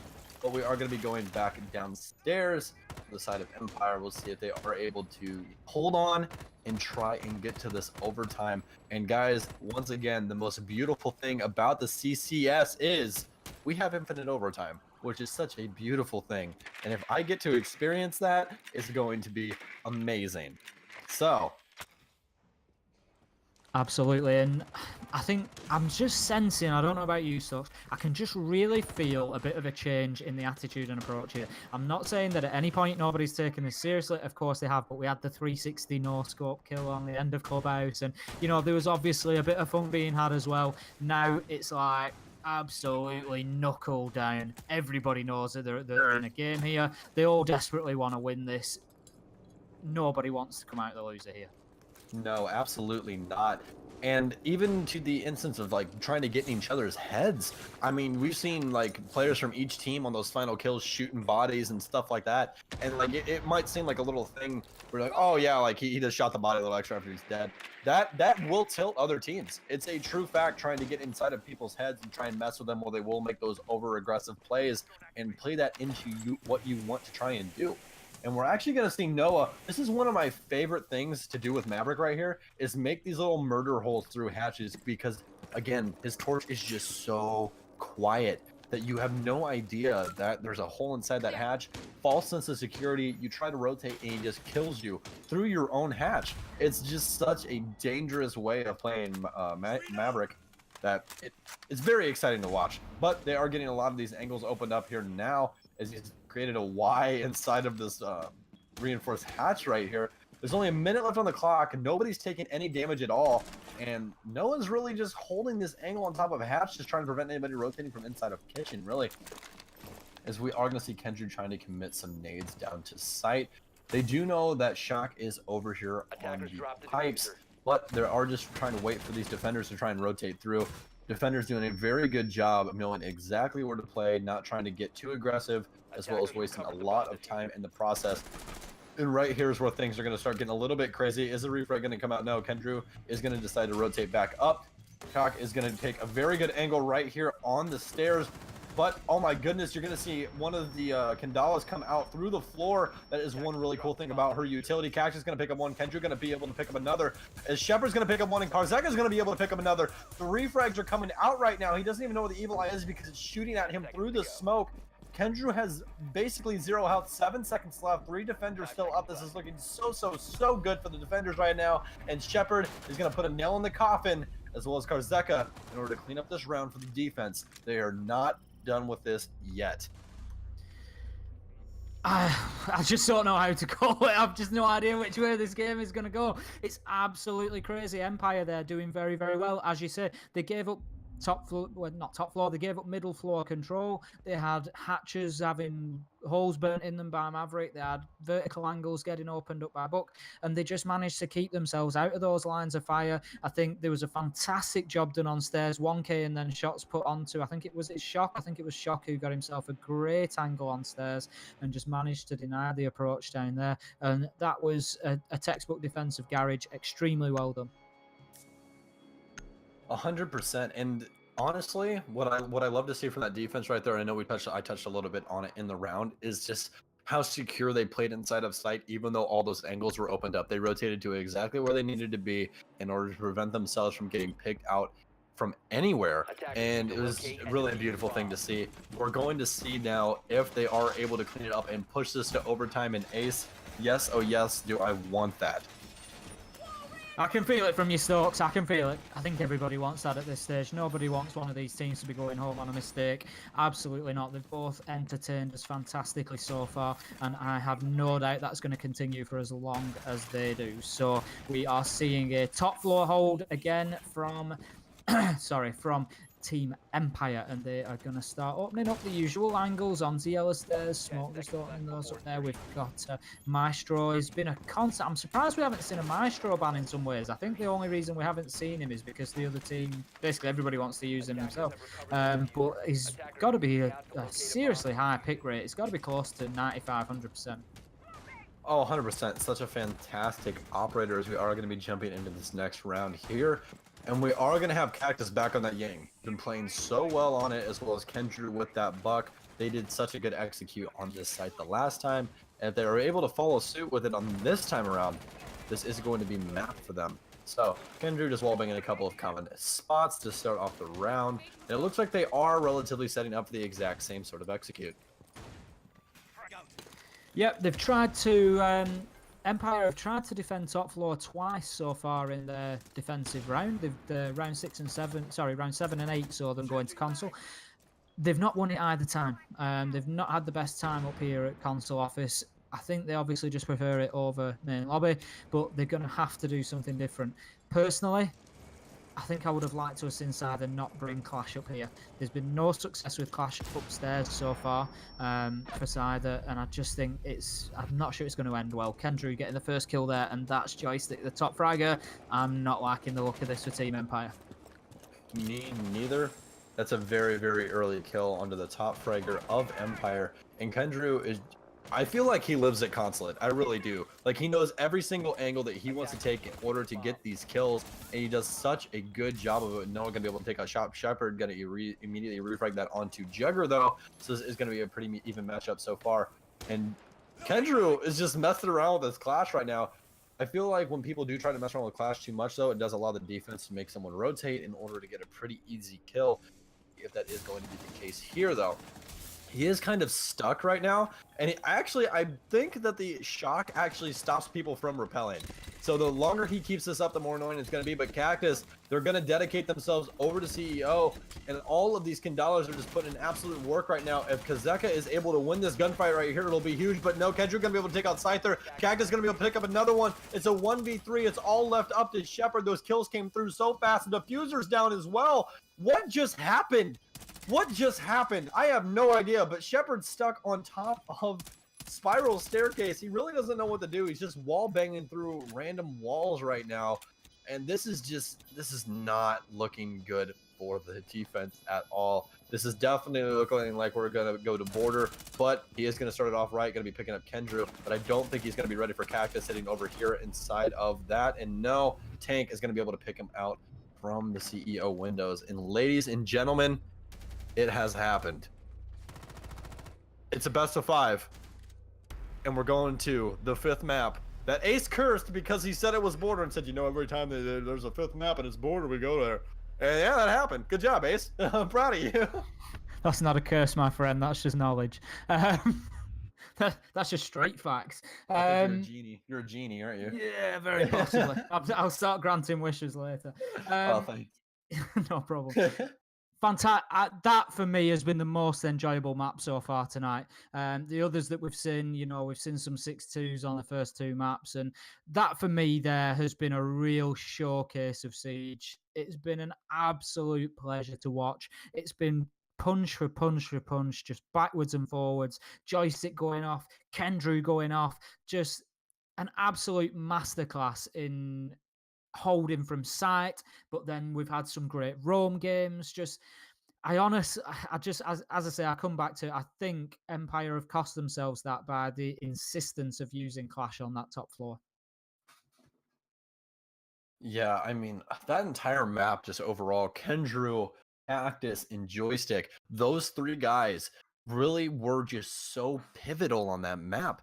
And it really was apparent when Joystick was popping up and alive, that round would go their way. If Cactus was alive or Kendrew was alive or the pair, that round would go inevitably towards them. I mean, they're just having so much effect on these rounds, and that's exactly what you want out of these top tier players. Yeah, Forever just came out so strong on the attack, and I don't know whether that comes down to possibly, as you said, Kendrew on the book. He was obviously very, very comfortable on that operator, but they came out, they actually won the attacking phase 4-1, having lost the defensive phase 3-2. So they really did come into it having it all to do. They were behind Empire. Actually won the last two rounds of their attacking phase as well. So they came out 3-2 up. They've won 2 rounds on the bounce, and all of a sudden, the sides switch, and then they've got it all to do. And Forever managed to pull out 4 of their final 5 rounds to win the map, and 2-2 go into border. I absolutely cannot call this. As I say, I've watched both teams all season. Empire, I've enjoyed watching. They've got a more aggressive style, which I think we've seen, but Forever are just bringing that back as well. We saw, how about that rush? You struggled to keep up with the kills on that last take there. And that is the absolute definition of a rush. And that's something that we see all the way up to the top level. G2, it did it the other week against Vitality and just got in there and managed to take the plant out and just, focus on that. And what else could they do? Not much, but I think we all knew this was going to happen. All because, Ace is a genie in a bottle. Somebody rubbed him and said, "Hey, we're going to a best of 5," and he said, "Okay," and that's where we're at. So we're just gonna stick with the lore of the CCS casters, which is, Ace is a genie. So that's relatively all I know. But Border is going to be the 5th map here, ladies and gentlemen. As he said at the very beginning of this whole thing, before the first map even started, if you have Border set as your decider, Border will be played, and that it will be Ace. I have no idea who's going to take this. I have not seen either of these teams on Border, but I can tell you one thing, though. I'm extremely excited that I'm the one casting it, because I know Sternab would have loved this, but I get to do it instead. So, haha. I mean, yeah, it's predicted at the beginning, but it was just based on these two teams and having seen them through the season and just knowing how good they both are. Neither of these was going to roll over and be beaten 3-0, 3-1. It was always, for me, going to come down to a 5th map. They're just so closely matched. I'm absolutely racking my brains to think back over the season to how I've seen them play on Border. The one that really sticks out to me was a game for Empire on Border. Karzeka got a 3-kill with an East Stairs run out. He got 3 of them on the big air conditioning units, not the ones near Archives, the one near the entrance to Break Room. He run out and got a 3K there. At the time, I think they had Nemir playing for them as well. I've definitely seen Empire with Nemir on there as the Blitz. Obviously, that's not going to be the case this time because he's no longer with them. But I've definitely seen some fantastic players from Empire on Border. Yeah, again, you are definitely going to be more seasoned in these players, just because I'm fresh to the team, as well as when I do keep up with CCS, it is NA, just because I'm NA. I apologize, guys. I am all the way across the ocean, but I just don't know, man. Like this, if I'll tell you what, if Kendrew and Cactus are able to show up like they just did, I can definitely see this going in Forever Gaming's favor. But with Team Empire, if Joystick is able to do joystick things and just take Ash and absolutely decimate, I can definitely see this being a win for Empire. So it's really up in the air. I think you're right. I think it's going to come down to who, the performance of those big players. We've had it on both sides so far. I think I'm going to go so far as to say, arguably, let's say Joystick and Kendrew both go off again. If Shockwave can get himself back to the game he showed us in the first map on Coastline, I think Empire take it. But I'm not sure Joystick can do it on his own. And there it is, taking Shock off the board once again is Forever Gaming. They do not want that IQ play at all. She's actually been banned for 4 maps now. They just do not want him to have any sort of playtime on IQ. They recognize how dangerous that is early on, and they're just going to continue to surgically remove that and not allow that to happen at all. And Lion, we're having the same offensive bans basically every single map, so that's no surprise there. This is Border, so Mira is more than likely going to get banned, or even like Echo, for instance. Even as far as to Vigil and stuff like that, there's a lot of things to ban off right here, and we are going to have the Mira ban coming out. No surprise right here from me.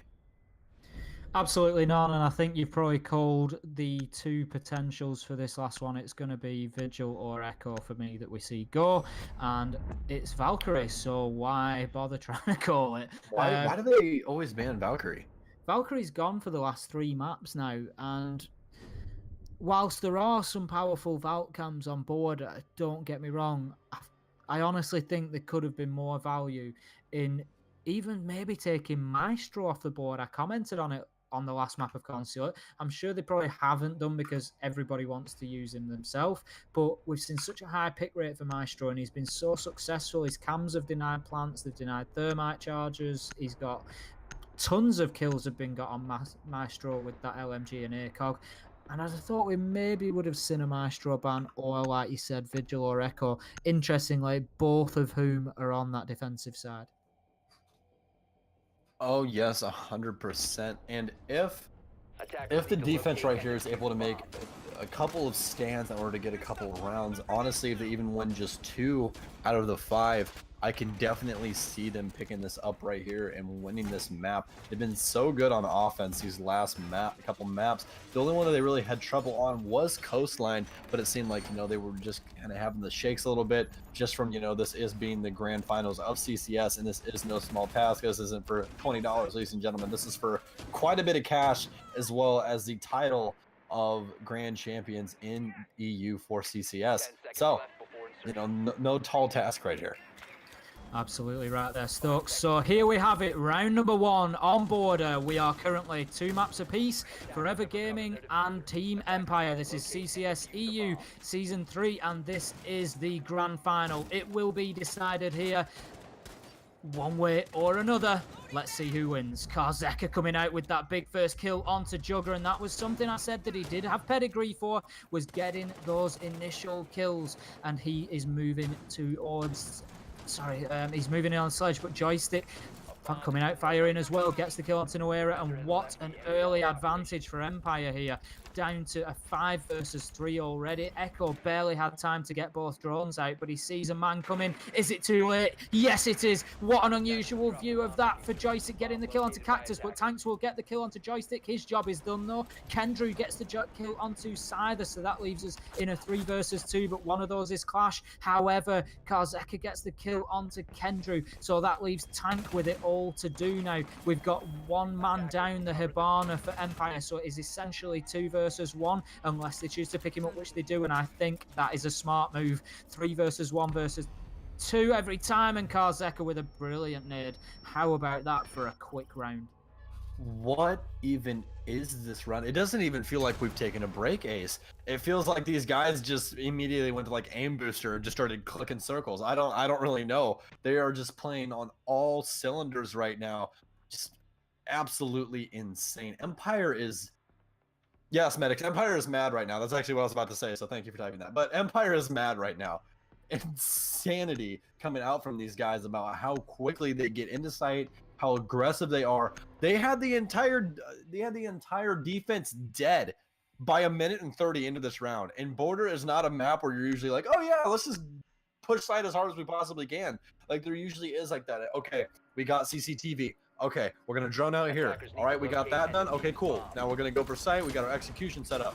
Nope, throw that all out the window because it's Empire time, baby, and we're rolling.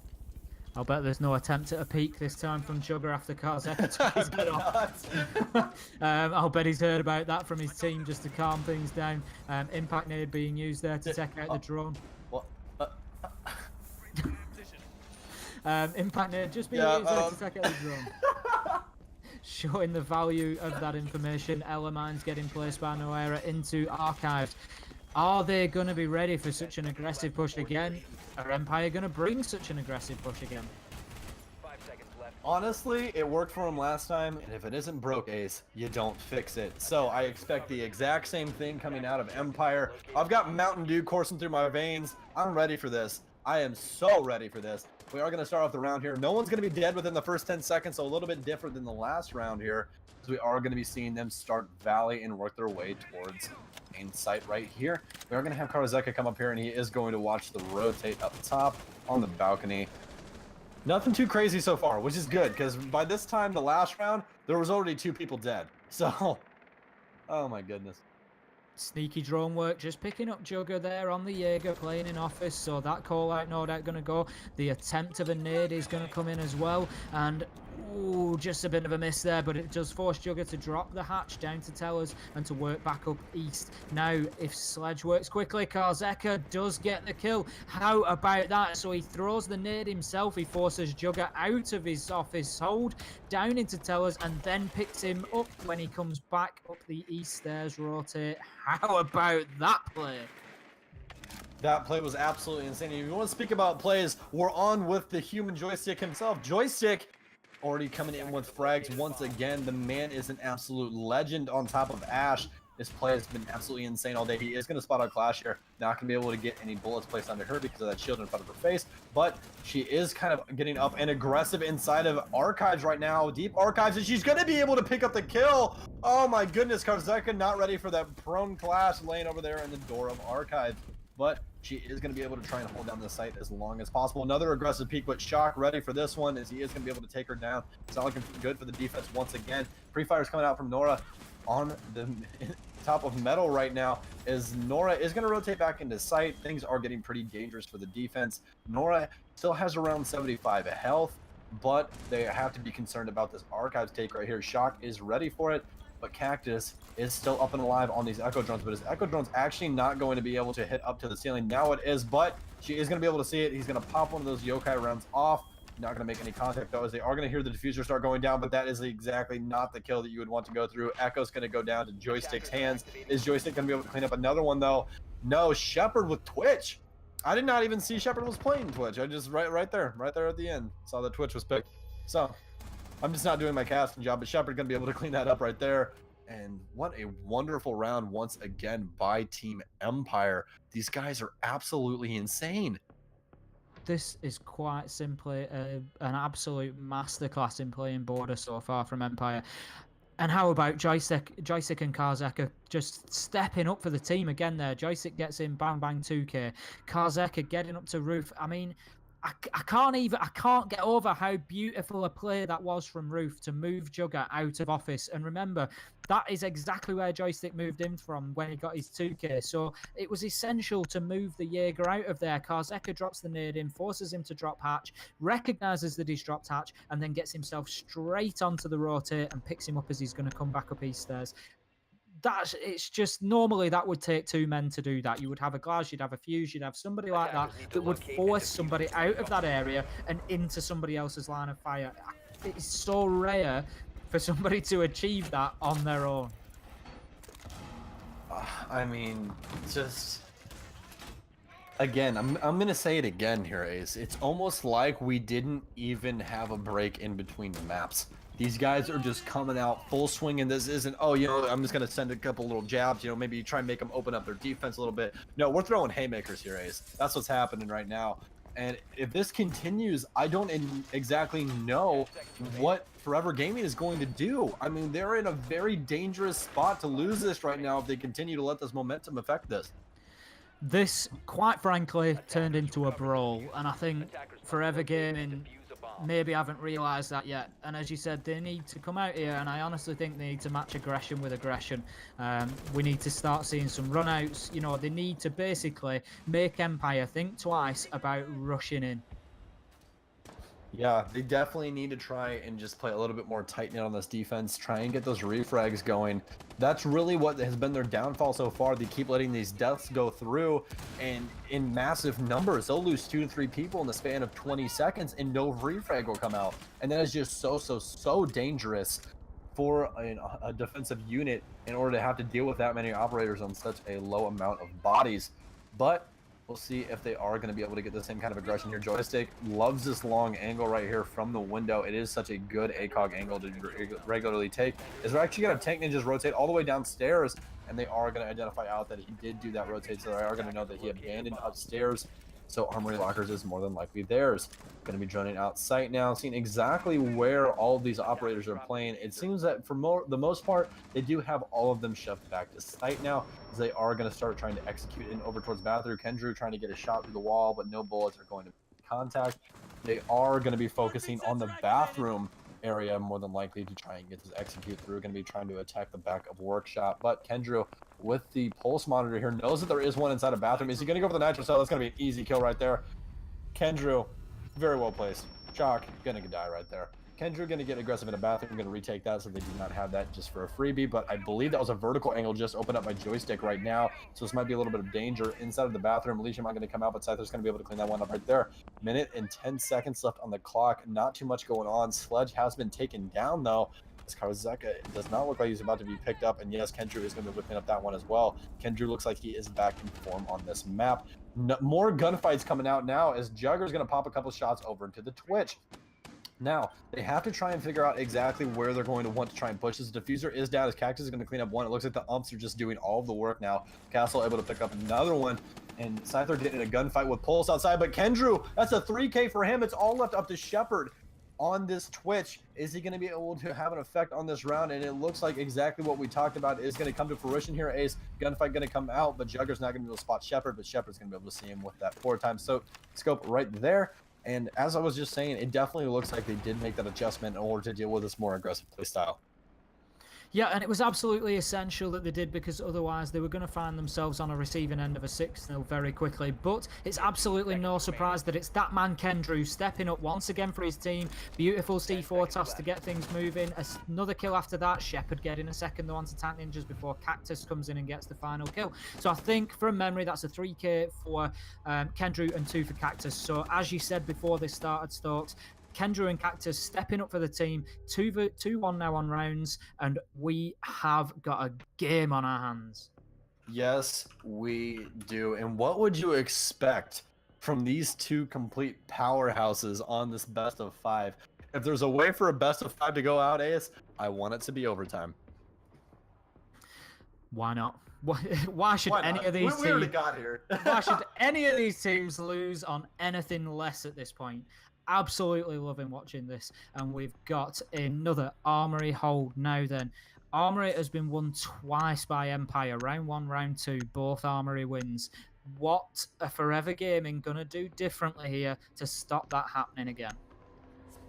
I mean, I don't really know. That aggressive playstyle worked so well for them, and just that adjustment by the boys of Forever Gaming to really stop that from happening. If anything, I would surely recommend this. They need to play a little bit tighter knit on their offensive takes onto these roamers. A lot of that stuff right there was just a little bit of overcompensation as to how to handle Pulse on site. And I mean, Kendrew just gave it to him. That UMP 45 gets underrated a lot just because of its low rate of fire, but it does have a very high rate of very high damage marker, as well as it has basically no recoil. So if you're good at hitting headshots, that gun will absolutely rip. This could be a big round for Empire here. If they can get the win, that guarantees them coming out on top of their attacking phase 3-2 at the least. but I'm sure that Forever Gaming are not going to give that up too easily. Tank Ninja just playing down there in the workshop. He's going to be on that.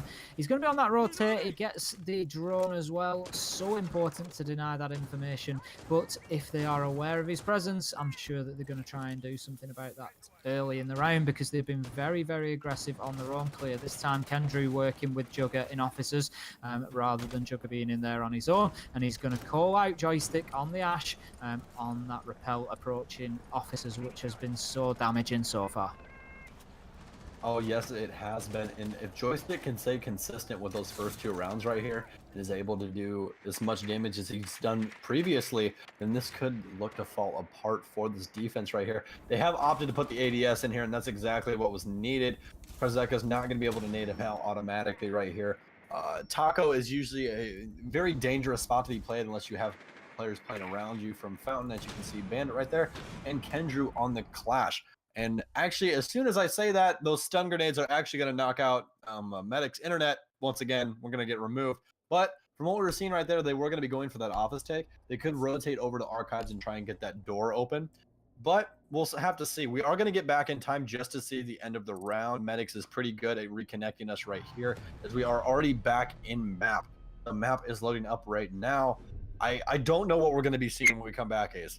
It was quicker than a Joystick rush. I think we can all agree. Oh my goodness. Back in there. And that is quick, as we've seen. I like the ADS has been placed in office. They've learnt a valuable lesson there, and they've come out and done things differently. No Thermite on the attacking team, only the Hibana, so their options of breaching West Balcony Wall are limited to a degree. I agree with you, and I think I would like to see that rotate. There's 3 defenders in officers. Just because it's worked previously for you, that's not the reason to keep banging your head against it. And as we can see, we've lost Joystick and Shockwave. Shepard does pick up a kill onto Jugger. So just to bring you up to date, we've got Twitch the Fear and Sledge left on the board for the attackers, Bandit Legion, Clash and Echo for the defenders. It looks like we are still pushing East and officers side, and we have control. Empire have control of East Stairs, and it looks like officers is now theirs, but they've paid the price and lost 2 men in order to gain that control. I might like to have seen them rotate. Yeah, more than likely that would have been a good idea right there. Joystick down. Nora going to be able to pick up another one. This is not looking good for the offense, and it's all defensive side right now, but Scyther's going to be able to pick up that kill, not even concerned about Clash at all. Such a dangerous player, but I mean, Clash has been doing such a good job right here. They do have full control over Fountain right now. Things are looking very good. Yep, attention just being taken, and that gives Kendrew the opportunity to pull out his gun and kill Scyther from the Clash, and Tank Ninja will step in and get the second onto Shepard. So that will end the round. 2 apiece now. Who is going to take this first stage of 5? Who is going to gain the advantage in the early stages of Border? It really is all to play for after Forever Gaming come in and take that 4th round. As I say, I think that was maybe just a little bit of a case of Empire just bashing the head against the wall a little bit instead of rotating, maybe taking. They could have got easy control of CCTV at that point. They know that they've got 3 in office, so they could have moved into CCTV, got easy control of it. I don't think there were any reinforcements, so Ash could have opened up a few holes and got a line of sight into sight. They could have then tried to approach West Balcony and see what they can do from there, which I don't think was fully bandited, because if you noticed, the office wall had 3 bandits on there, so they would have probably got a free open on the double wall of West Balcony. So I think maybe just an alternative approach required there. Yeah, it looks like they tried to kind of force the opposition right there back into a corner, but you know, that opposition also has guns and fights back pretty well, and that's exactly what happened right there in order to clean up that round defense. So 2-2's the scoreline. We expect nothing less. I mean, we've been casting these guys for what, the past 3 hours, so I mean, definitely not a surprise from me at all that we are already at an even scoreline. I fully expect this to go to overtime at this point. I mean, both of these teams are just firing on all cylinders. And as we've said already, I think there could be no fairer ending, you know. Let's get it there. We don't have any coin toss situation in CCS. It's best of 2. You know, you have to win by 2, and it's infinite overtime as well, so nobody will benefit from coming out first on attack or defense. Attackers recovered the diffuser. That said, there's a long way to go before we get there. These two teams absolutely slugging it out. You know, you hate to see it. Hopefully this isn't going to be settled by a mistake from a player. Hopefully it's going to be, you know, a great player that's going to win this for either team. Yeah, Joystick, if he is able to stay alive and do exactly what he wants to do, he's going to win this for his team. They just have to be able to at least get a refrag on him. He's such a dangerous player on this Ashe. I mean, complete honesty, I have not seen an Ashe this good in quite a long time, except for obviously Nesk, because that we don't even want to talk about that. That man is crazy player. But looks like they are going to be focused over here on the East take. Lots of drone play coming out now. And as you were saying, they really do kind of just need to reset right here and get back to formation. It seems like these last 2 rounds, they kind of just fell apart and weren't aware of, you know, really where they wanted to rotate or exactly what they wanted to do with the control that they got. And that seems to be kind of their issue right now. A lot of the roam play is being able to be very effective by the defense as well. But it seems like this time around, a lot more drone work coming out. So that could change. I'd absolutely agree with you and mirror what you say there. Back in round 3 was the last time we saw the workshop hold. Empire took top floor control very quickly. We saw the exact same rotation from Tank Ninjas jumping out of the window as Legion and coming back into ventilation, basically giving up top floor control to Empire. Scyther getting the first kill onto Jugger just as I'm about to say they did nothing with it. Joystick moves in and gets the second onto Kendrew, so that is the Starman off the board. Scyther gets the kill onto Tank Ninjas, so that's 5 versus 2, and Empire certainly shaking off the cobwebs here. It looks, as you can see, like they're moving in from tellers and bathroom area to try and get themselves into workshop, and they've certainly done a little bit more with that top floor control this time, which is what I wanted to see. But it looks like Forever are going on a risky move here. Joystick gets the first kill onto Noera, and that leaves Cactus all alone on the castle on stairs. He will get the first kill with a beautiful shot onto Scyther, but Joystick moves in. I think that's a 4K as he gets the kill onto Cactus. What a round for Empire.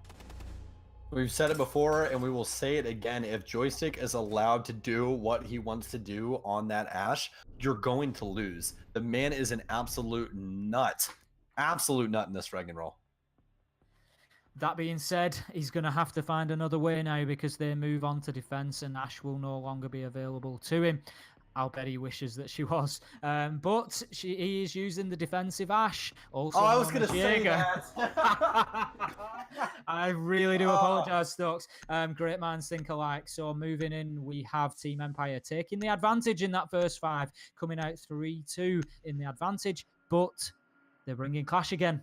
And I don't think they've seen the most success from Clash so far. No, they have not. Shepard had a couple good rounds on her throughout the series, but none that were extremely memorable. I actually honestly can't think of one that, you know, just pops in my head. I'm like, oh yeah, he really had a very good effect on this round. I mean, the one that was really close was that one on Clubhouse where they kind of played Ring Around the Rosie downstairs, but they ended up losing that anyways.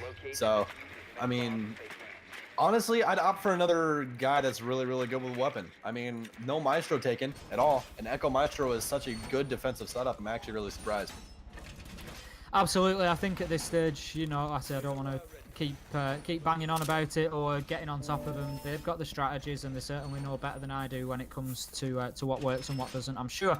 But I just don't think they've seen enough success from Clash to continue bringing her this much in place of operators like Maestro. But that being said, Caster's Curse, I'm absolutely certain that Clash will now have a fantastic game and probably get an ace or something. But we'll see how it pans out. If Clash gets an ace, I'll donate $100 to a charity of chat's choice. Strong words from Stokes, but I don't think his money's too much in danger, I'll be honest. Right.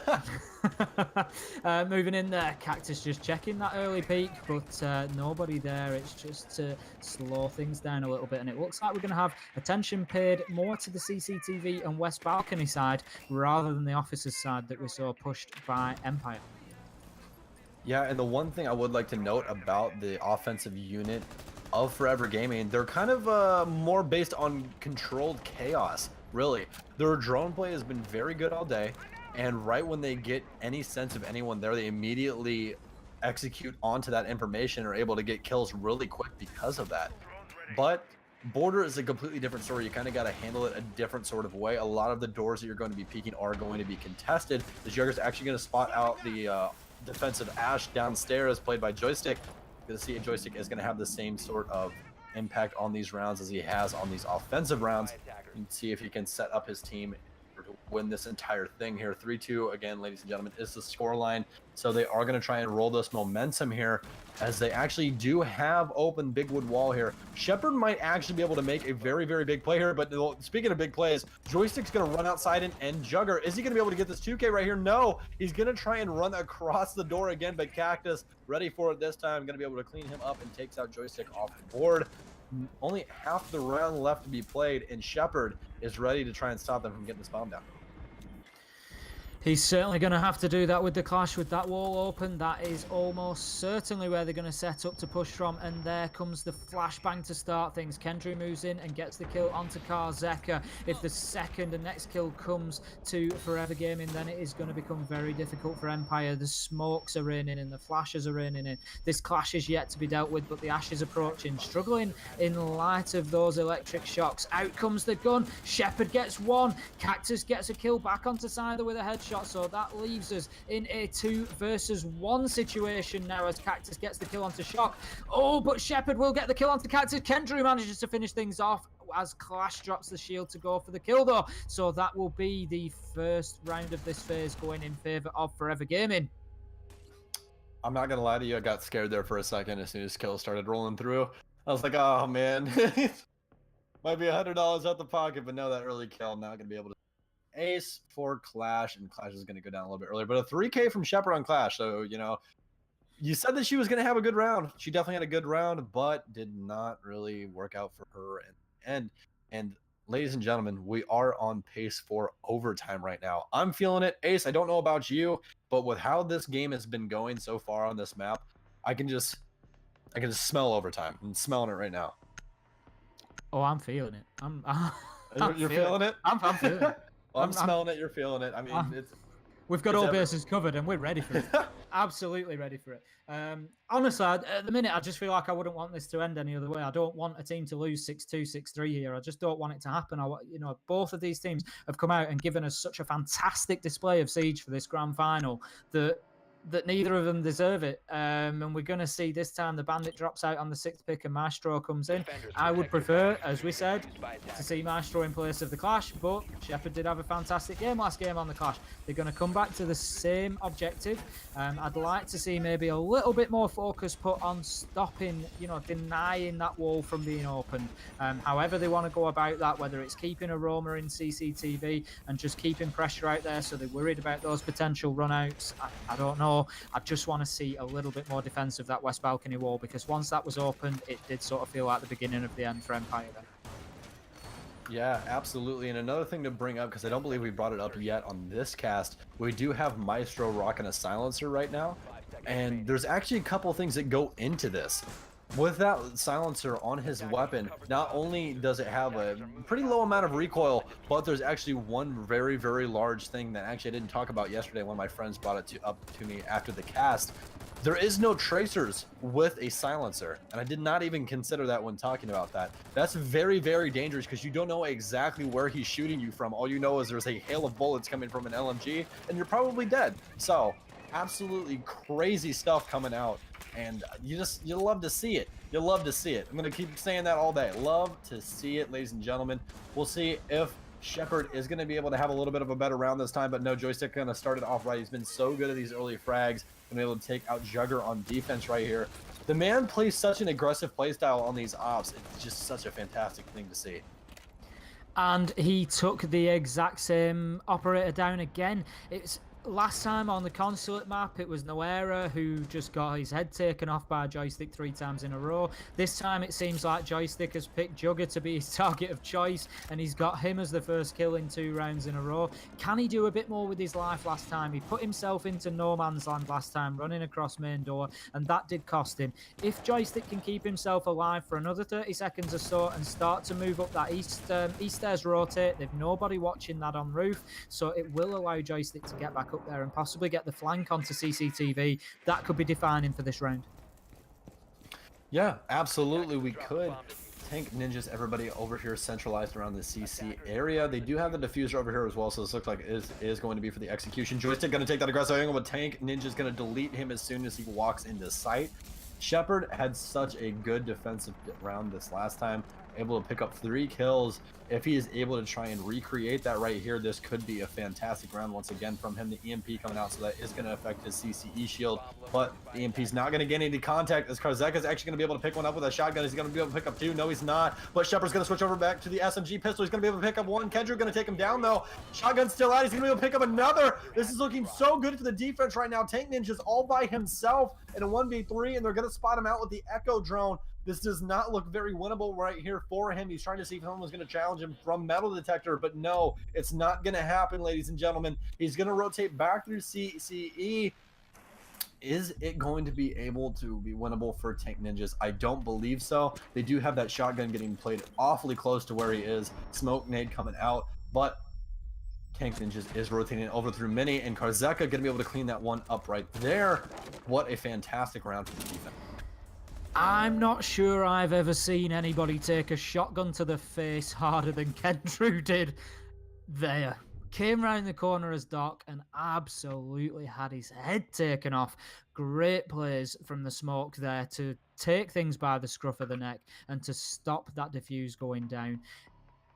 Maybe they just fell victim to trying the same thing again. We've already commented on it. You do one thing, it works well. They've done the same again. They've got into CCTV, opened up the wall. They've tried to push in numbers, bully the clash, and get the plant down. Certainly wasn't happening this time. No, it was not. And Joystick with those early frags, I really think that does just mess with the offensive head. It's been such good gameplay out of him once again. I mean, he's been doing such a good job with it. So, I mean, if he continues to get these early frags, this could start just being a really big issue for the offensive unit. As I was saying, it really does get in an offense's head when they lose an operator so early on. But, you know, if Joystick does end up getting punished one of these times on one of these early picks, this could completely flip-flop what is going to happen. I mean, every little thing, every little mistake that is made right now counts, because you don't have another map after this. This is the final map. So anything all the way down to an early pick, all the way to an improper drone placement could turn the tides of who wins this. Absolutely correct there, Stokes. As I've said, I just don't want this to end at this point. I could watch this all night. It's so entertaining, but we're going to see a winner and a loser come the end, and that winner is going to be the first EU CCS champion. So it really is all to play for, and these boys will be only too aware of that.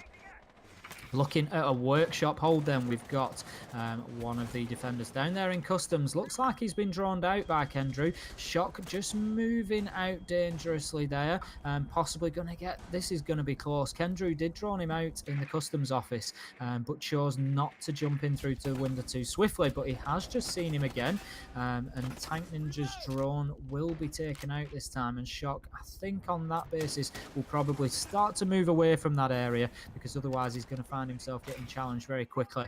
And now that is a nasty little maestro hole, but there is just an object in the way of the half wall, just stopping him getting the view through onto Joystick there. He's going to have to be careful, but now then Maverick just announced his presence without getting the shots, and Joystick knows where that hole is now, so he's just going to drop back further into sight, and currently 1 minute 50 to go. He has held 4 attackers at bay without a kill granted, but 4 attackers at bay. How about that reverse kill onto Noera through the Maverick hole? And there is just nothing that Joystick can do wrong today. They're opening up beneath him, trying to get him out of there. That's 1 minute 30 on the roam. He's held 4 out. Karzeka with a double kill. Tank Ninjas and Kendrew both go down. That's Maverick, Thermite, Dockerby off the board. Karzeka gets a third, taking Jugger off the board. Leaves Cactus with it all to do. And how about that quickly swinging round, but Cactus gets one of his own, bringing it back to a 1 versus 4. This is going to have to be an ace for Cactus if he's going to do this clutch. I'm not sure they know where he is at the minute. I'm sure the call out came for the kill, but it looks more like they're just starting to hold their angles. I would have expected Joystick to maybe start moving downstairs, but he's certainly not going to rush anything. I think he's going to let the Cactus just get in and commit himself, but Scyther will just wait behind the half wall in bathroom, pop out as he approaches and get that kill. That 3K from Bandit was actually insane. Like, we're in a voice chat over Discord, and I literally turned my camera on so the Netflix could see my reaction to that 3K. That was such a decimating Bandit play right there. crazy, crazy stuff coming out. And ladies and gentlemen, this is it. This is match point. This is for all the marbles, whatever phrases you guys use in Europe, but all the marbles is the one used in North America. This is it right here. Empire knocking on the door of a championship in CCS. Will the boys of Forever Gaming be able to bring it back, ladies and gentlemen? I do not know the answer, but I do know the way that we're going to find out, and that's cast it. Ace, I am so excited to see how these next rounds are going to go. This is do or die for Forever Gaming. They need to have something give right here, whether it be focus on trying to take out Joystick or even try and just focus on sight instead of having him have such a positive play style for his unit. It's just absolutely insane right now. There's a very important factor that comes into play now, though. Empire have got themselves onto match point, and it doesn't matter about the money involved. It doesn't matter about anything else. This is about the pride of winning a tournament. This is about going through that entire season and coming out on top, number one, best of 5, taking it to border and winning it.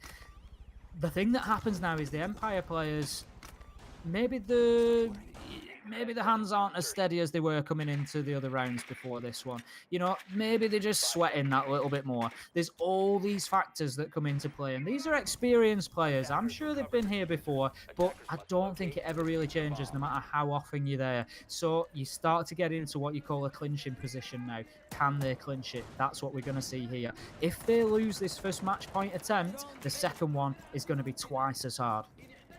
Yes, it is, and what a great description of that, Ace. I love that description that you had on that, but they are within that striking distance, as we've been talking about for roughly the last 2 minutes, and this is definitely that time where, as you said, those hands are going to be shaken, so we'll see if any of that is going to play any effect into this round. But so far, with how quickly they set everything up, they are just ready to try and put that nail in that coffin, bring the Executioner Axe, and end this one.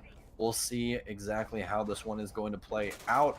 Not too aggressive by the boys of Forever Gaming on this one, though. They are going to try and slow things down just a little bit. They do not want to have a mistake happen to where they are going to lose anybody early. But Shock Empire, as soon as I say that, it's going to take out Tank Ninjas, and that's going to be one of the hard breachers, ladies and gentlemen. Is he going to take out? Oh my goodness, Shock!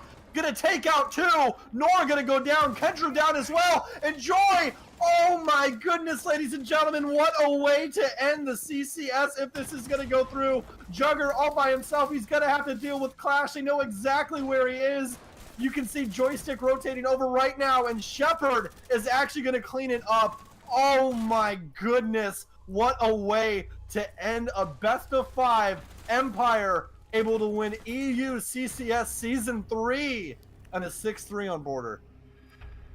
Congratulations to Empire then, coming out on top with a phenomenal final round. What a way to sum things up. Joystick very fairly MVP there, but that round was over so quickly. Shock just coming in on that Maestro and taking out the 3K very quickly to crown our Season 3 EU champions. Season 1. Empire. Season 1. Season 1 EU, yeah. Season 3 CCS. This is that issue with me being North America.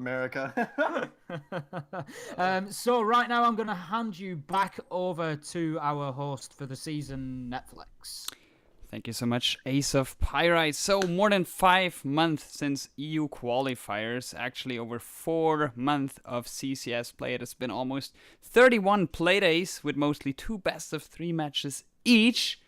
And now Team Empire coming out on top after this amazing best of 5 victory.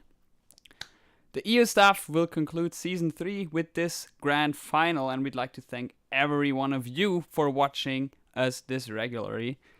I'd like to thank Tim, Ace of Pyrite Lever, and Samuel Stoic Stewart for casting this best of 5. Of course, big thanks to Ante Medix Medic for this awesome observing tonight. My name's Netflix R6S. I'd especially like to thank EM1, who's done our map bot, and of course all of our affiliates, MapNEU, SiegeGG, and Liquipedia R6 for all their great help. As I said, this concludes tonight, and we'll hope to see you again on the NA playoffs later today. They will be at 8 p.m. Eastern Time, and of course, we would be glad to have you back in Season 4. Until then, stick around and take care.